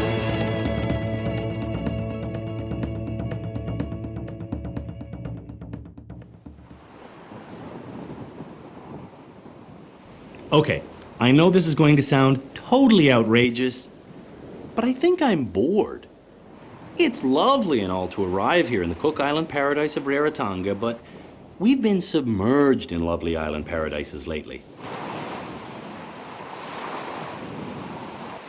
There's nothing to do in Polynesia other than relax, and I feel if I were any more relaxed, I might just evaporate. I never thought I'd say this, but right about now, I'd like to enjoy the cultural oddity of a jam-packed shopping mall, or a deafening action movie, or even a desk full of stress.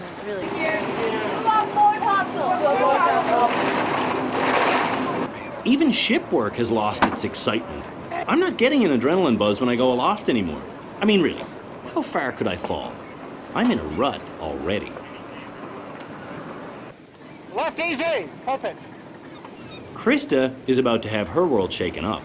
Here in Rarotonga, she leaves Moises and the ship and goes home to an uncertain future.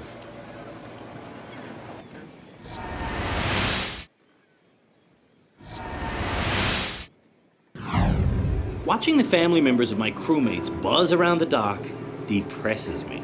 My folks were supposed to visit me here, but they had to cancel. You know, maybe I'm not bored. Maybe I'm homesick. Can you touch my hand? Can I touch your hand? Oh, can I just touch your hand? Jim just knowingly broke New Zealand law. Customs officials don't care that he hasn't seen his wife in 5 months. Until they lower a quarantine flag, contact is illegal. Who's got family here? Come on, come on, come on, come on. No Hawaiian shirts are with me. Oh, you look so good.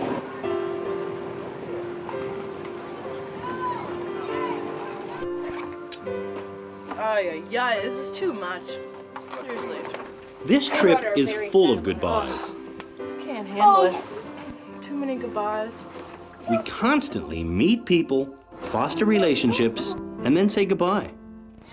Every goodbye is really cheering. Yeah. Jeannie's like a mess. I'm a mess.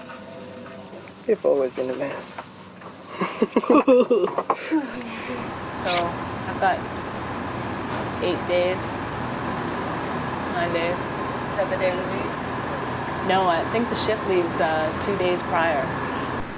But we'll see, anything can happen. It's so up in the air always when you're on a ship. You can never plan anything, God knows. The ship could leave tomorrow. There could be a coup d'etat in Rarotonga and the ship's gone and there I am for 8 days in Rarotonga by myself. You never know. You know?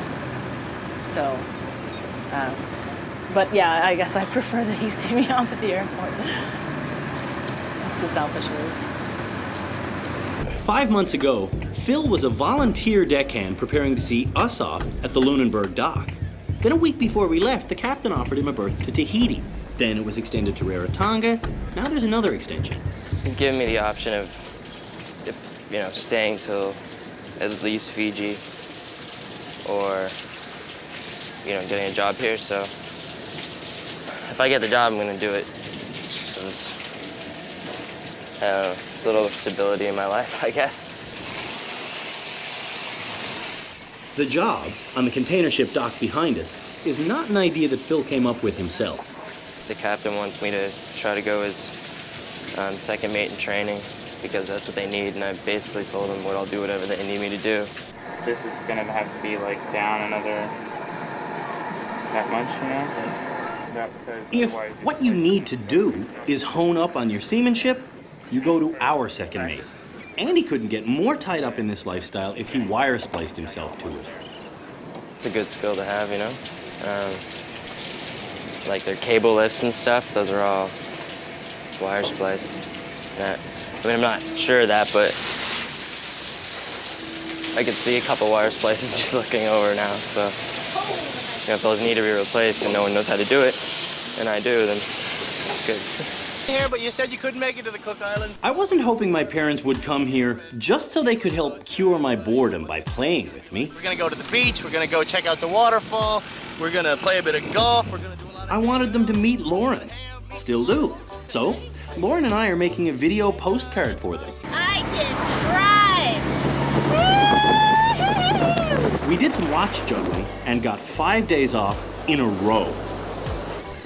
That is the longest Lauren has ever had off in her 1.5 years of service. So check this out. To celebrate, we rented this car, we rented this apartment, and now I'm cooking a dinner that Mom and Dad, you would have been invited to if only you'd shown up. Folks, you would have loved it here in Raro. There's wildflowers, 9 decent holes, moped rental, empty beaches, murky snorkeling, and lamb. So cheap, we eat it every day. A bit of carrot on the Unless, side. of course, we eat chicken. It's everything that you need is right there on that plate. That is why I love you, baby. All right there. That's it. You're a pansy. You pansy with your flowers.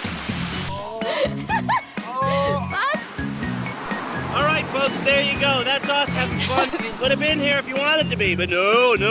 Getting your PhD was more important to you, Mom, and Dad, God only knows what you were doing. Anyways, bye. See what you missed? Look at that. Look at that. Look at that. Bye.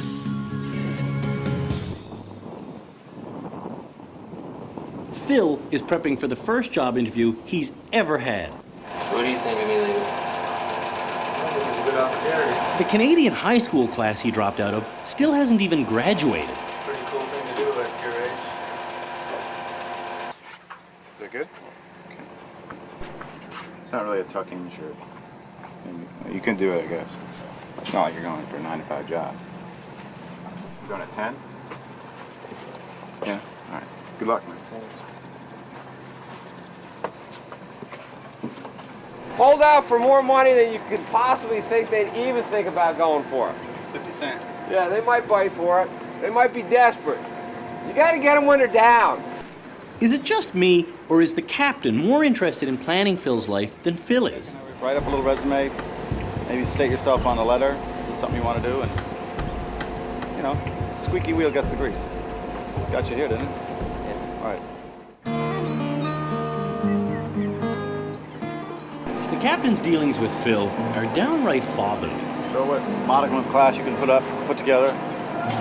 Full of tough love, backhanded compliments, and unsolicited advice. But you're going to go make a very good impression with Tom, and then we're going to go to the office and we're going to see what goes on. Now, you're not getting kicked off the ship.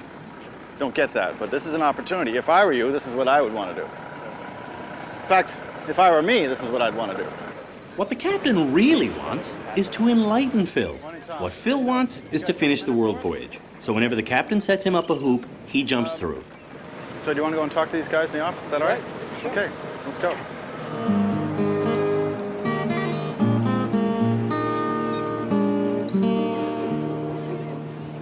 man, did Jim ever make us nervous.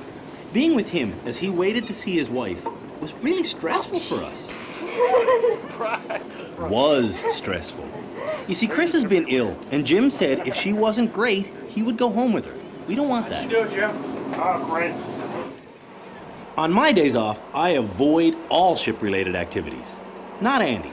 At age 16, he dropped out of school to go sailing full-time. Still a teenager, he is a high school graduate, but now he's licensed to captain a 100-ton ship. That's a big paddle. Shit. Not licensed to drive a car, though. In Polynesia, mana means to have a profound grasp on something you cannot buy. Andy has mana for sail. The captain of the double-hulled canoe he's been admiring is said to have mana for steering by the stars. We were away for 3 months. Not all of that was at sea, but right. It took us 14 days from Nuku'hiva to Hawaii. That's pretty good, though. And no instruments, just all celestial navigation. Yeah, excellent. With the sextant or the traditional Polynesian? Just no sextant. Yeah? No instruments. Wow. No instruments for navigation. No compass, no charts, no weather faxes. They sailed the Vaca to Hawaii with only the stars as their map. Whatever. Using the old traditional methods of navigation. Wow. Yeah, that's great. Wow. That's awesome. That's cool stuff. I'm the second officer on the Picton Castle. I'm in charge of all the charts and the GPS and all the radios and all that stuff. So I have a special appreciation for doing all that without those. The original Vaca canoes had sails made of woven pandanus leaves, and they were big. The original, in those days, they take 300 people on. The original was 4 times the size. This one. Whoa, that's a big canoe. It is. Can we go in? I'll show you. Yeah, yeah.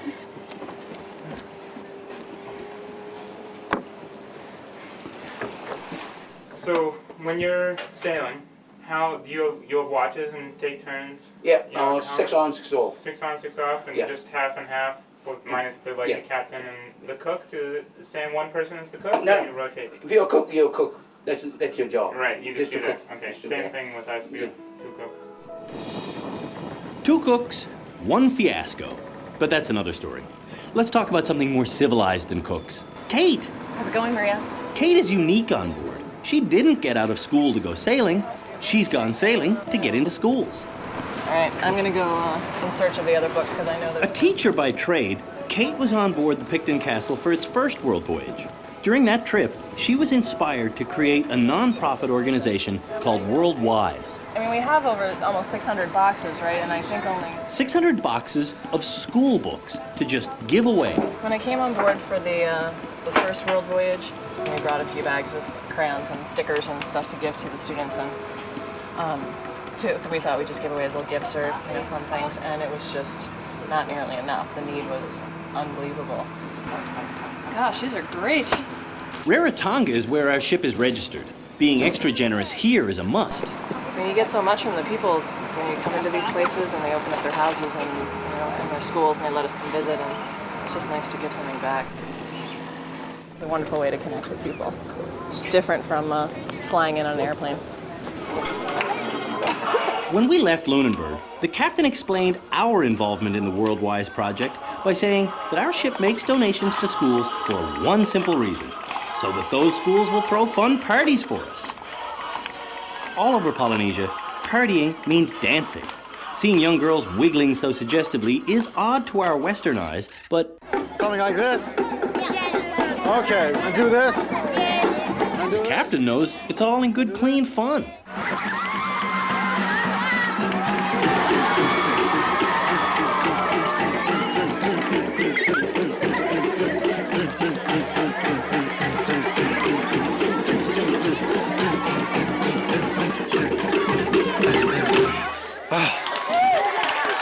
Thank you. Let's go. Oh, thank you, dear. Oh, thank you. Oh, look at that. My goodness, thank you, dear.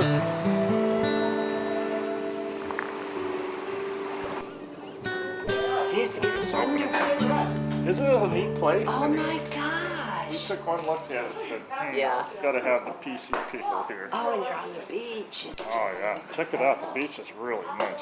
He's wanted to do this since I known him when he was about 19 years old. Jim was 19 at one time? Oh my He God. was 19 at one time, and he was in the service, yep. It was a good trip. That's all my friends keep saying. You know, when are you going to come over? They kind of, on one side, know that I need to do it. Yeah. So I'll probably regret it later. Yeah, he's always said this was something he was going to do. Plastic cups, there's some glass glasses over there. Okay. We miss him. She definitely misses him.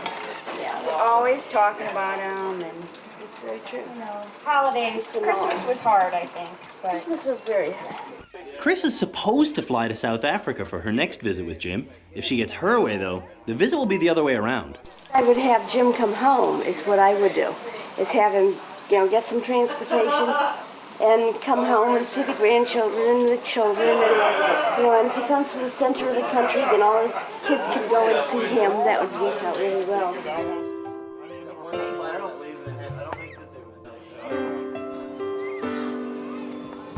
Jim will see his wife again in 9 months. But for Krista and Moises, this could be it. Forever. Who haven't I hugged? Me. You haven't hugged me.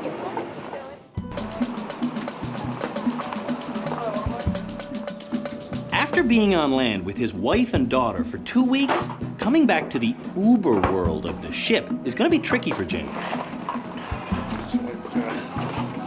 Shipping out all over again.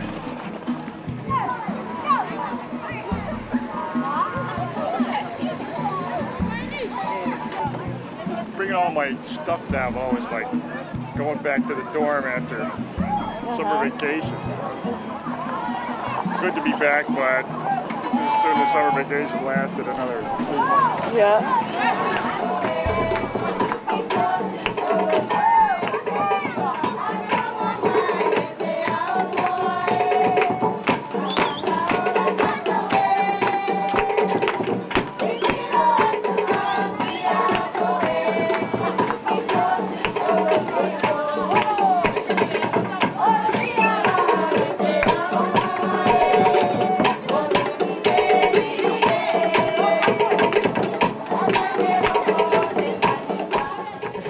To be able to hang up for the last sort of hour, filter through, see people off, and then I'll be waving goodbye on the dock as it leaves. It's a good closure though to see the ship sail away almost. It's going to certainly be painful, but it'll be good to see it go. But it's rough, that's for sure. Crazy.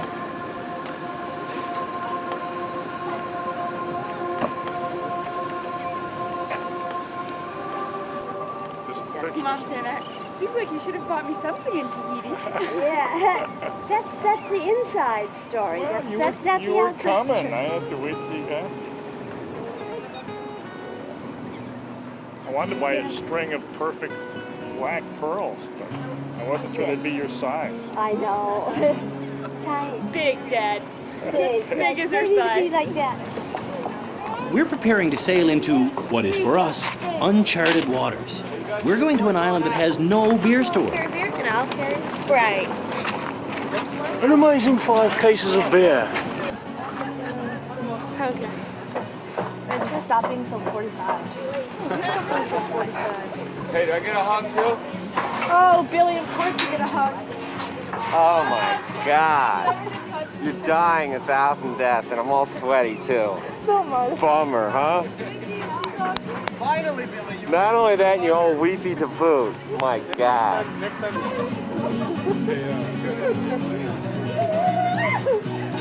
We do everything together. David, as soon as you guys are done, we're going to patch this back up again, okay? So let us know.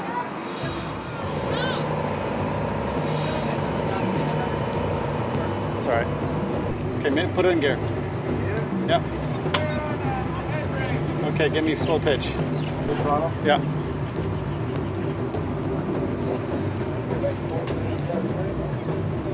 Tell them to go out. Keep going. Bye, Krista! Bye, Krista! Half left! Thank you very much for your help. See you next time.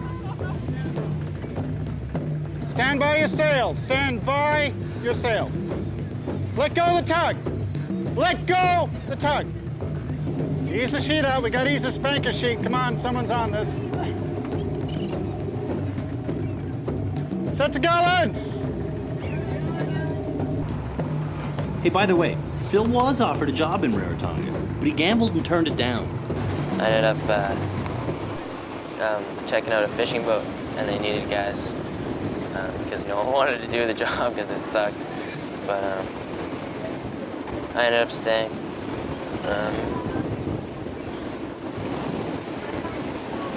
I don't know, it was just like I went with my gut. What Phil's gut is telling him is that if he continues to work hard and play the captain's game, he'll be asked to stay on for the entire trip. It's not a bad hunch.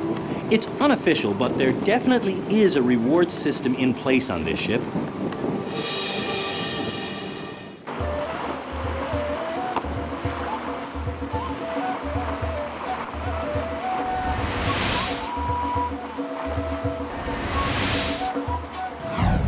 Vanuatu is so far flung, it's beyond the reach of the internet. Sort of balancing on the edge of a razor blade right now. Top of that, I've never been here before. It's supposed to be really nice and supposed to be a lot of fun. We won't be on the information highway again for 6 weeks. At every single port we've been to, we've stayed longer than we planned. Bad weather here, though, is threatening to break that lucky streak. What we're going to do for the time being, for the moment, is stick with half on, half off till the weather gets settled and we see what's going on. In which case, that'll give everyone at least one day ashore. Hey, Macker. How you doing, Mo? Got it. Excellent. Mac and Moises are going to New Zealand for a month. What Moises got is his legal permission slip from the captain. When Mac got his letter, he entertained himself by telling the captain that they had to leave because Moises is in the midst of a post-Christa emotional breakdown and the ship is just too painful for him right now.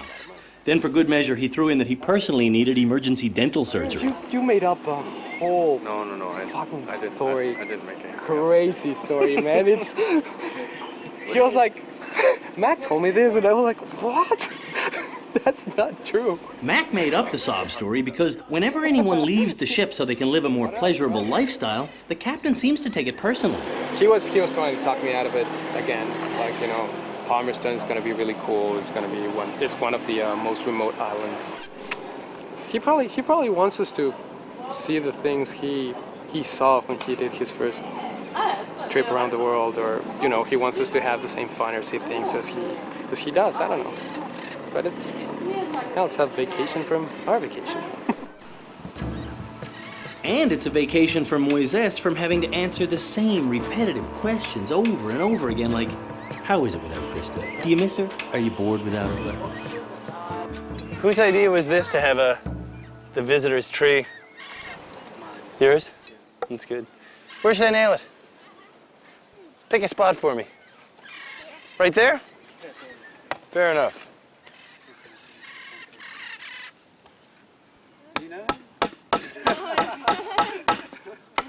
To stave off my own snowballing boredom, Lauren has dragged me to this research center that raises turtles.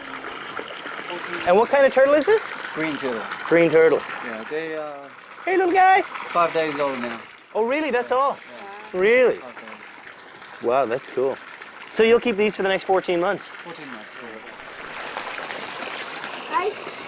I swim that. Mac and Moises are so desperate to leave, they've charged onto the local tarmac trying to force their way onto the day's last flight. I'm with Mac. You're not going on the plane, it's close. Okay. So what's going on? Mac! Well, they've already boarded, and they've done a weight sheet and everything, so I don't know. Pretty hard, yeah. She's asking. How will you be paid? Cash. Okay? Yep, 308. Okay. 308? Yeah, 154 each. Oh, right, each. Okay, now? Yep. Talk about flying by the seat of your pants. As Mac and Moises make their exit, I'm trying to get the skinny on our next destination, Palmerston Island. The couple who run this marine research center spent 9 months there recently. About 50 people live on Palmerston, and they don't just behave like one big family, they are one big family. The place has been divided in three. Okay. So, this family just, don't get on with the other one. It's violent. Didn't Really? they burn down the school because they didn't like the school teacher? Yeah. That was one incident there. Yeah. Well, because the teacher gave one of the students some homework and the parent couldn't help with it. So he didn't like the teacher for doing that, so he went and burned it down. You're going to create war there if you Brother against sister. Talk about politics.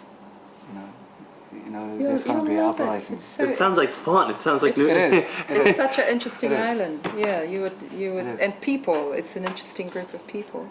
Yeah. Are you taking the beer? Yeah, we're taking beer. We're taking bananas. We're taking a couch. Yeah. I think we're taking the beer so we can give it to Bill Masters so he can sell it back to us. Yeah.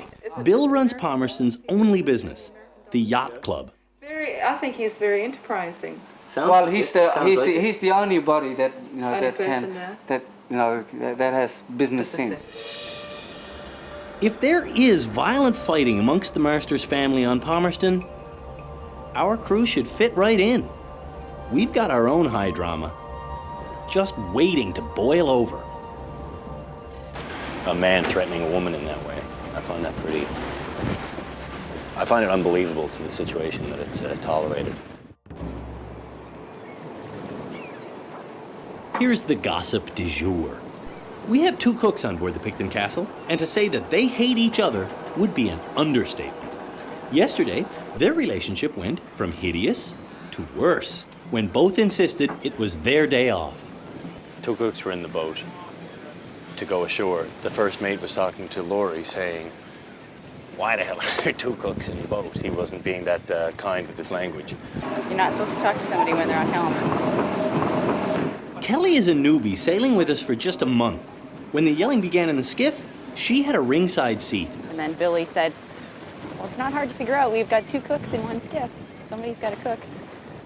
And then Laurie got off. And then Billy called Dennis off. Both cooks then met with the captain and the mate. You'd think the story would end there, but oh no. The meeting with the captain was like, okay, let's work something out. Things got out of whack on the communication. Somebody thought something that didn't happen, but let's just see if we can make something work from here. They're both frustrated, both of the cooks. They're doing the hardest job on board. No one envies what they do. Cooks kind of by nature are supposed to be kind of volatile, but it's not a good scene. Apparently, what happened is that Dennis threatened Laurie with his pocket knife. Oh, he was like, "Don't you ever call me a bastard again, I'll slit your throat." Bullshit. And I was like, oh, that's nice. That's really constructive. So I don't know what had transpired between them before then, but he's obviously very upset. And it was a threat, and he was wrong. The thing that got the rumor mill flying was that Dennis was going around bragging to everybody that he put a knife to the throat of Laurie. I hate to laugh, but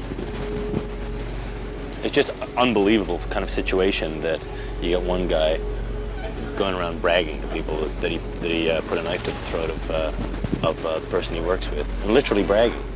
I've known Dennis for a long time. I mean, I know that he's good-natured, and I really know that he'd never actually hurt someone.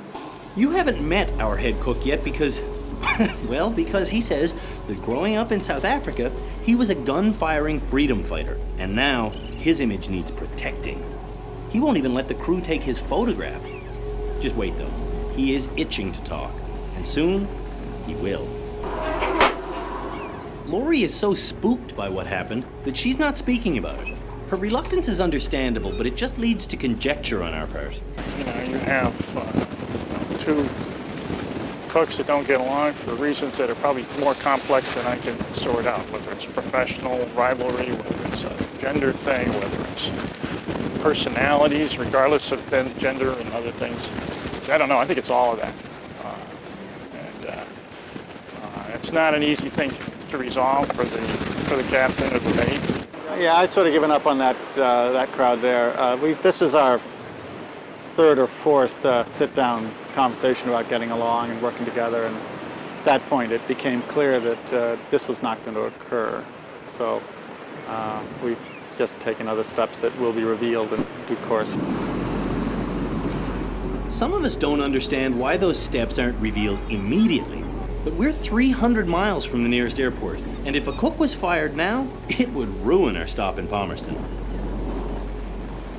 I've got about 36 people on board. I'd like to send half of them ashore tonight if you can put them underneath a coconut tree somewhere. Over. Don't worry, I think we can accommodate that. Over. That voice on the radio was Melbourne Marsters. A bit windy, but I'm sure you'll hold out there. Hey Melbourne, how you doing, guys? Melbourne first hosted the captain here 25 years ago. Full pitch, 100%.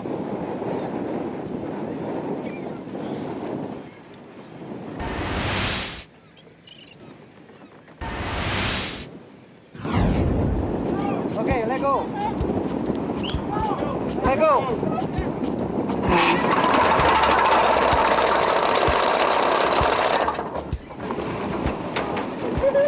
That's Melbourne Marsters. His idea of happiness is true communal living. Hello there. Melbourne, how you doing, man? You're fatter than you were last time. Welcome back. How you doing? Good to see you. Right.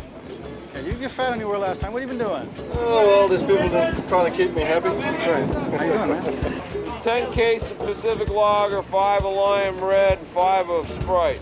That's Bill Marsters. His idea of happiness is getting ahead in the world. No problem. While Bill asked us to bring him things that he can use to make money, everyone else wanted things to improve their quality of life. You drank all the beer, sorry. Oh, that's okay. There's beer down here. Okay, boys, ready for this drink? Fairly big. Yeah, it's a video inside too. The Marsters family paid for all this stuff, and we shipped it here as a gesture of goodwill, with good reason. Over the next 12 days, the Marsters will feed our crew over 700 free meals. Billy wants the beer back. Is this like for, the yacht club? We buy them from the yacht club? Well, it's for the yacht club and it's for the, when we're doing the school, I need something for appreciation. What school? The turtle farmers in Aitutaki told me it had been burned down. Whatever. They also told me I would live like a king if I scored a bed with Bill. So I forced myself on Bill, and now I'm headed toward the yacht club, where he encourages me to open an unlimited beer tap. Palmerston Island Yacht Club. Polynesian hospitality is barely being nibbled at by Western capitalism here at the yacht club, but that's enough to spark what could turn into a real bar fight.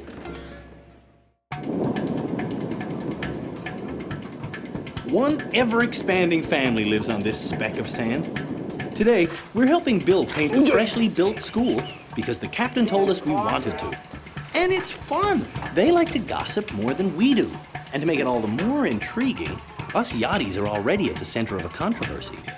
News came from Melbourne that he's going to stop the yachties. If you get any yachties, he's going to stop it. I say, well, you can do whatever you want, because he is one guy that is not cooperating with this building.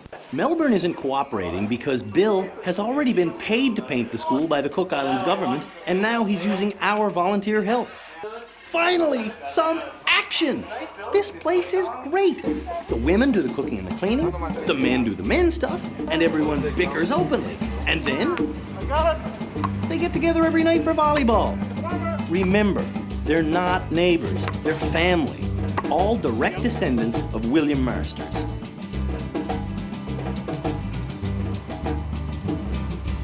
When it comes to their day-to-day living, they're a lot more like a big family, like sibling rivalry, and who's going to be in control and in charge, and who's going to get to boss who around. I'm staying at Bill's Yacht Club, and I must say, I love it. We've all noticed, though, that some of Bill's relatives don't. It's a custom to, take them in, feed them, and do their laundry, by hand. And the yacht club's sort of breaking that tradition, I think. I mean, my understanding is that yacht club does not belong to anybody other than Bill. But I don't know. I mean, that seems to be because nobody else cares a lick about it. It's a way to manage tourism and and the yachts, but they disagree on them. I just don't think they enjoy his businessman tactics when they're a community that normally is very giving and sharing with each other.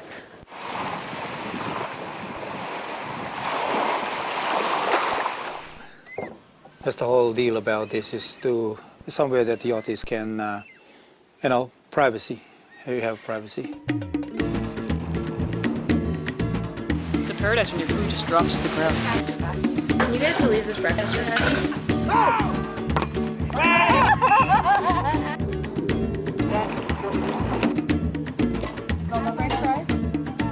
Hold on, hold on. Yeah. I just want to say that Bill put me up and did my laundry, and his mother fed me 3 huge meals a day, and it was all free. If Bill is a businessman, he's the worst one ever. He doesn't charge for anything but beer. We're not like that, though. We charge for stuff. This ship is from a different world, and the clothing and hardware we bring here from that world is not something the Picton Castle just gives away. How much is that? What's the name of that thing? Oh, yeah? There you go. Pringle. I like ladies, they're more flexible, you know? Yeah, flexible. And it makes you want to work faster.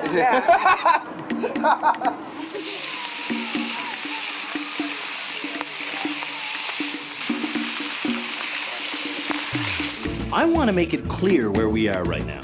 We are in a culture that loves to eat, and we're an 82-day swim from the nearest grocery store. Naturally enough, though, people still get food. There's a saying amongst the men in Palmerston, fish all day, drink all night. But when they feel like feeding us a massive breakfast of lobster, the saying becomes, fish all day, fish all night too. With the light, you get the crayfish eye reflection. You see a bright reddish color thing. And we just reach down and grab them. Yep. Okay. Well, it's good size, right size. Oh, he's nice. There's his eyes going. Let the games begin.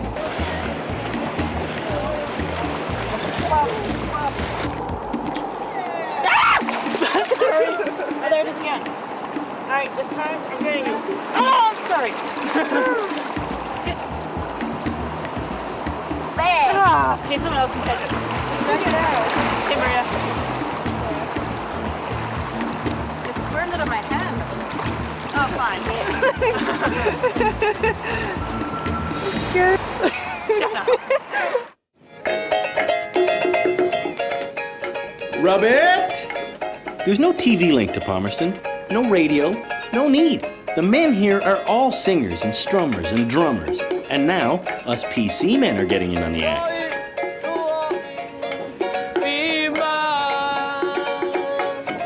The ship is hosting a party next Saturday, and we have been asked by Melbourne to rub ourselves raw as entertainment. But don't be offended. The rubbing move is taken from the Maori war dance. The captain said any guy who volunteered to be in the Polynesian dance show could take time off watch for rehearsals. So let the rubbing begin. Or not? And where does she live? Over there? Anywhere. Or over there? Probably all over the world. Maybe. We're all going different ways with the she lives far away. Maybe it's easier for you to marry me. Well, marry me. Yeah. My friends in Newfoundland would do more than giggle if they caught me doing this. Derek, can you show these boys how he was making? Be mine? Yeah. Turn around and yeah. Turn. Face them, yeah. Okay. Be mine forevermore. What she said? Be mine forevermore. Down, camera. Down, camera. Rub it? If you think that's risque, wait till you see the costumes. I wonder will the calls of rub it still be going on yes, they will. during. Man, you want to have underwear too. You can catch a paper cut kind of style. By now, many of the Picton Castle men are veteran skirt wearers. Not me. They're supposed to be just almost as long as your knee, but I'm opting to go a little bit longer for decency's sake, out of shame and horror.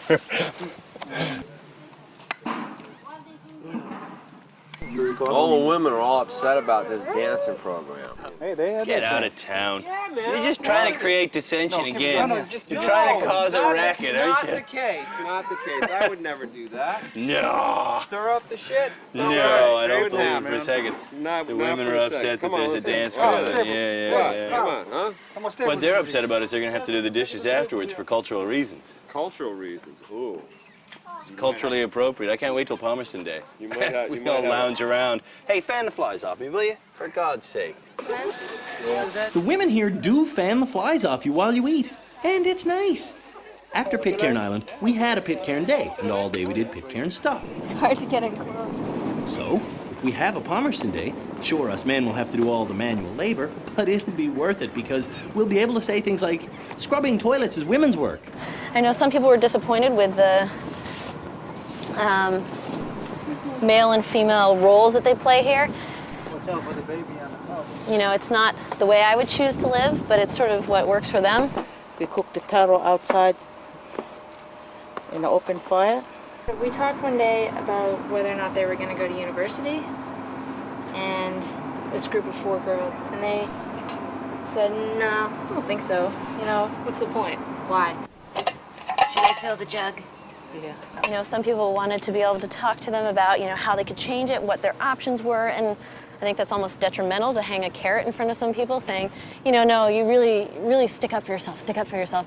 I can definitely understand, you know, having been on Palmerston and seeing what life is like there. You didn't really need a university degree to raise a kid. But at the same time, I think that seeing the women on the Picton Castle, you know, do what they do is very beneficial for them.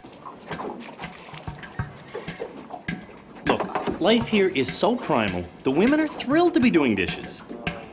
That's a paremo. Yeah.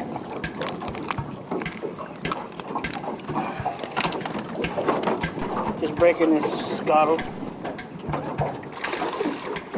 There's the one. That's the one. And while we're on the topic of gender differences, let's turn our thoughts to every man's fantasy image of Polynesia. Topless dancers in sassy grass skirts. Don't get your whole shit started.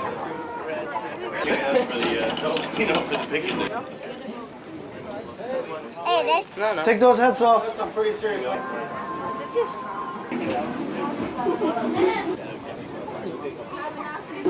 Yeah, that's good. It's like backstage at La Cage aux Folles. Okay, everybody, would you put your hands together for the brothers from Picton Castle?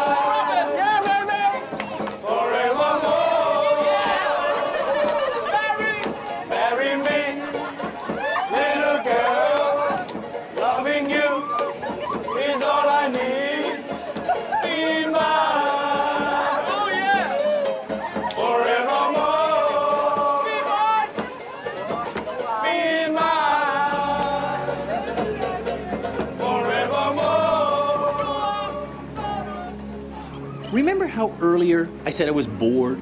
Well, I'm not anymore. Thank you. All through French Polynesia, I was trying to be impressed by the sights and the sounds. In the Cook Islands, though, people made the impression. And it's impressed upon me what this trip is really all about. Look, Melbourne's here, so's Bill. It's all good, except we're leaving. Kakite. Kakite, what's that? Kakite means farewell or goodbye. Kakite? Yeah, cheers. Okay. Kakite. But you have to finish school, you know. Now this is the hour for me to say goodbye. Man, this trip has a lot of goodbyes. We'll be back. Whether you like it or not. This thing got to be private. Far across the sea. From here, we sail to an island even more remote, Puka Puka. It should be a great final adventure in the Cooks. But not for our cooks. They're still at each other's throats. By the time Mac and Moises get back on board in Samoa, who knows what they will have missed? Well, actually, I know one thing they will have missed. My new favorite place in the world, Palmerston Island, home of the Marsters family. 3 cheers to Picton Castle! Hip, hip, hey! Hip, hip, hey! Hip, hip, hey! 1 cheer to Captain Daniel! Hip, hip, hey! Next time on Tall Ship Chronicles, the goodbyes continue. Thank you. Tattooing gets tribal. And our fresh water supply is in crisis. The only really frustrating part about it is that nobody knows what's going on because the captain refused to address the issue. That's all next time on Tall Ship Chronicles.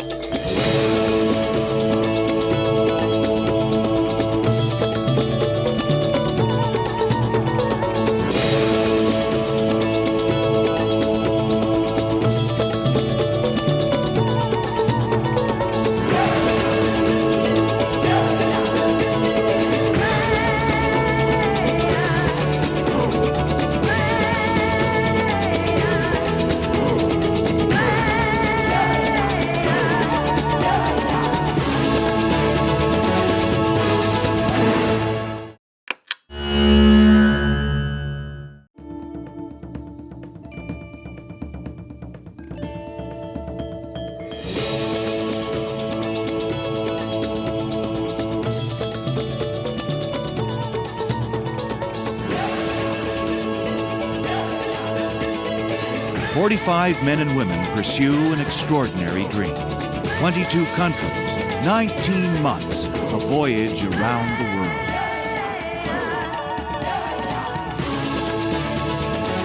Tall Ship Chronicles.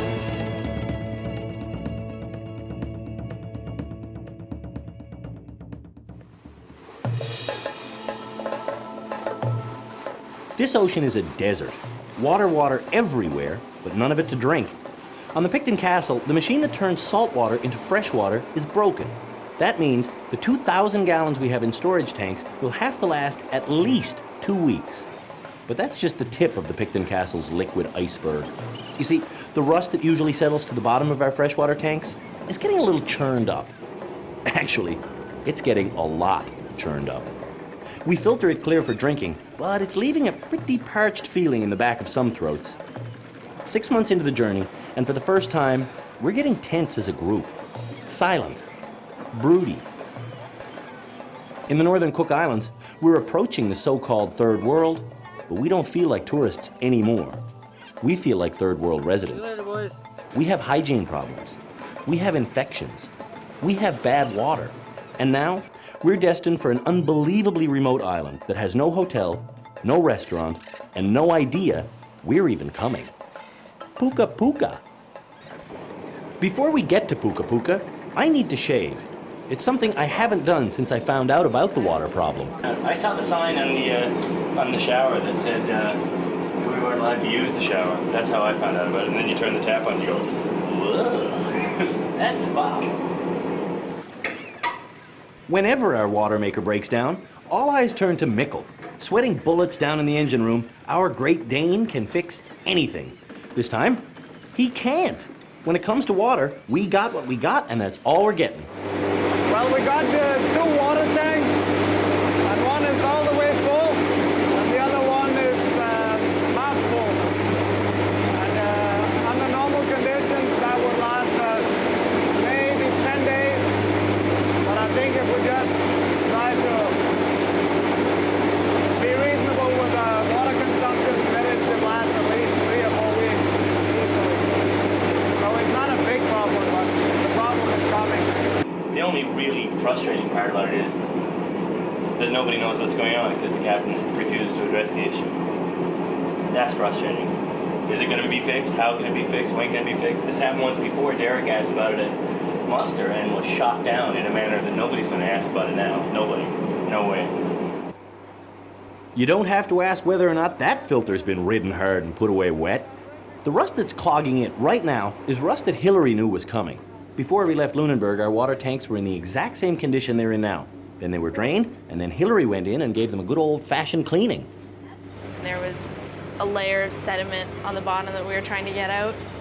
So we were scooping it into buckets and then hosing it down and then scooping it out and sponging it and doing that over and over again until it was clean and trying to get the rust off.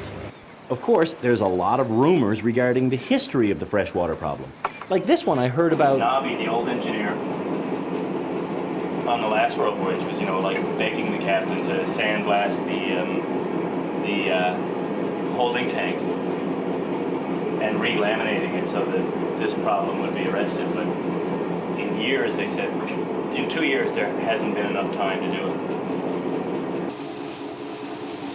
Hey, it's hot. Well, hot. It's fresh, too. Wow. Hey, it is. It's fresh. It came out of the 1,000-gallon hot water heater we have? Yeah.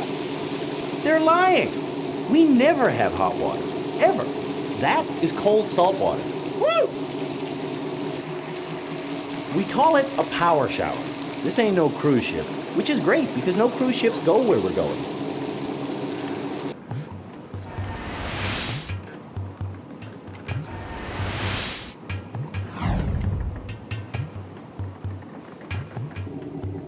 I've never been to Puka Puka. I don't really know what the arrangement is. I love that we're going to Puka Puka. Puka Puka. Puka Puka? Some people don't think it's funny, though. They'd rather go straight to Samoa so they can buy bottled spring water and take real showers. This isn't a hotel, it's not a motel, it's not a prearranged package tour. If they invite us ashore, we go. If they don't, well, we go to Samoa. I think they will. But we'll find out. Everywhere we've been, people have been drawn to us, amazed by our voyage, awestruck by our ship. At this stage, we've even come to expect admiration. No one in Puka Puka knows we're coming. Still, we're pretty sure they'll whip up an impromptu welcoming party for us.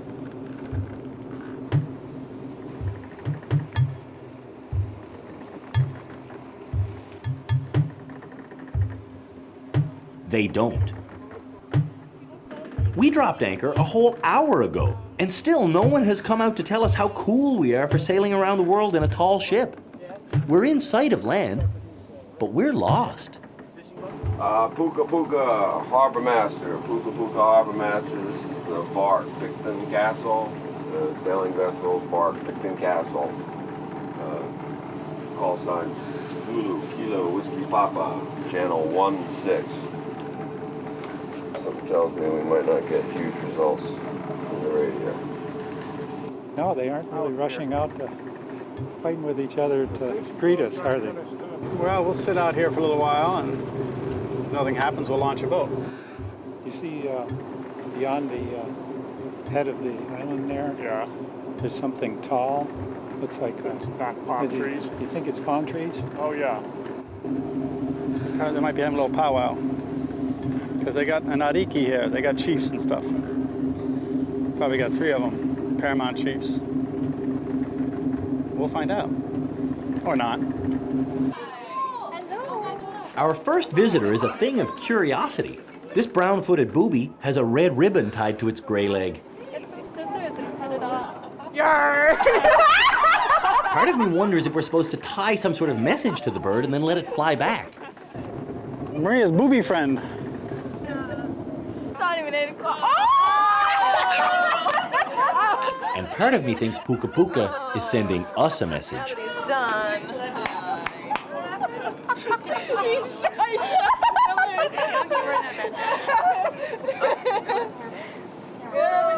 You gotta go. We knew that was coming, didn't we? Oh, here, these guys are gonna come, I think. They're on their way. I don't know, I think they had more pressing issues like catching a day's worth of fish. At last! Hello. Either that's our welcoming committee, Hello. or they've come to get their bird back. Howdy. Dan Moreland. Kia ora ana. Kia ora. Taia Rawarua. Taia. Representing the island of Puka Puka. Very good. Dan Moreland, Kia ora ana. I'm Captain of the Picton Castle. Captain of the... Yes, sir. For us, it's 10 in the morning, but for these party animals, it's still last night. Actually, yesterday, election of the island council members for the whole island. Oh, great. And unfortunately, while I was just celebrating. Gotta celebrate. It's important to You celebrate. gotta like a town where the mayor makes his first impression through Mr. Celebration here. As the mayor was saying, just go out there and see what they want. Okay, now it's our crew, there's 40 of us. We just spent... it's supposed to be... And we can maybe, we can put half... but anyway, how about coffee? Want some coffee? Let's get you some coffee. Milk, sugar? Hey, don't forget, hey Dan. Yeah. Don't forget that I'm still in the celebrating... Oh, good. Well, give a little coffee, keep you going. we want to go in. What's happening over there? Right hand is the coffee. Right hand is coffee? Left hand is celebrating. You're two-fisted. It's a sweet day at the office for you. As our ashore party finally goes in to suss things out, the mayor's representative stays behind to make sure our rum passes through his customs. Welcome to Puka Puka. Thank you very much. How you doing? On shore, Billy and Kate find the mayor and discover this incredible piece of information. The Picton Castle's crew of 40 is the largest group of tourists that Puka Puka has seen since 1974. None of the people on board have ever been here before, so they'd like to see if it would be okay we come ashore and kind of explore and check things out. And how long do you intend to hang around? Wouldn't be maybe 2 to 4 days. 2 to 4 days would be what we'd be looking at. We'll get you back, don't worry. Yes, you'll get back. So if half the crew goes ashore, where are we going to stay? Well, it depends. Unfortunately, we don't have any accommodation on the island. No motels, no hotels. Maybe the mayor can help out. You guys gonna get shipped around. You all right if we put you into individual household? Yeah. Family? I mean, that's, yeah, that's, Absolutely. Sure, that's or fine. 2 or 3 people Yeah. in one Sure. deal. On board, we're packing food bags to give away as rent. We need one more dressing, apparently. I love these moments. Arriving in strange places with no plan is bound to become a good story. The story this time is that the mayor has arranged for us to be picked up in a trailer, paraded through the streets, and dropped off at a barn in the middle of town, where prospective families will meet us and then hand over the keys to their houses. I'm okay. You're okay, yeah. I'm actually. What are you cooking? Rice and fish. We're gonna go buy some beer. Yes, you can. When in Rome, Billy would go look for beer. Okay. It's the mayor. Okay. It's good. Some things in tropical islands can just be taken for You don't like granted. styrofoam? People will put you up and feed you, and Billy will buy beer to give away. Okay, only if you come by and have some with us. Thank you very much. Can't do that? Nah. If we speak I love this. Sloan is helping with the beer instead of visiting the school. So this is Cook Islands Maori then? That's our... This is yours? That's our... Okay. So they learn to read and write and speak in all 3 of those.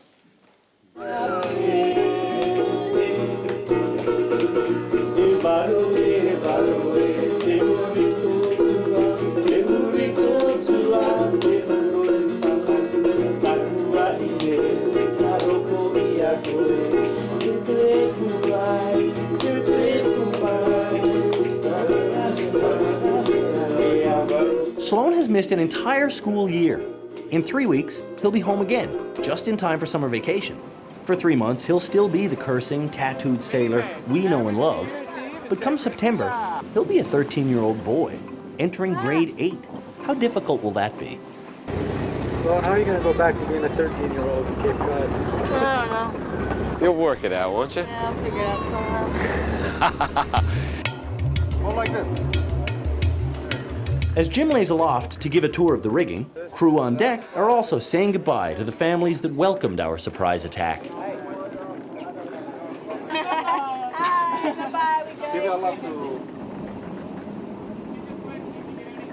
There was a lot of, trepidation. I mean, even on my part, I'd going ashore. I didn't know anyone here. The crew doesn't know anybody, and we don't really have we don't have an invitation or even permission to be there. But we're just going to sort out. So it was interesting, I think, for all of us, including me, to, sort of face those questions. It worked out great. It did. But we leave Puka Puka with strep throat and lice nits It's just very persistent. Yeah, it's not like you scratch it and it goes away. and extra infection. Mix all that up with our rusty water, and it tends to make you opinionated. You know, the captain led the muster yesterday by saying, desperate times call for desperate measures, right? And then he, does something that's akin to putting a poster over a giant hole in the wall. There's a little strep throat running around the ship. And to ensure, or do our best to not spread it, these cups have all been washed and boiled. You will each take a cup. You will each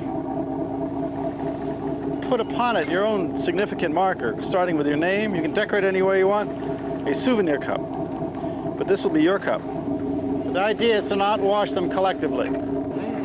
You know, it's cute and all to think that giving everybody their own personalized mug is going to somehow solve some germ or illness or filth problem on board, but I mean, it's pretty ridiculous and laughable. Nobody can shower, nobody can do laundry. It's simple what needs to be done. We got to fix the water situation sooner rather than later. You know, the rumor is Fiji that we might do it. We got to do it in Samoa, and please God we will, I hope so. There's two kinds of people on this trip. Round-the-world people and new people. I mean, I saw 3 people come in and actually not even bother washing their cup and just hang it up. And then they say, oh, well, I'll wash it, and they do this. 2 seconds here, no scrub. 2 seconds here, and they hang it up. Well, yeah. When I said earlier that we were like residents of the third world, I meant us round-the-worlders. Kelly's still a tourist. It tells you who actually cleans those forks and knives and who just does the... Yeah, when they're in here. But I think the correlation between the poor sanitation and the poor water quality, obviously plays a factor. I think there's also the whole, let's talk about poor diet. I got every disease there is on this ship. Doesn't get any better than this. Cajun ketchup. I think there's a lot of factors included here. And I think it's sort of silly that we're focusing on one, but you have to start somewhere. So, it's one step. I can see the vitamins keeping your immune system high. I can see that. That makes sense.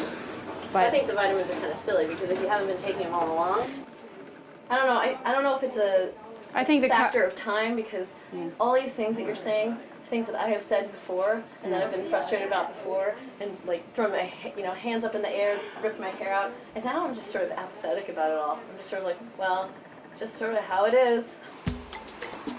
When you think Samoa, you think paradise. When we think Samoa, we think hospital, clinic, vet, anything. An official order comes down. If you're one of the people on board who has an infection, you get your ass to a doctor.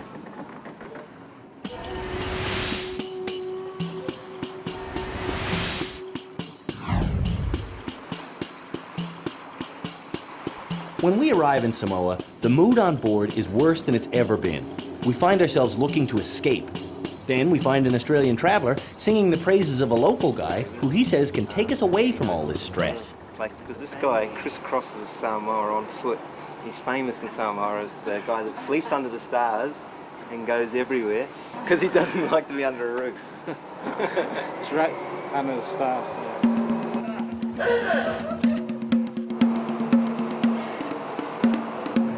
The guy who sleeps under the stars rented us this bus. At our first stop, I still hadn't actually heard about Eddie's commune with nature. Last week I have to cut through, I didn't have to go on the road, I have to cut through the beaches to get from one village to another village. Right. That's my lifestyle. What do you mean that's your lifestyle? You're mostly hanging around outdoors? You hang out? He sleeps under the stars. Really? I don't know. I've met homeless people before, and they've never organized me a bus tour. Back on the dock, the captain wants to scrub and refill our rusty water tanks. Billy has a more ambitious idea. The plan is, we've got rusty water tanks, correct? Correct.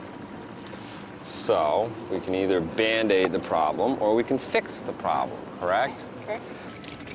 He's gonna fix this problem, come hell or high prices. You has to move all the stuff until he gets to the water tank. People on watch.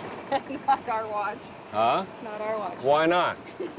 Oh, it's a problem, but we're gonna let someone else deal with it. Let me guess. Oh no, that's not common. We're doing that tomorrow. Let me see, wait a minute. Does this sound like something I've heard before? Oh, I've got a problem with the fresh water. This really sucks, but oh, when it comes time to do something positive about it, it's not gonna be my watch. Is that what we're hearing? No, I'm just wanted to clear that up. Is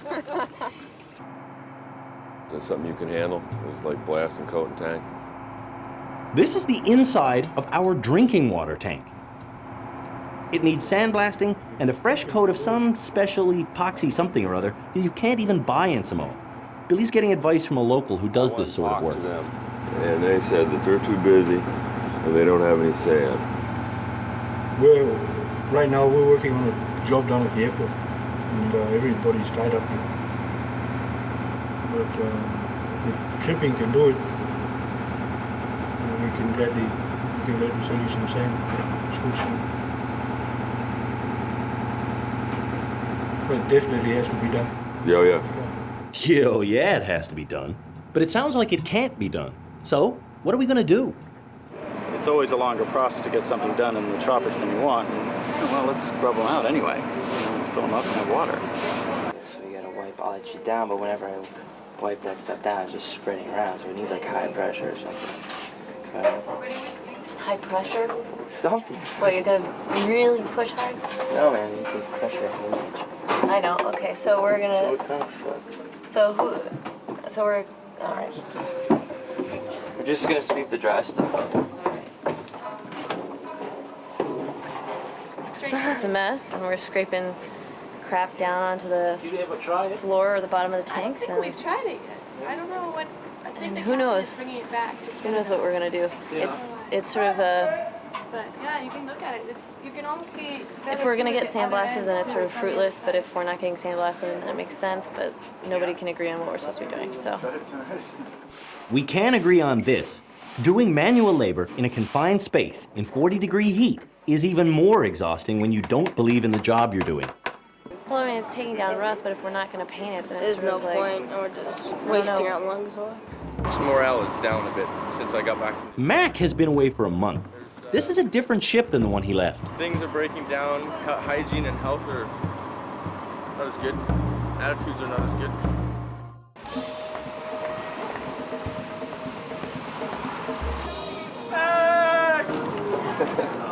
What are you doing to me? I got beer and everything.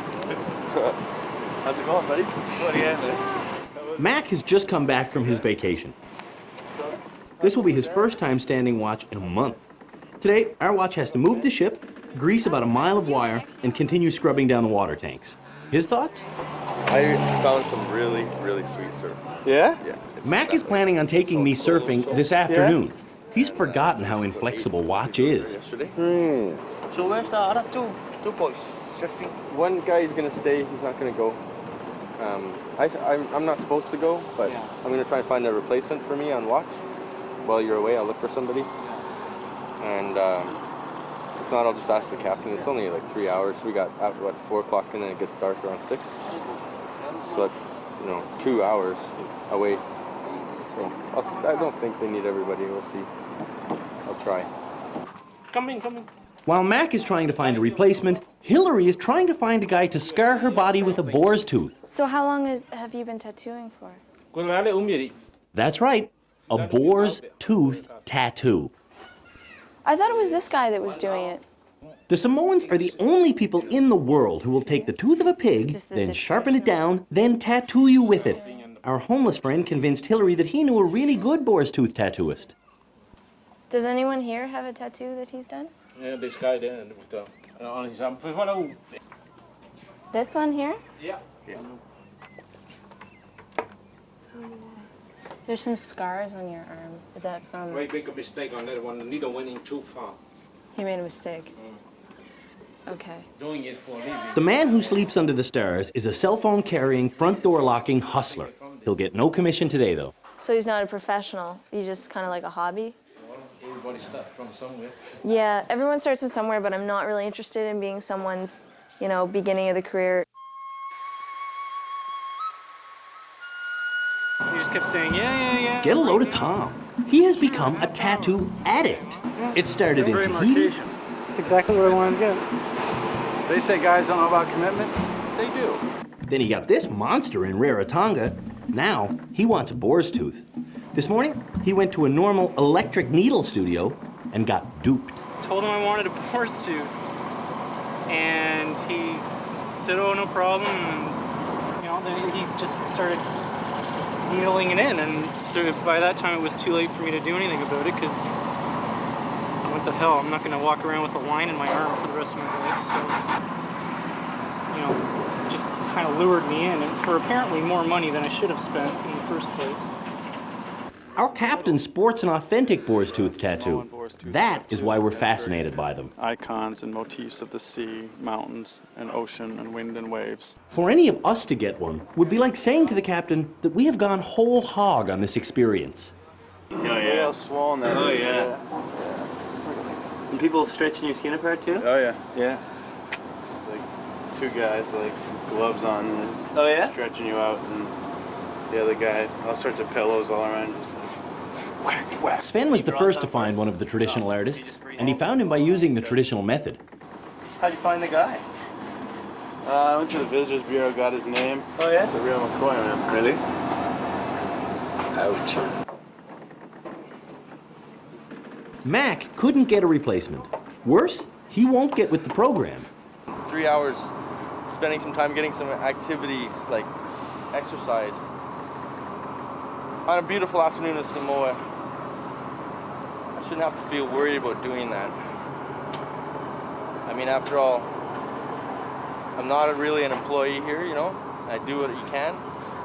I mean, it's the old story. I've paid a lot of money to be here. Why am I mean, the work's fine, but why is my freedom slowly, ever so slowly being taken? The truth is, Mac loves this. He knows he can't go surfing today, but pushing it is entertaining. So he pushes it to the limit. Well, then you just go surfing tomorrow. It's called delayed gratification. You can stand it. Yeah. I know it's a struggle to, you know, not eat the icing first, but it's you're either crew or you're not crew. If you're not crew, let me know. We can have accommodations for non-crew. Really? Yeah. Over there? No, we can discuss that. If you want to do the not crew thing. But it's way too boring. Yeah. All right. Well, then we'll foster the delusion that you're crew, and then it means that you're sort of partly dedicated to what we're doing. Yeah. Okay. All right, my boy. Yes. Thank you. There is one way Mac could get off watch. If you have an appointment to get a boar's tooth tattoo, you're free to go.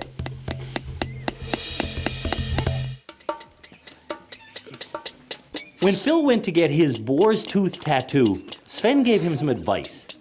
Enjoy the pain. Like after the first line, I was like, wanted to go away. I wanted to leave. When you move, my hand moved. Didn't really know what I was getting myself into. It's not something that you can get anywhere. The ship is like a boar's tooth tattoo convention right now. 7 people have been bitten by the pig, and you know, truth be told, I even booked a visit to Sulawesi there myself. But then the drugs wore off, and I canceled. Good thing, too. I don't enjoy the pain. It was a worthwhile experience. You learn how much you can tolerate as far as pain. It's a unique sort of tattoo. I don't know, I wouldn't go through it again. Tom went through 3 hours of pain to get this, the ship's biggest boar's tooth tattoo. Billy is fixing our water tanks. He bought the bags of blasting sand from Mobil. He rented a compressor from Samoan shipping. He flew Jim all the way to American Samoa to buy the proper paint. He hired locals to run the machinery. You see on the other side of the ship, the red tide? Basically, I spent my whole time here chasing the bits and pieces to get this job done here. You can't ignore the situation where you don't have good water. So, I said it's doable here, let's just do it. So that's what we decided to do. As we raise topsails and head off, the tank's new coat of paint is leaching into our water. It tastes and smells like a headache. We'll make it to Fiji in 4 days. To keep myself sane, I make Lauren laugh by cracking jokes about getting so dehydrated I fear I'm becoming a raisin. One of the reasons why I felt really comfortable getting involved with him is because I kind of figured that if I was going to be with someone for a year and a half, it's really important that he can make me laugh. What are you doing, Lauren? Leave her be. Help me. She's handling herself very well. Don't tell him that I beat you. You know, I mean, when you put 40 people together in 180 feet of space for such a long time, I mean, certain things are inevitable, you know? I mean, since I've been, on this trip, I've gotten 2 wedding invitations from couples who met on the last trip who are getting married. One of them's already married, I think the other one's happening this month. And so I guess it does work sometimes. Back in Lunenburg, we were asked if we were looking for love. Not something specifically I'm looking for, because I've been looking for it for a while and it's a pain in the ass to look for. So, you know, best case scenario, my life would turn out perfect, wouldn't it? I don't know how my life will turn out after we reach South Africa. Lauren's thinking about getting off there.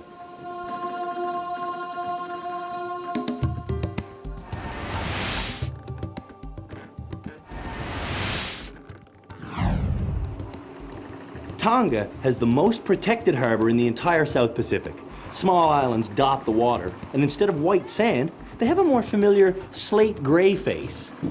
It's a lot like going up in Vancouver, you know, if you go up in between Vancouver and Vancouver Island, that sound, whatever that's called. From here, Kelly goes home to her brand spanking new prefab house in Waterloo, Ontario. I'm going to be really anxious to see out of the however many on board, how many stick it out to the end. Well, come on, get this. Goodbye to Kelly! Kelly's leaving! Mac is also leaving because of the captain. He said it was a bad person on the ship. Bad shipmate. Well, I'm sure a few people will agree. See ya. Have a nice trip back. Thanks for being my bunkmate. Whoa! Revelations! Yeah, exactly. Besides, I was getting kicked off anyway. So the captain says. I'll tell you one thing about people who leave the ship. They're a little less reserved than the rest of us when they're speaking to the captain. You're the devil's son. Oh, good. I'm the son of Satan's own very spawn. Spawn of Satan. Come on, say it. Spawn of Satan. Spawn of Satan. Come on. Oh, please. Come on. Oh, I'm not the spawn of Satan. I'm Satan himself. 10 minutes ago, Lauren and I were alone having a civilized dinner. Then we got ambushed by uninvited guests. Now, we feel like divorce counselors. To have you around because you just... I like this guy. Well, exactly. Spices it up. And I like him. that's I'm sorry why he's going. it was good to have you around. You know? I want to throw him off, but I'm sorry he's going. How's that, Mac? I want to throw you off, but I'm sorry you're going. You're messed up, man. I'm messed up. I'm messed up. I'm messed up. Oh yeah, like this is a news bulletin. I'm messed up. Newsflash. I'm messed up. The reason why I'm leaving is because I've given up already. That's why you're leaving. You're leaving because you're giving. You know what? And I can curse you and what you do. I encourage you to curse me. Okay. You should curse me. I curse you. I'm here to be cursed. Curse See, me. Mac, thing is, it's a very personal adventure. And if yours has come to an end, It's then over. it has. So be it. But Good the time adventure having for you me here. is See ya. but Max, Now so be gonna it. So be start. it. There's no hard feelings there. No. Other than that we curse you for Satan. No, other than that, we're just gonna miss you. Just before Mac left, he said to me, Andrew, it's not the captain's ship, it's not leadership, it's your ship. The guy is a poet.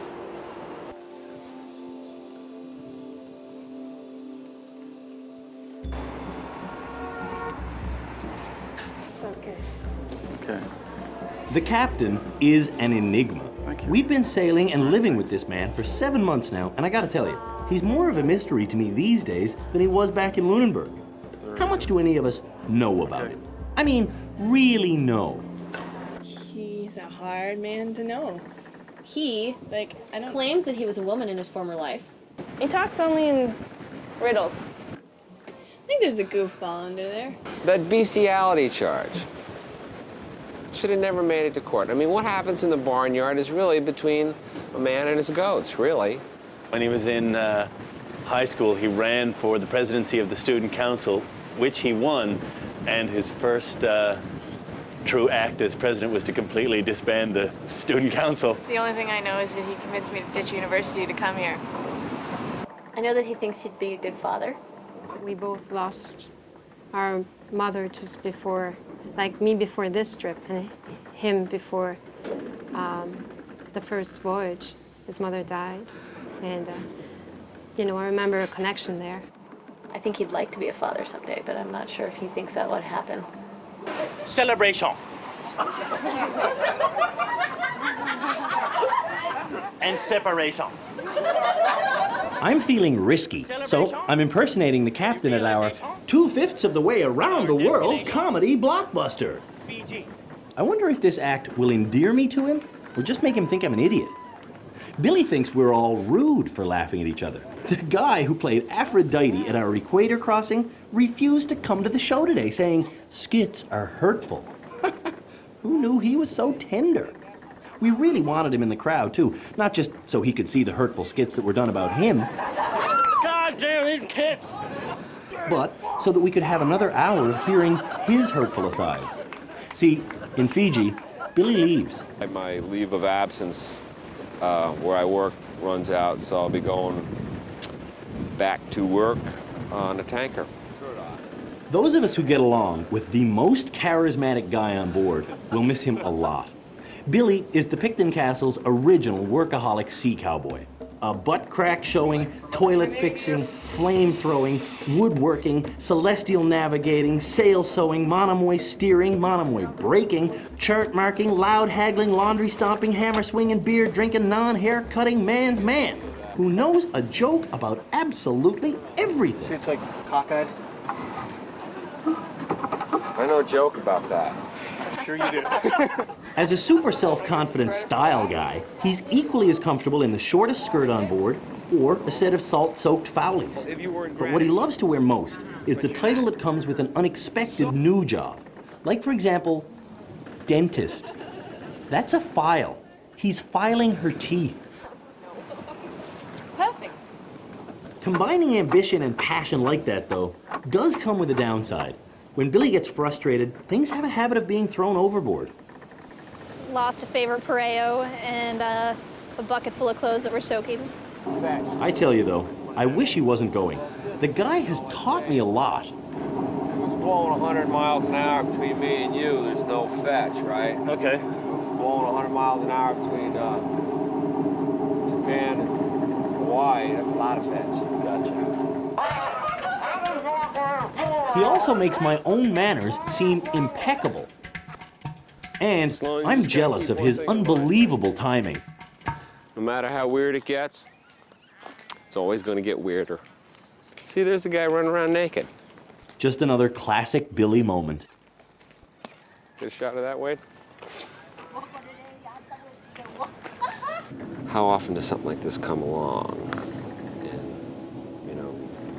not only when does it come along, but when do you have the time or are able to free up the time to do something like this? Dennis will have some free time soon. There's two rumors. Dennis quit, Dennis was fired. Either way, Dennis is gone. On the last world voyage, the Picton Castle went through 13 cooks during the first 12 months.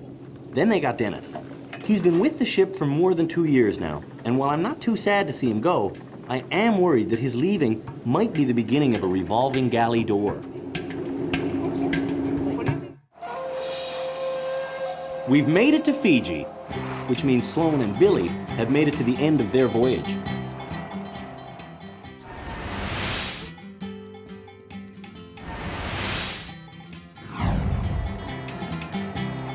You ever get homesick?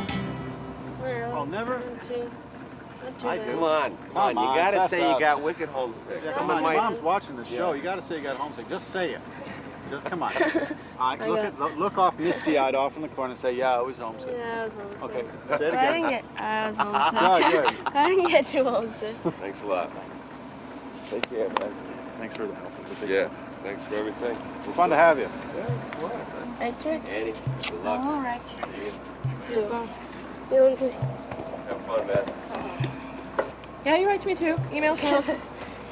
Hang around all afternoon. See you in Bermuda. Thanks, Bermuda. Yeah, soon enough. Probably. Down here, folks, for us. See you later. Have fun. Thank you. Say goodbye to everybody else that we didn't say goodbye to, you know? Derek's saying bye. What? Derek's saying bye. Thank you. See ya, man. Oh my gosh.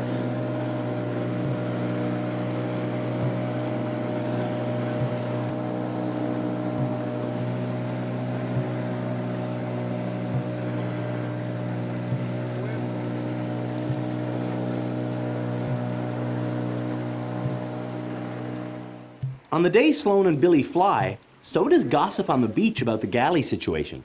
Laurie's quitting. No, Laurie's getting fired. Laurie's staying. There's a new cook coming, maybe, perhaps, but no one knows for sure. Not even Laurie knows. I've never been treated so poorly by an employer in my life, and so I'm questioning everything. You know, do I want to be here?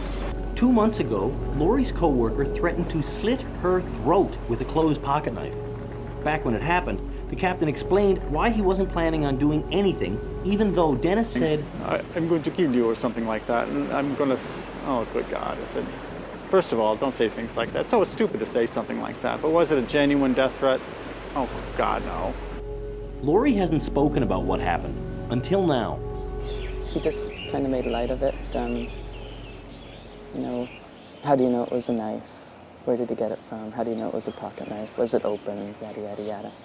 And I just sort of cut that off, saying, no, the blade wasn't open and he didn't have it pressed to my jugular. How many times has Hillary said she's going to kill Wendy if she steals her socks one more time? Is that a death threat? No, it's not really a death threat. To Dennis, our South African head cook, a woman publicly disrespecting her male superior is far more shocking than violence. Well, the captain leave and Billy's that, and then I'm like, there's one thing I want to make straight here, that I don't like her swearing at me, and she's like, and I told her that the words he told me, and then she repeated it. Yeah, I call him blah, blah, blah, and then I freak out. Because she was repeating it with the same attitude she did in the skip. And that freaked me out, and I went for her. Traditionally, in a fight at sea, both parties are considered wrong. Was it inappropriate? Sure, it's ridiculous. But so was the things that led up to that by the other party in question. My feelings about Laurie is not like personal, it's just the attitude towards work and things, and don't... As a senior, I expect that my assistant cooks or second cook or third cook should do what I tell them to do and not want to do their own thing. Basically a lot of immature nonsense, and what do you do about it? Well, there's not a lot of things you can do about that. Nothing mattered. It didn't matter how extreme things got. Yeah, it didn't matter to him. It would just be put aside, not dealt with. And I came in here to look. I found this. I'm not quite sure what that was. I think that was some kind of meat at one point. completely exposed, completely freezer burned. Completely frustrated, Dennis didn't show up for his last day, so the captain has asked Derek to cook. And I said, well, that's going to be difficult, seeing that there's not a lot of stores on board. Food, fresh vegetables, no dairy, no fruit, nothing. We had 9 or 10 tomatoes and 1 pepper. And I said, you know, Cap, we don't have any food. Of course there's food on board. Well, not really, we haven't. And he sort of just was blasé about it. It was like, oh, you got to spend it for yourself. And I thought that at the time I was furious. And then on my way out, when I had a chance to actually think about it, I was just mad. Derek could boil old pasta and serve it with some warmed up ketchup and pickles. That's what Dennis has been serving recently. It's like I lost interest. For myself personally, I lost interest of like, I just cook just food, eat. I'm not gonna create. I'm not gonna be creative and do things like I used to do. Just like here's a pot of as long as you got food on your plate, because I'm planning on leaving the ship. Well, I think Dennis depends a lot on his mood. He's in a bad mood, which he has been recently. He doesn't. The fact is, he should have been gone months ago. He was not happy. We're not happy. Bye. Cut it. I know they went through 13,000 million shifts on the last world voyage. That's not my problem. My problem is we're not getting properly fed. We're not. The promise I was given is, yeah, I sign up, I'm going to do this deal, blah, blah, blah. I'm going to get 3 hots and a cot. You know, I don't get that. And so it makes the morale, it's killing the morale. We got people who are leaving, we got people who want to leave, people who are fed up, people who are bored, people who are, and it all circumvents around little things that add up. The food, the lack of training, the bad leadership, the communication problems. But I'm fucking into this thing. I still am. I told the captain, I'm fucking pissed off right now, but I'm into this program. I'm into your idea. We're a cult. There's a reason why 3-masted barques don't sail around the world anymore. The lifestyle sucks. But that doesn't matter if you're a cult member. When we started, 30 people thought they would sail around the world. 5 of us have already left, and if rumors are right, 5 more will terminate the experience here. It seems their answer has become no. See, to retain your membership in the cult of the Picton Castle, you must ask yourself the same question every day.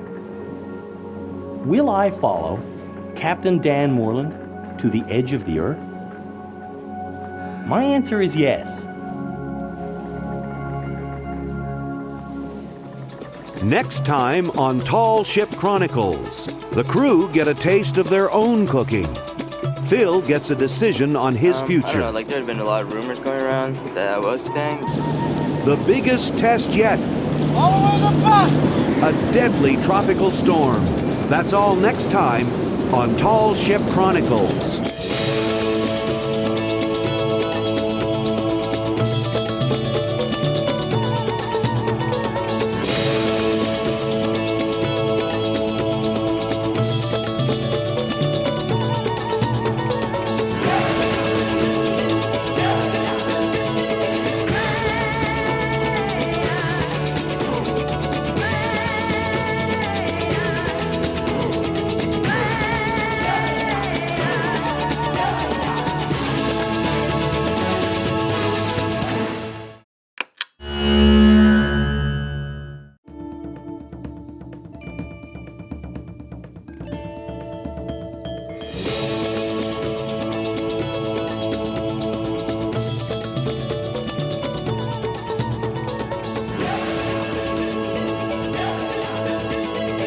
"45 men and women pursue an extraordinary dream.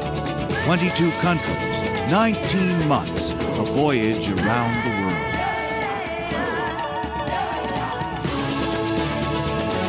Tall Ship Chronicles.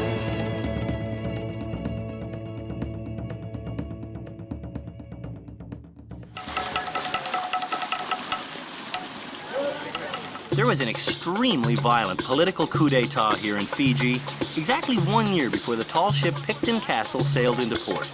That's been bad for tourism. But for tourists like us, it's great. The place has emptied, kind of like our ship.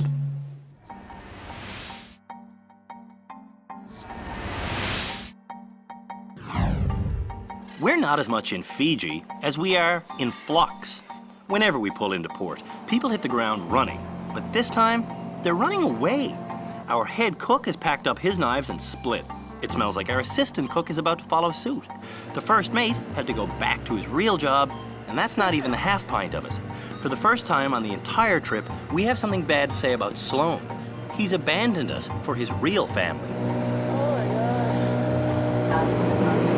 Our bad water and infected sores have caused the lowest morale we've had all voyage. Now that we're in port, we're all hoping to boost our spirits. Some of my crewmates are doing that by immersing themselves in this foreign culture.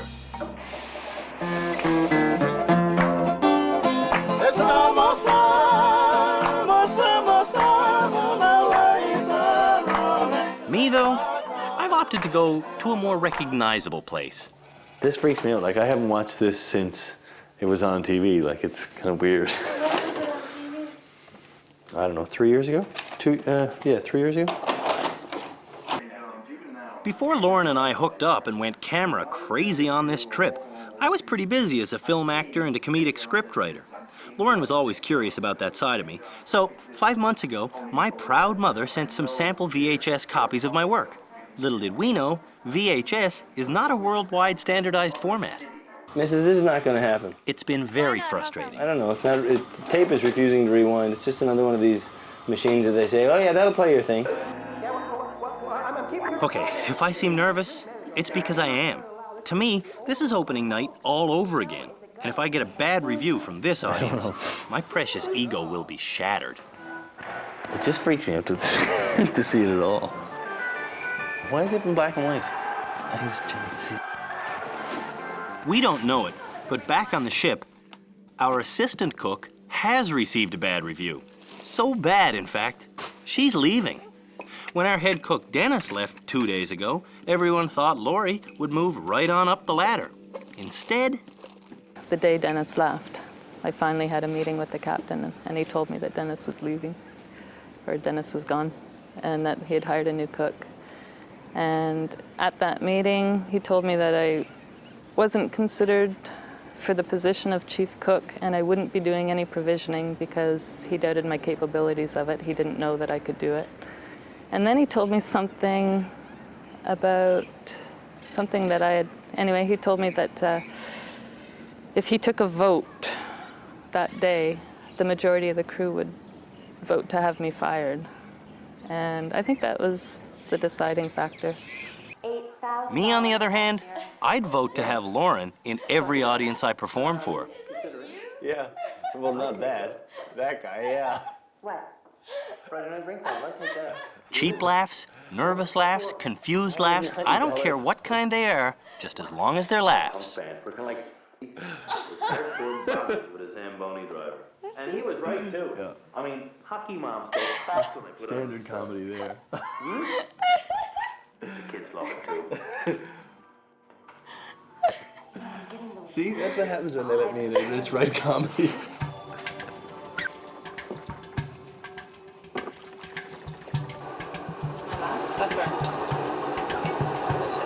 The vote, if I had taken the vote any time in the 2 months before either one of them got off, the vote by the crew, should there be one, would be to get rid of both of them, and it would have been pretty close to unanimous. And that's what I told her.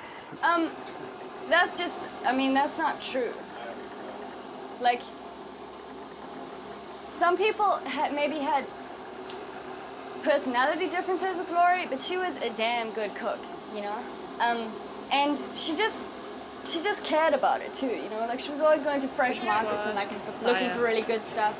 I think it's nice to wash for your boat. I like the big ones. Personally, Lori and I didn't, we didn't see eye to eye that well. We didn't get along, but I respected her in the galley. When she did cook, she would bust out some great meals.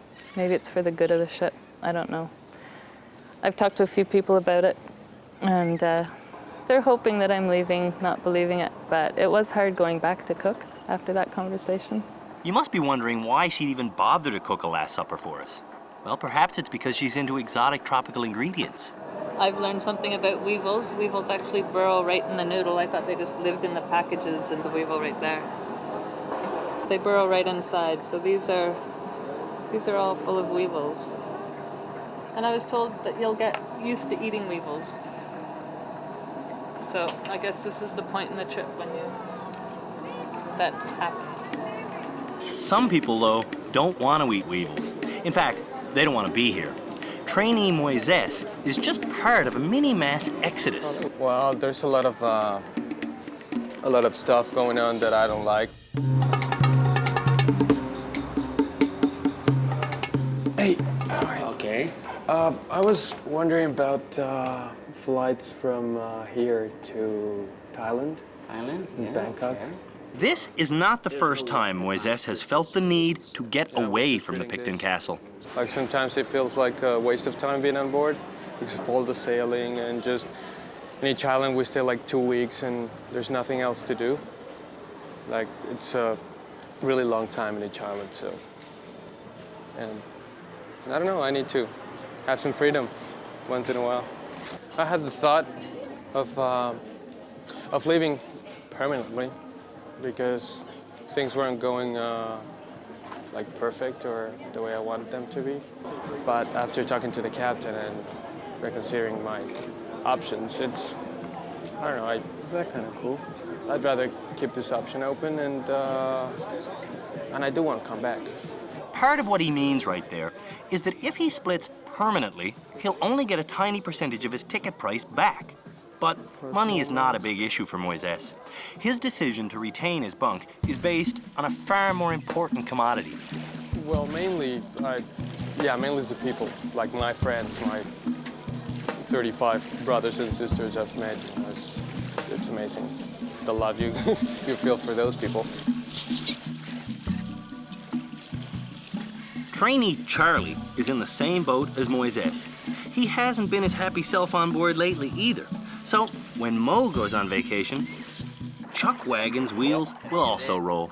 Oh, I'm going to, I don't know. Going to, a little trip. Sydney. He says he's going to Sydney, but I think that's just stop number one. See, Charlie needs cash. On the beach here, it's all foolish fun and games. But if he goes home to Massachusetts, he could work at the boatyard, make some serious coin, and then come back to the ship just as the New England winter rears its ugly head. Jeannie is also going. Somewhere. Where are you going, Jeannie? Kayaking. We know where she's not going. She's not going aloft to find thrills anymore.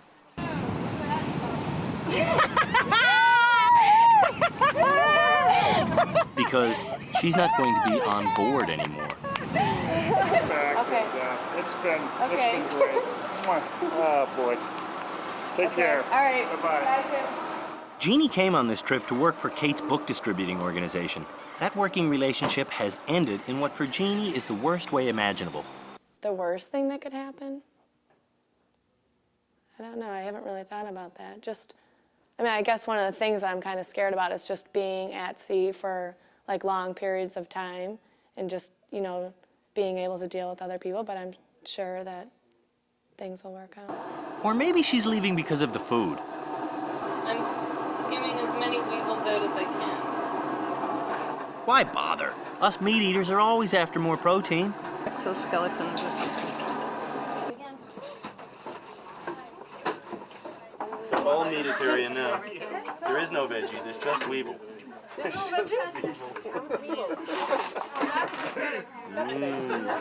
That's veggie with weevil. Oh, no, it's not. I love taunting the vegetarians, and Julie is the staunchest leaf eater on board. She once told me she wouldn't eat the clam chowder because of her, quote, compassion for the clam. I'm impressed, though, with how she handles the critter lasagna. Just like when it cooks, it loses its legs and its antennas. Right. Let's talk more move. But it's still a weevil nonetheless. Maybe her good humor is out of respect for Lori. Here's to Lori.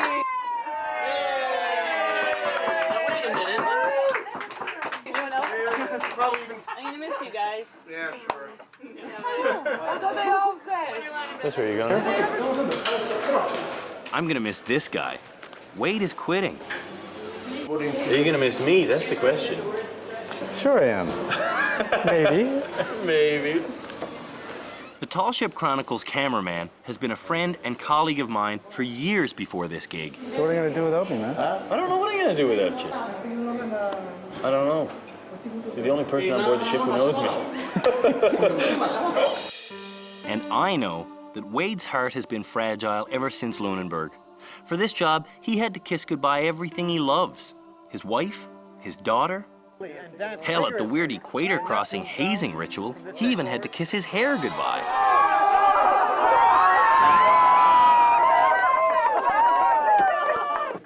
When I started to realize that Wade might not make it, I turned the camera on him. Compared to other jobs you've had, do you like this job?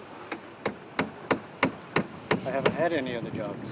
As a cameraman, you goof.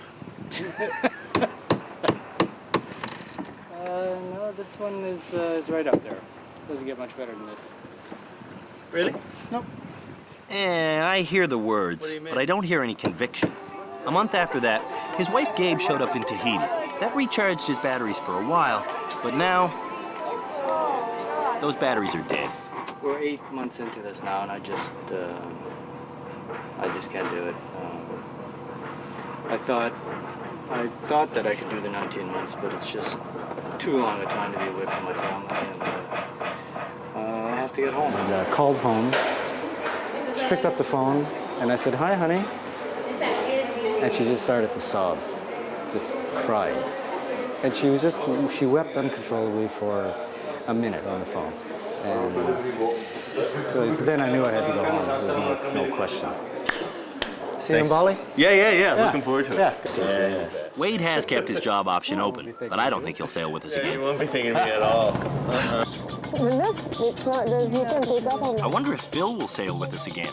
At practically every port, the captain tells him he can stay on, but just until the next port. When we leave Fiji, though, he'll finally get to know his future. Like, this is where I want to be, but I don't really know if I'm going to be able to stay. We're supposed to leave today. So what time do we have? 10. It's 11. Okay, well, we're going to have a long day ahead of us, so. Bunker's right here.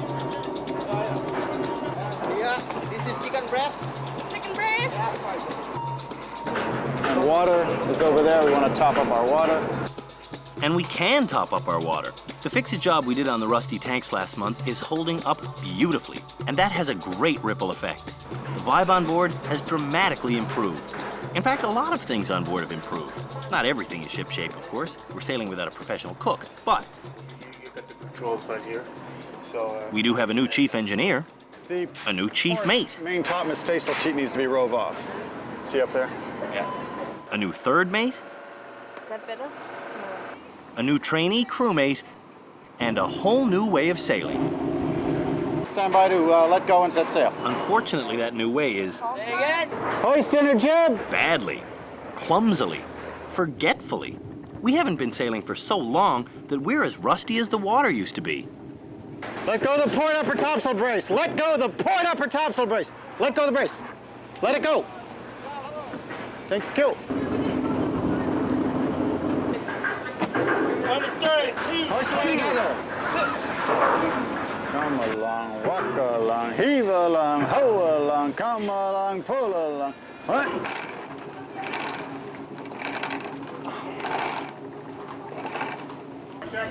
Hands to the braces. Here's the braces.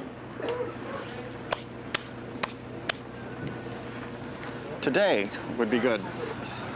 The problem is you're in port for 2 weeks or almost 3 weeks, going to pubs and carrying on and getting all distracted by fun stuff ashore. Boy, ease that weather brace off, ease it off, ease it off, ease it off. Oh, wow, oh, wow, oh, wow, ease it right off. You're a little groggy from 3 weeks in port. I expect that. We don't fell out of gear because it's crappy out. Hold tight the starboard upper topsail down, all on the main. Ow, ow, ow. The more the captain likes you, the more he snidely lectures you on your little mistakes like slamming locker lids. Look what you did. Clearly, the captain likes Phil a lot. See, we're gonna do that. See, this is what happens when this breaks. See, it breaks the lid. So imagine, Phil, that is not a piece of rope, but a very, very important part of your body. Imagine that that is something that's very private and secure to you, and this is what you just did to it. With that metaphor in mind, you will never do that again. Okay, fix that. Try this metaphor out in your mind. For months, the captain has been leading Phil in an oddly affectionate slow dance. All the way. Just hoist away. Come on, lean on it, Phil. Don't be wussing there. The dance started just days before the ship left Lunenburg when the captain asked the 17-year-old if he'd like to volunteer his services just as far as Panama. Then the captain swung him to Tahiti, spun him through Rarotonga, and dipped him in Fiji. Then Phil started to go insane, wanting to know exactly where and how this dance would end. In this situation, it's like I'm doing something, but I don't know if I'm really doing it. Like this is where I want to be, but I don't really know if I'm going to be able to stay. It was up to him. He had to show himself. I didn't decide in Lunenburg he was going around the world. That wasn't like withholding information from him. He had to show himself. And I wasn't going to tell, you can't tell him that either. He's got to show who he is to get this. I mean, I'm going to work just as hard, but, you're always sort of analyzing how you're doing, making, so just sort of, I don't know. See, and Julie in particular said that he was, the bosun was that he was, putting a lot of extra time in, off watch, really getting as much out of this as he could. And he was, he would get off watch, then he would turn to again with her to do some work. And that's dedicated. That's what I was looking for, something like that. So this isn't just a, punching the clock. I mean, I was supposed to get off in Fiji, and we had been here for 2 weeks, and he hadn't said anything. And then I was tying a knot, or tying the boat up, and he kind of took it from me and showed me how he would do it. And he was like, I think you need to stay to Lunenburg. And I was like, okay. That's the captain, reserved beyond belief. Even though he's been invited to stay, Phil still has no idea how the captain really feels about him. He's doing great. He's a good kid. Stop the presses. He's smiling and complimentary and unabashedly proud of Phil. Hold it like that, okay? I was pretty excited when I was a young kid to get on my first square rigger, and I think I was a little bit like that. It's your bloody useless hand on the wick. Maybe that's why the captain has turned this young sailor into his favorite protege. Because through Phil, he gets to relive his own coming of age. When we set sail from Fiji, we had no cook. Basically, the captain told me I was cooking. I said, all right. Aye, aye, Captain. Translation, we still have no cook. Jen was a paying trainee who is supposed to have left the ship back in Tahiti. The captain has allowed her to stay on for free, provided she does whatever jobs need doing. That's the other cook. Emily paid for the whole trip. She's volunteering just to help Jen out. So how long are you guys doing this for? Until the new cook comes. Which is? Who knows? I've heard Vanuatu, but we're going to be there for a while, so I don't really know. Have you sailed before? No. The ship's newest newbie, Aletta, is also here until Vanuatu. Yes, I'm in the middle of my gap here before going to university, so I'm busy doing lots of new, exciting things, and this was one of them. We decided to go with little Chinese tonight. Yeah? Yes. Sweet and sour chicken. We cook what we want to eat, so... Listen. It's gone all right so far. Yeah. That's because they haven't served anything yet. We ate Dennis's food for 7 months. Anything's an improvement. Michael, who is our first mate, is a trained shipwright and ship's carpenter, and in Germany, that means you went through a 5-year apprenticeship. I'm still a neophyte sailor. To me, Billy defined the term first mate. Well, tell you what, how about I go nuts on you? This guy. People who want to do carpentry workshops, he's got a project he wants everyone to do. Huh, maybe he'll turn out great. Jen and Emily's sweet and sour chicken with rice, on the other hand, turned out more like chalky glue with glommy slop. No one complains, though. Speak ill of the performance of a substitute cook, and maybe it'll be your turn to cook. We learned something today in the galley. We were getting maybe a little too cocky, maybe a little big for our britches, as they say. And we'd like to apologize to all of the Picton Castle crew who ate our chicken tonight. We had kind of big plans. We wanted sweet and sour, and it was pasty and weird.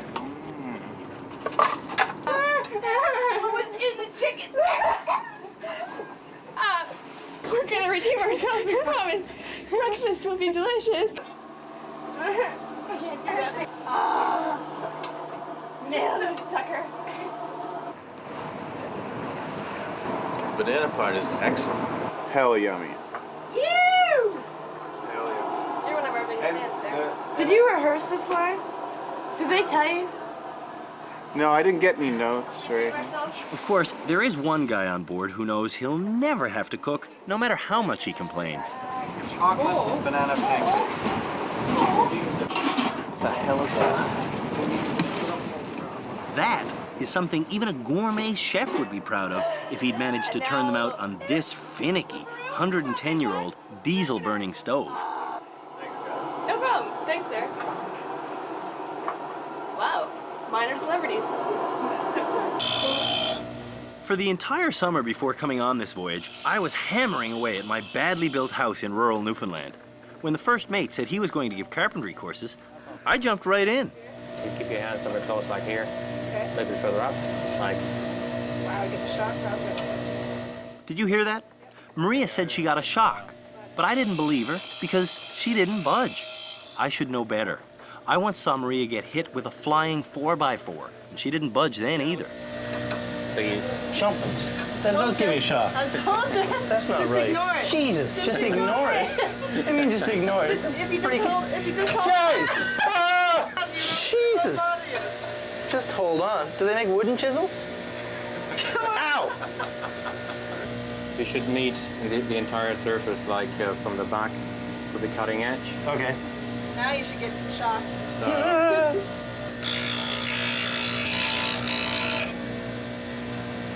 So have you ever worked on a training vessel before then?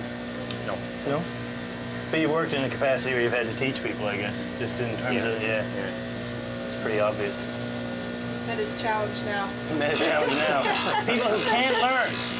Welcome to the old dog school. It's the same in any aspect of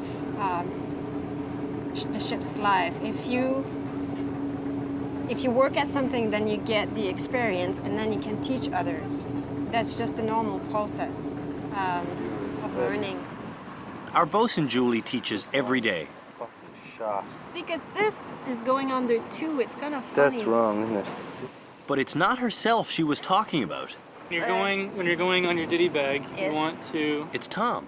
Like that. You have to, and also remember that it's going to get smaller. The hole's going to get smaller as you're putting more strands through the. Like that. You want to lay it back in the natural way it would. 6 months ago, Tom was the captain's first sail-making student. And that, rub that under. Until you get to that mark there. Okay.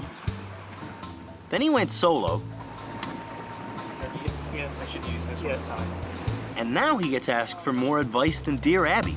You see how this is laid sort of like in this direction, and then it gets straight here? Yes. That's just, it's too tight. Oh, okay. If you do something with confidence, people will come to you and ask you questions because you appears to be confident in what you're doing and you know what you're doing. So they touch together on the inside? Yes, and but then you space evenly on the outside. I just woke up and I got caught. Tom is not the only one pursuing a new perspective. Yeah, this is only my second time up. The first time I just came for practice. I haven't been up before when the ship's been sailing, actually. It's great. Just taking each sail gradually, and then finally, I think in Fiji, I went up to the gallant and the royal. And you can just do it. That's all there is to it. Eventually. Oh, look at you guys. Had a little bit more practice. Yeah. In the real world, people practice to prepare for a big event. Here, it's the same, but we forget that because we're always too busy practicing. Okay, here's the gig. It's look out. You are literally looking out. If there's, anything at all, when in doubt, report. And you're going to report it to the officer on duty. Who is? Who, in our case, is the captain. captain. Don't be intimidated. He wants this information. Right now, the captain has information that we don't have or want. And that information is this. The big event we've been practicing for is on its way. Tomorrow morning, the wind is going to be screaming. The sea is going to be boiling. And based on our collective sailing ability, the Picton Castle is going to be either swimming or sinking.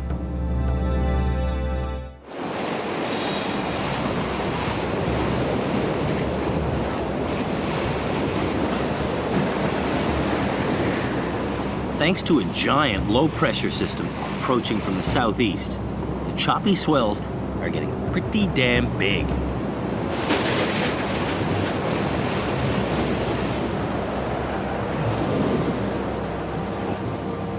And the wind is getting pretty damn strong. So strong, some sails are taken in before they shred. Loose objects on deck and in the hold are tied down.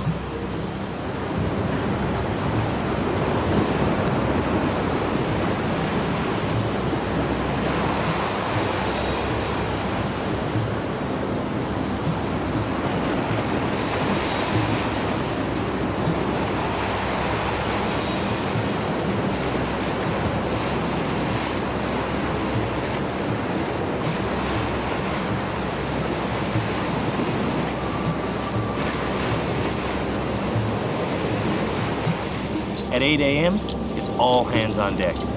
We have sailed over 12,000 nautical miles now, and this is the first time in open water that the captain has called for all hands.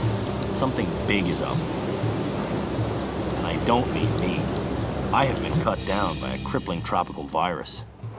He's got like stomach cramps, stuff like that. I know there was something going around in Fiji. I don't know. And the weather probably doesn't help. I don't think he's seasick, but I think it's just, it adds to the general thing.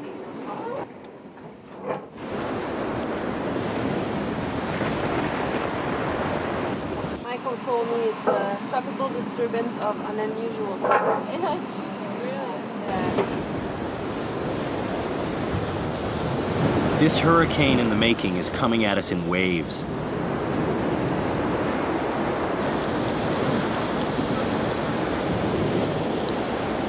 Gale-force winds descend on the ship. To make things even worse, our onboard weather warning system is showing an even uglier storm to the north, and this fresh hell is trying to push us in that direction.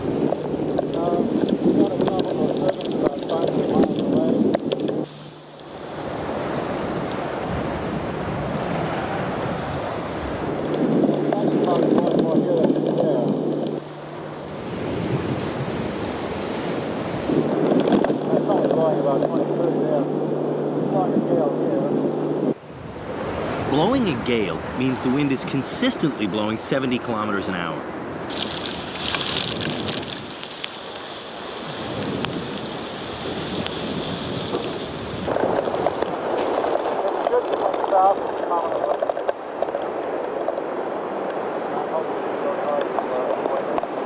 In his calmest yelling voice, the captain lays it on the line. If one of these waves snatches you and pulls you in, you're dead.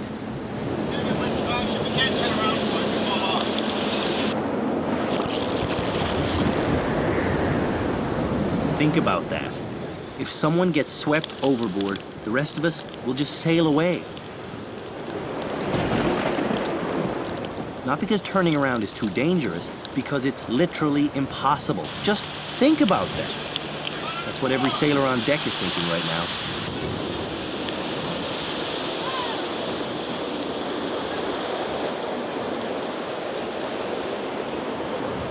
No one even bothers to ask if we'd resort to using our small rescue boat.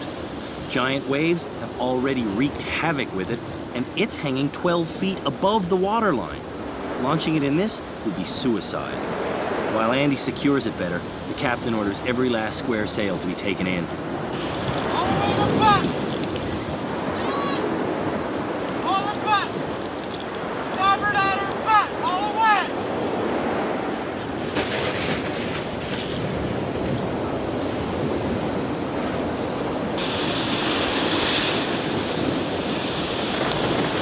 I was thinking about a lot of things. I mean, this is the first major storm I've been in at sea, and probably true of most of us. Going aloft with the yards, swaying back and forth, and gathering in the canvas and just flogging back and forth, 50-mile-an-hour winds.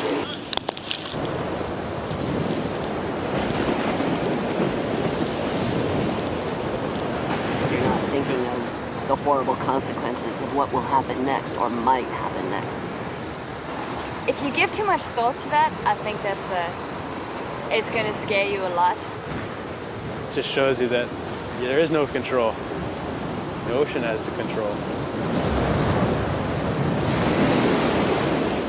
The very last sail is taken in. Maria heads out to do the scariest job, tying it down. Maria was left out there. We took one just incredibly huge rock aft and then back down forward, and I yelled for her to hang on, hang on, hang on. Put my hand out, and as soon as she was able to grab me, got her back up onto the deck.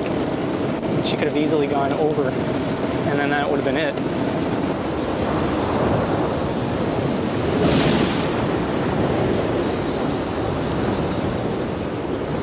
It's only 10 a.m. This working day has barely begun. Usually, the captain's job is to strictly give orders.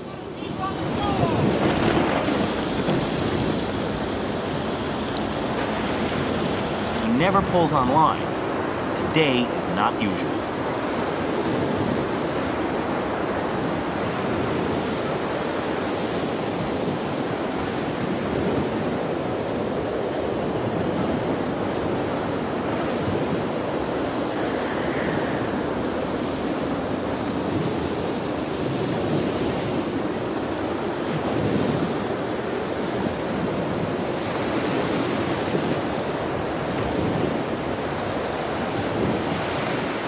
I was just thinking it could be worse, and it might get worse.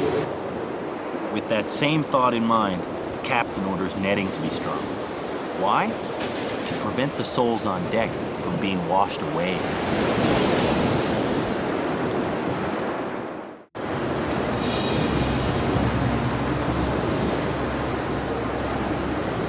That one looks here. Just slips in under there. This one there. Like there.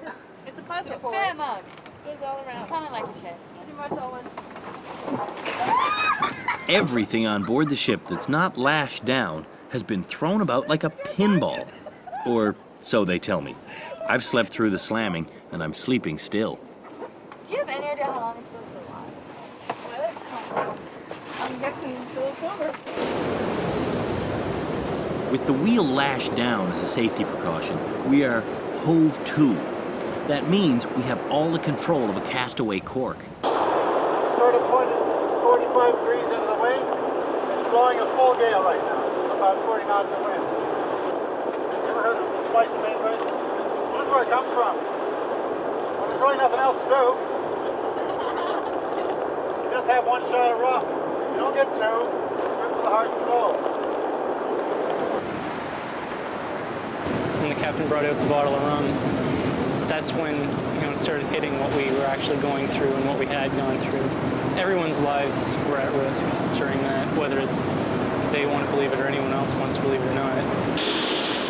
Anymore, why we're hoped instead of running with it is that this island's 200 miles up. I don't want to be anywhere near this kind of weather. Good job, everybody.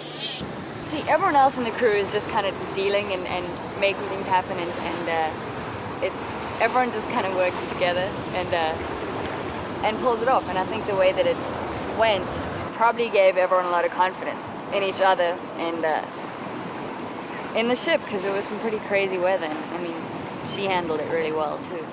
It's what, in part, I suppose I was looking for.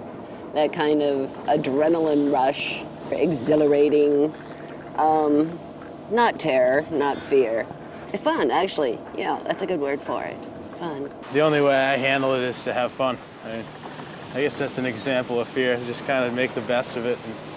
I remember just watching all this activity and thinking, know, this is a great story, you know, but geez, there's stories that you just never hear. You know, the people who are in, you know, worse storms than this never get to tell about it. Jim's wrong.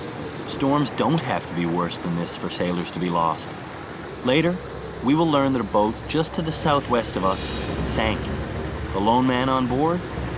Well, in weather like this, you already know what happens to anyone who gets separated from their vessel.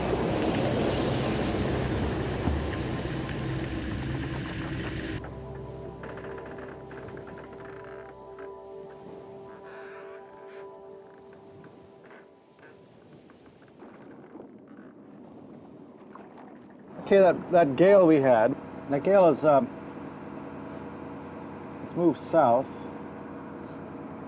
and it's now almost hurricane force. This is called cleaning the aftermath.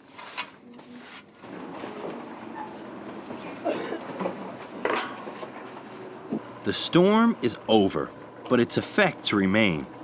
The gale force winds ate our flag. But that's okay. We were going to launch a new flag today anyways. You see, today is July 1st. Canada Day! I was trying to be patriotic halfway around the world. Oh, Canada, we stand on guard for peace. You gotta stand up for it. Do you guys check those out? You guys are the bomb.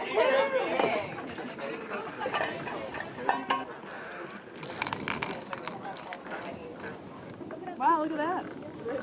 Yoink. The crew's about a third Canadian, which in terms of American-Canadian population is you could call it, that's a lot. You know, I think our crew, the non-Canadians, and I think a lot of our Canadians too, have learned a lot about Canada by that sort of intermixing. You love Canada, eh? Eh? You little hoser. She's wearing a freaking cape. Intermixing with all these Yanks after sort of growing up saying, you know, thinking more or less you can get away with every snide comment you can about an American at any given time. This is Sven, representative for the States. It changes your perspective. My perspective, though, remains unchanged. Glamour of it all, eh? What's wrong with you? I don't know. I got some kind of bug or something. I can't eat. I haven't eaten anything in a couple days now. You haven't moved in a couple of days. No, yeah. Sleeping 14, 16 hours a day. I don't know. Sucks. Happy Canada Day. Woo!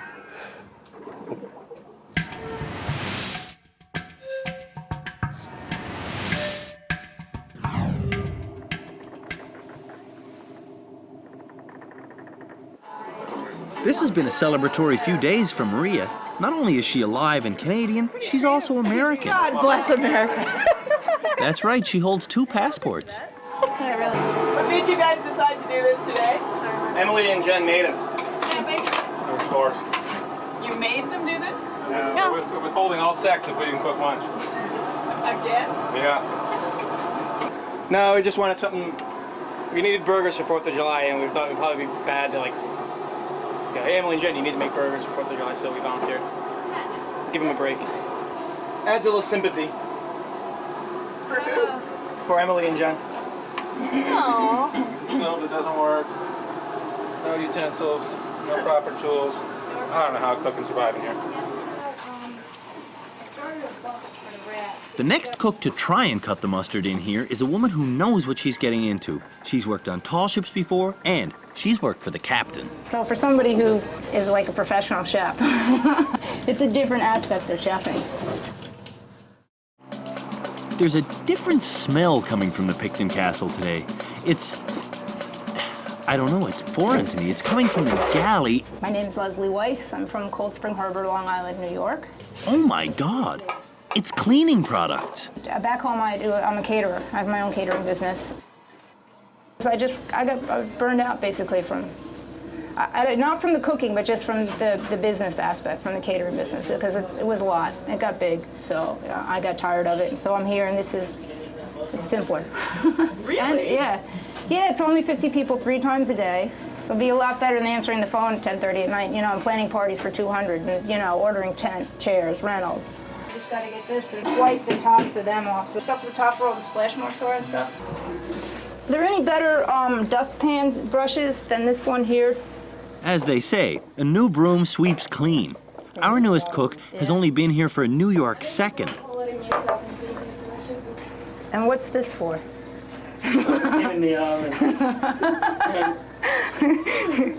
She hasn't even unpacked yet. Okay.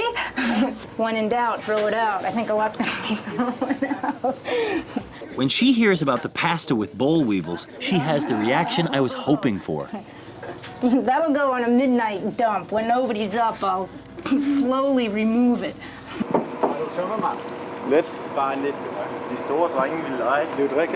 When Mikkel introduces himself to Leslie, he tells her something he hasn't told me. I'm the off-going engineer. Off-going? It was nice meeting you. Nice meeting you. See you next time.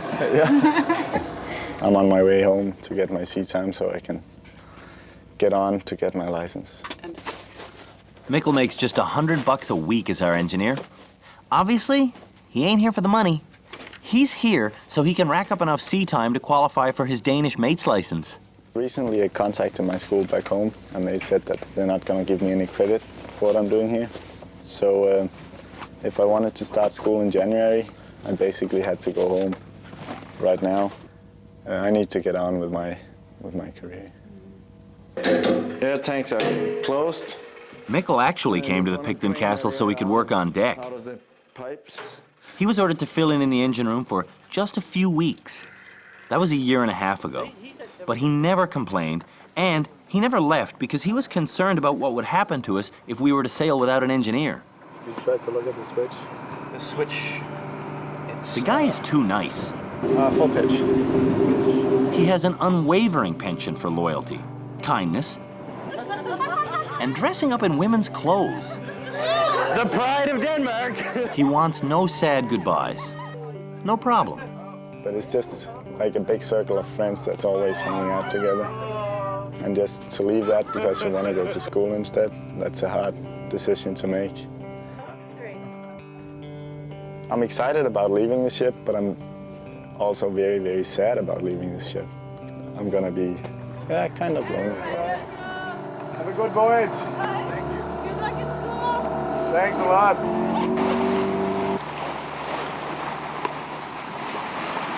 Back underway, there are a few thousand stowaways I wish we had left behind. I can't tell if they're. Oh, yeah. The white stuff in the pasta is eggs. Really? Yeah. Oh, look at the bottom right corner. Leslie said she would do it, and now she's done it. The evil weevil pasta is gone. Got weevils in it. It's not edible. I wouldn't eat it unless we were starving. It looks just like my bunk, only there's less of them. Steer west-northwest. West-northwest. Yeah. The foresail blew up. She's coming. There's a reef there. We won't want to hit the reef. I've never been to this one before. This was recommended to me by some folks I know, and looks like a nice anchorage. And there's a nice village. There's supposed to be some friendly folks here. So we'll go find out. Panama Bay, Vanuatu, South Pacific Ocean. Sounds primitive, hey? The last recorded act of cannibalism on this island was in 1969. Come on over.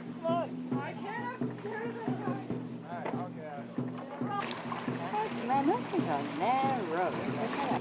Don't worry, we won't get eaten in Panama Bay. But when we leave this place, the population of the Picton Castle will be forever changed. Next time on Tall Ship Chronicles, Vanuatu exposes its charms.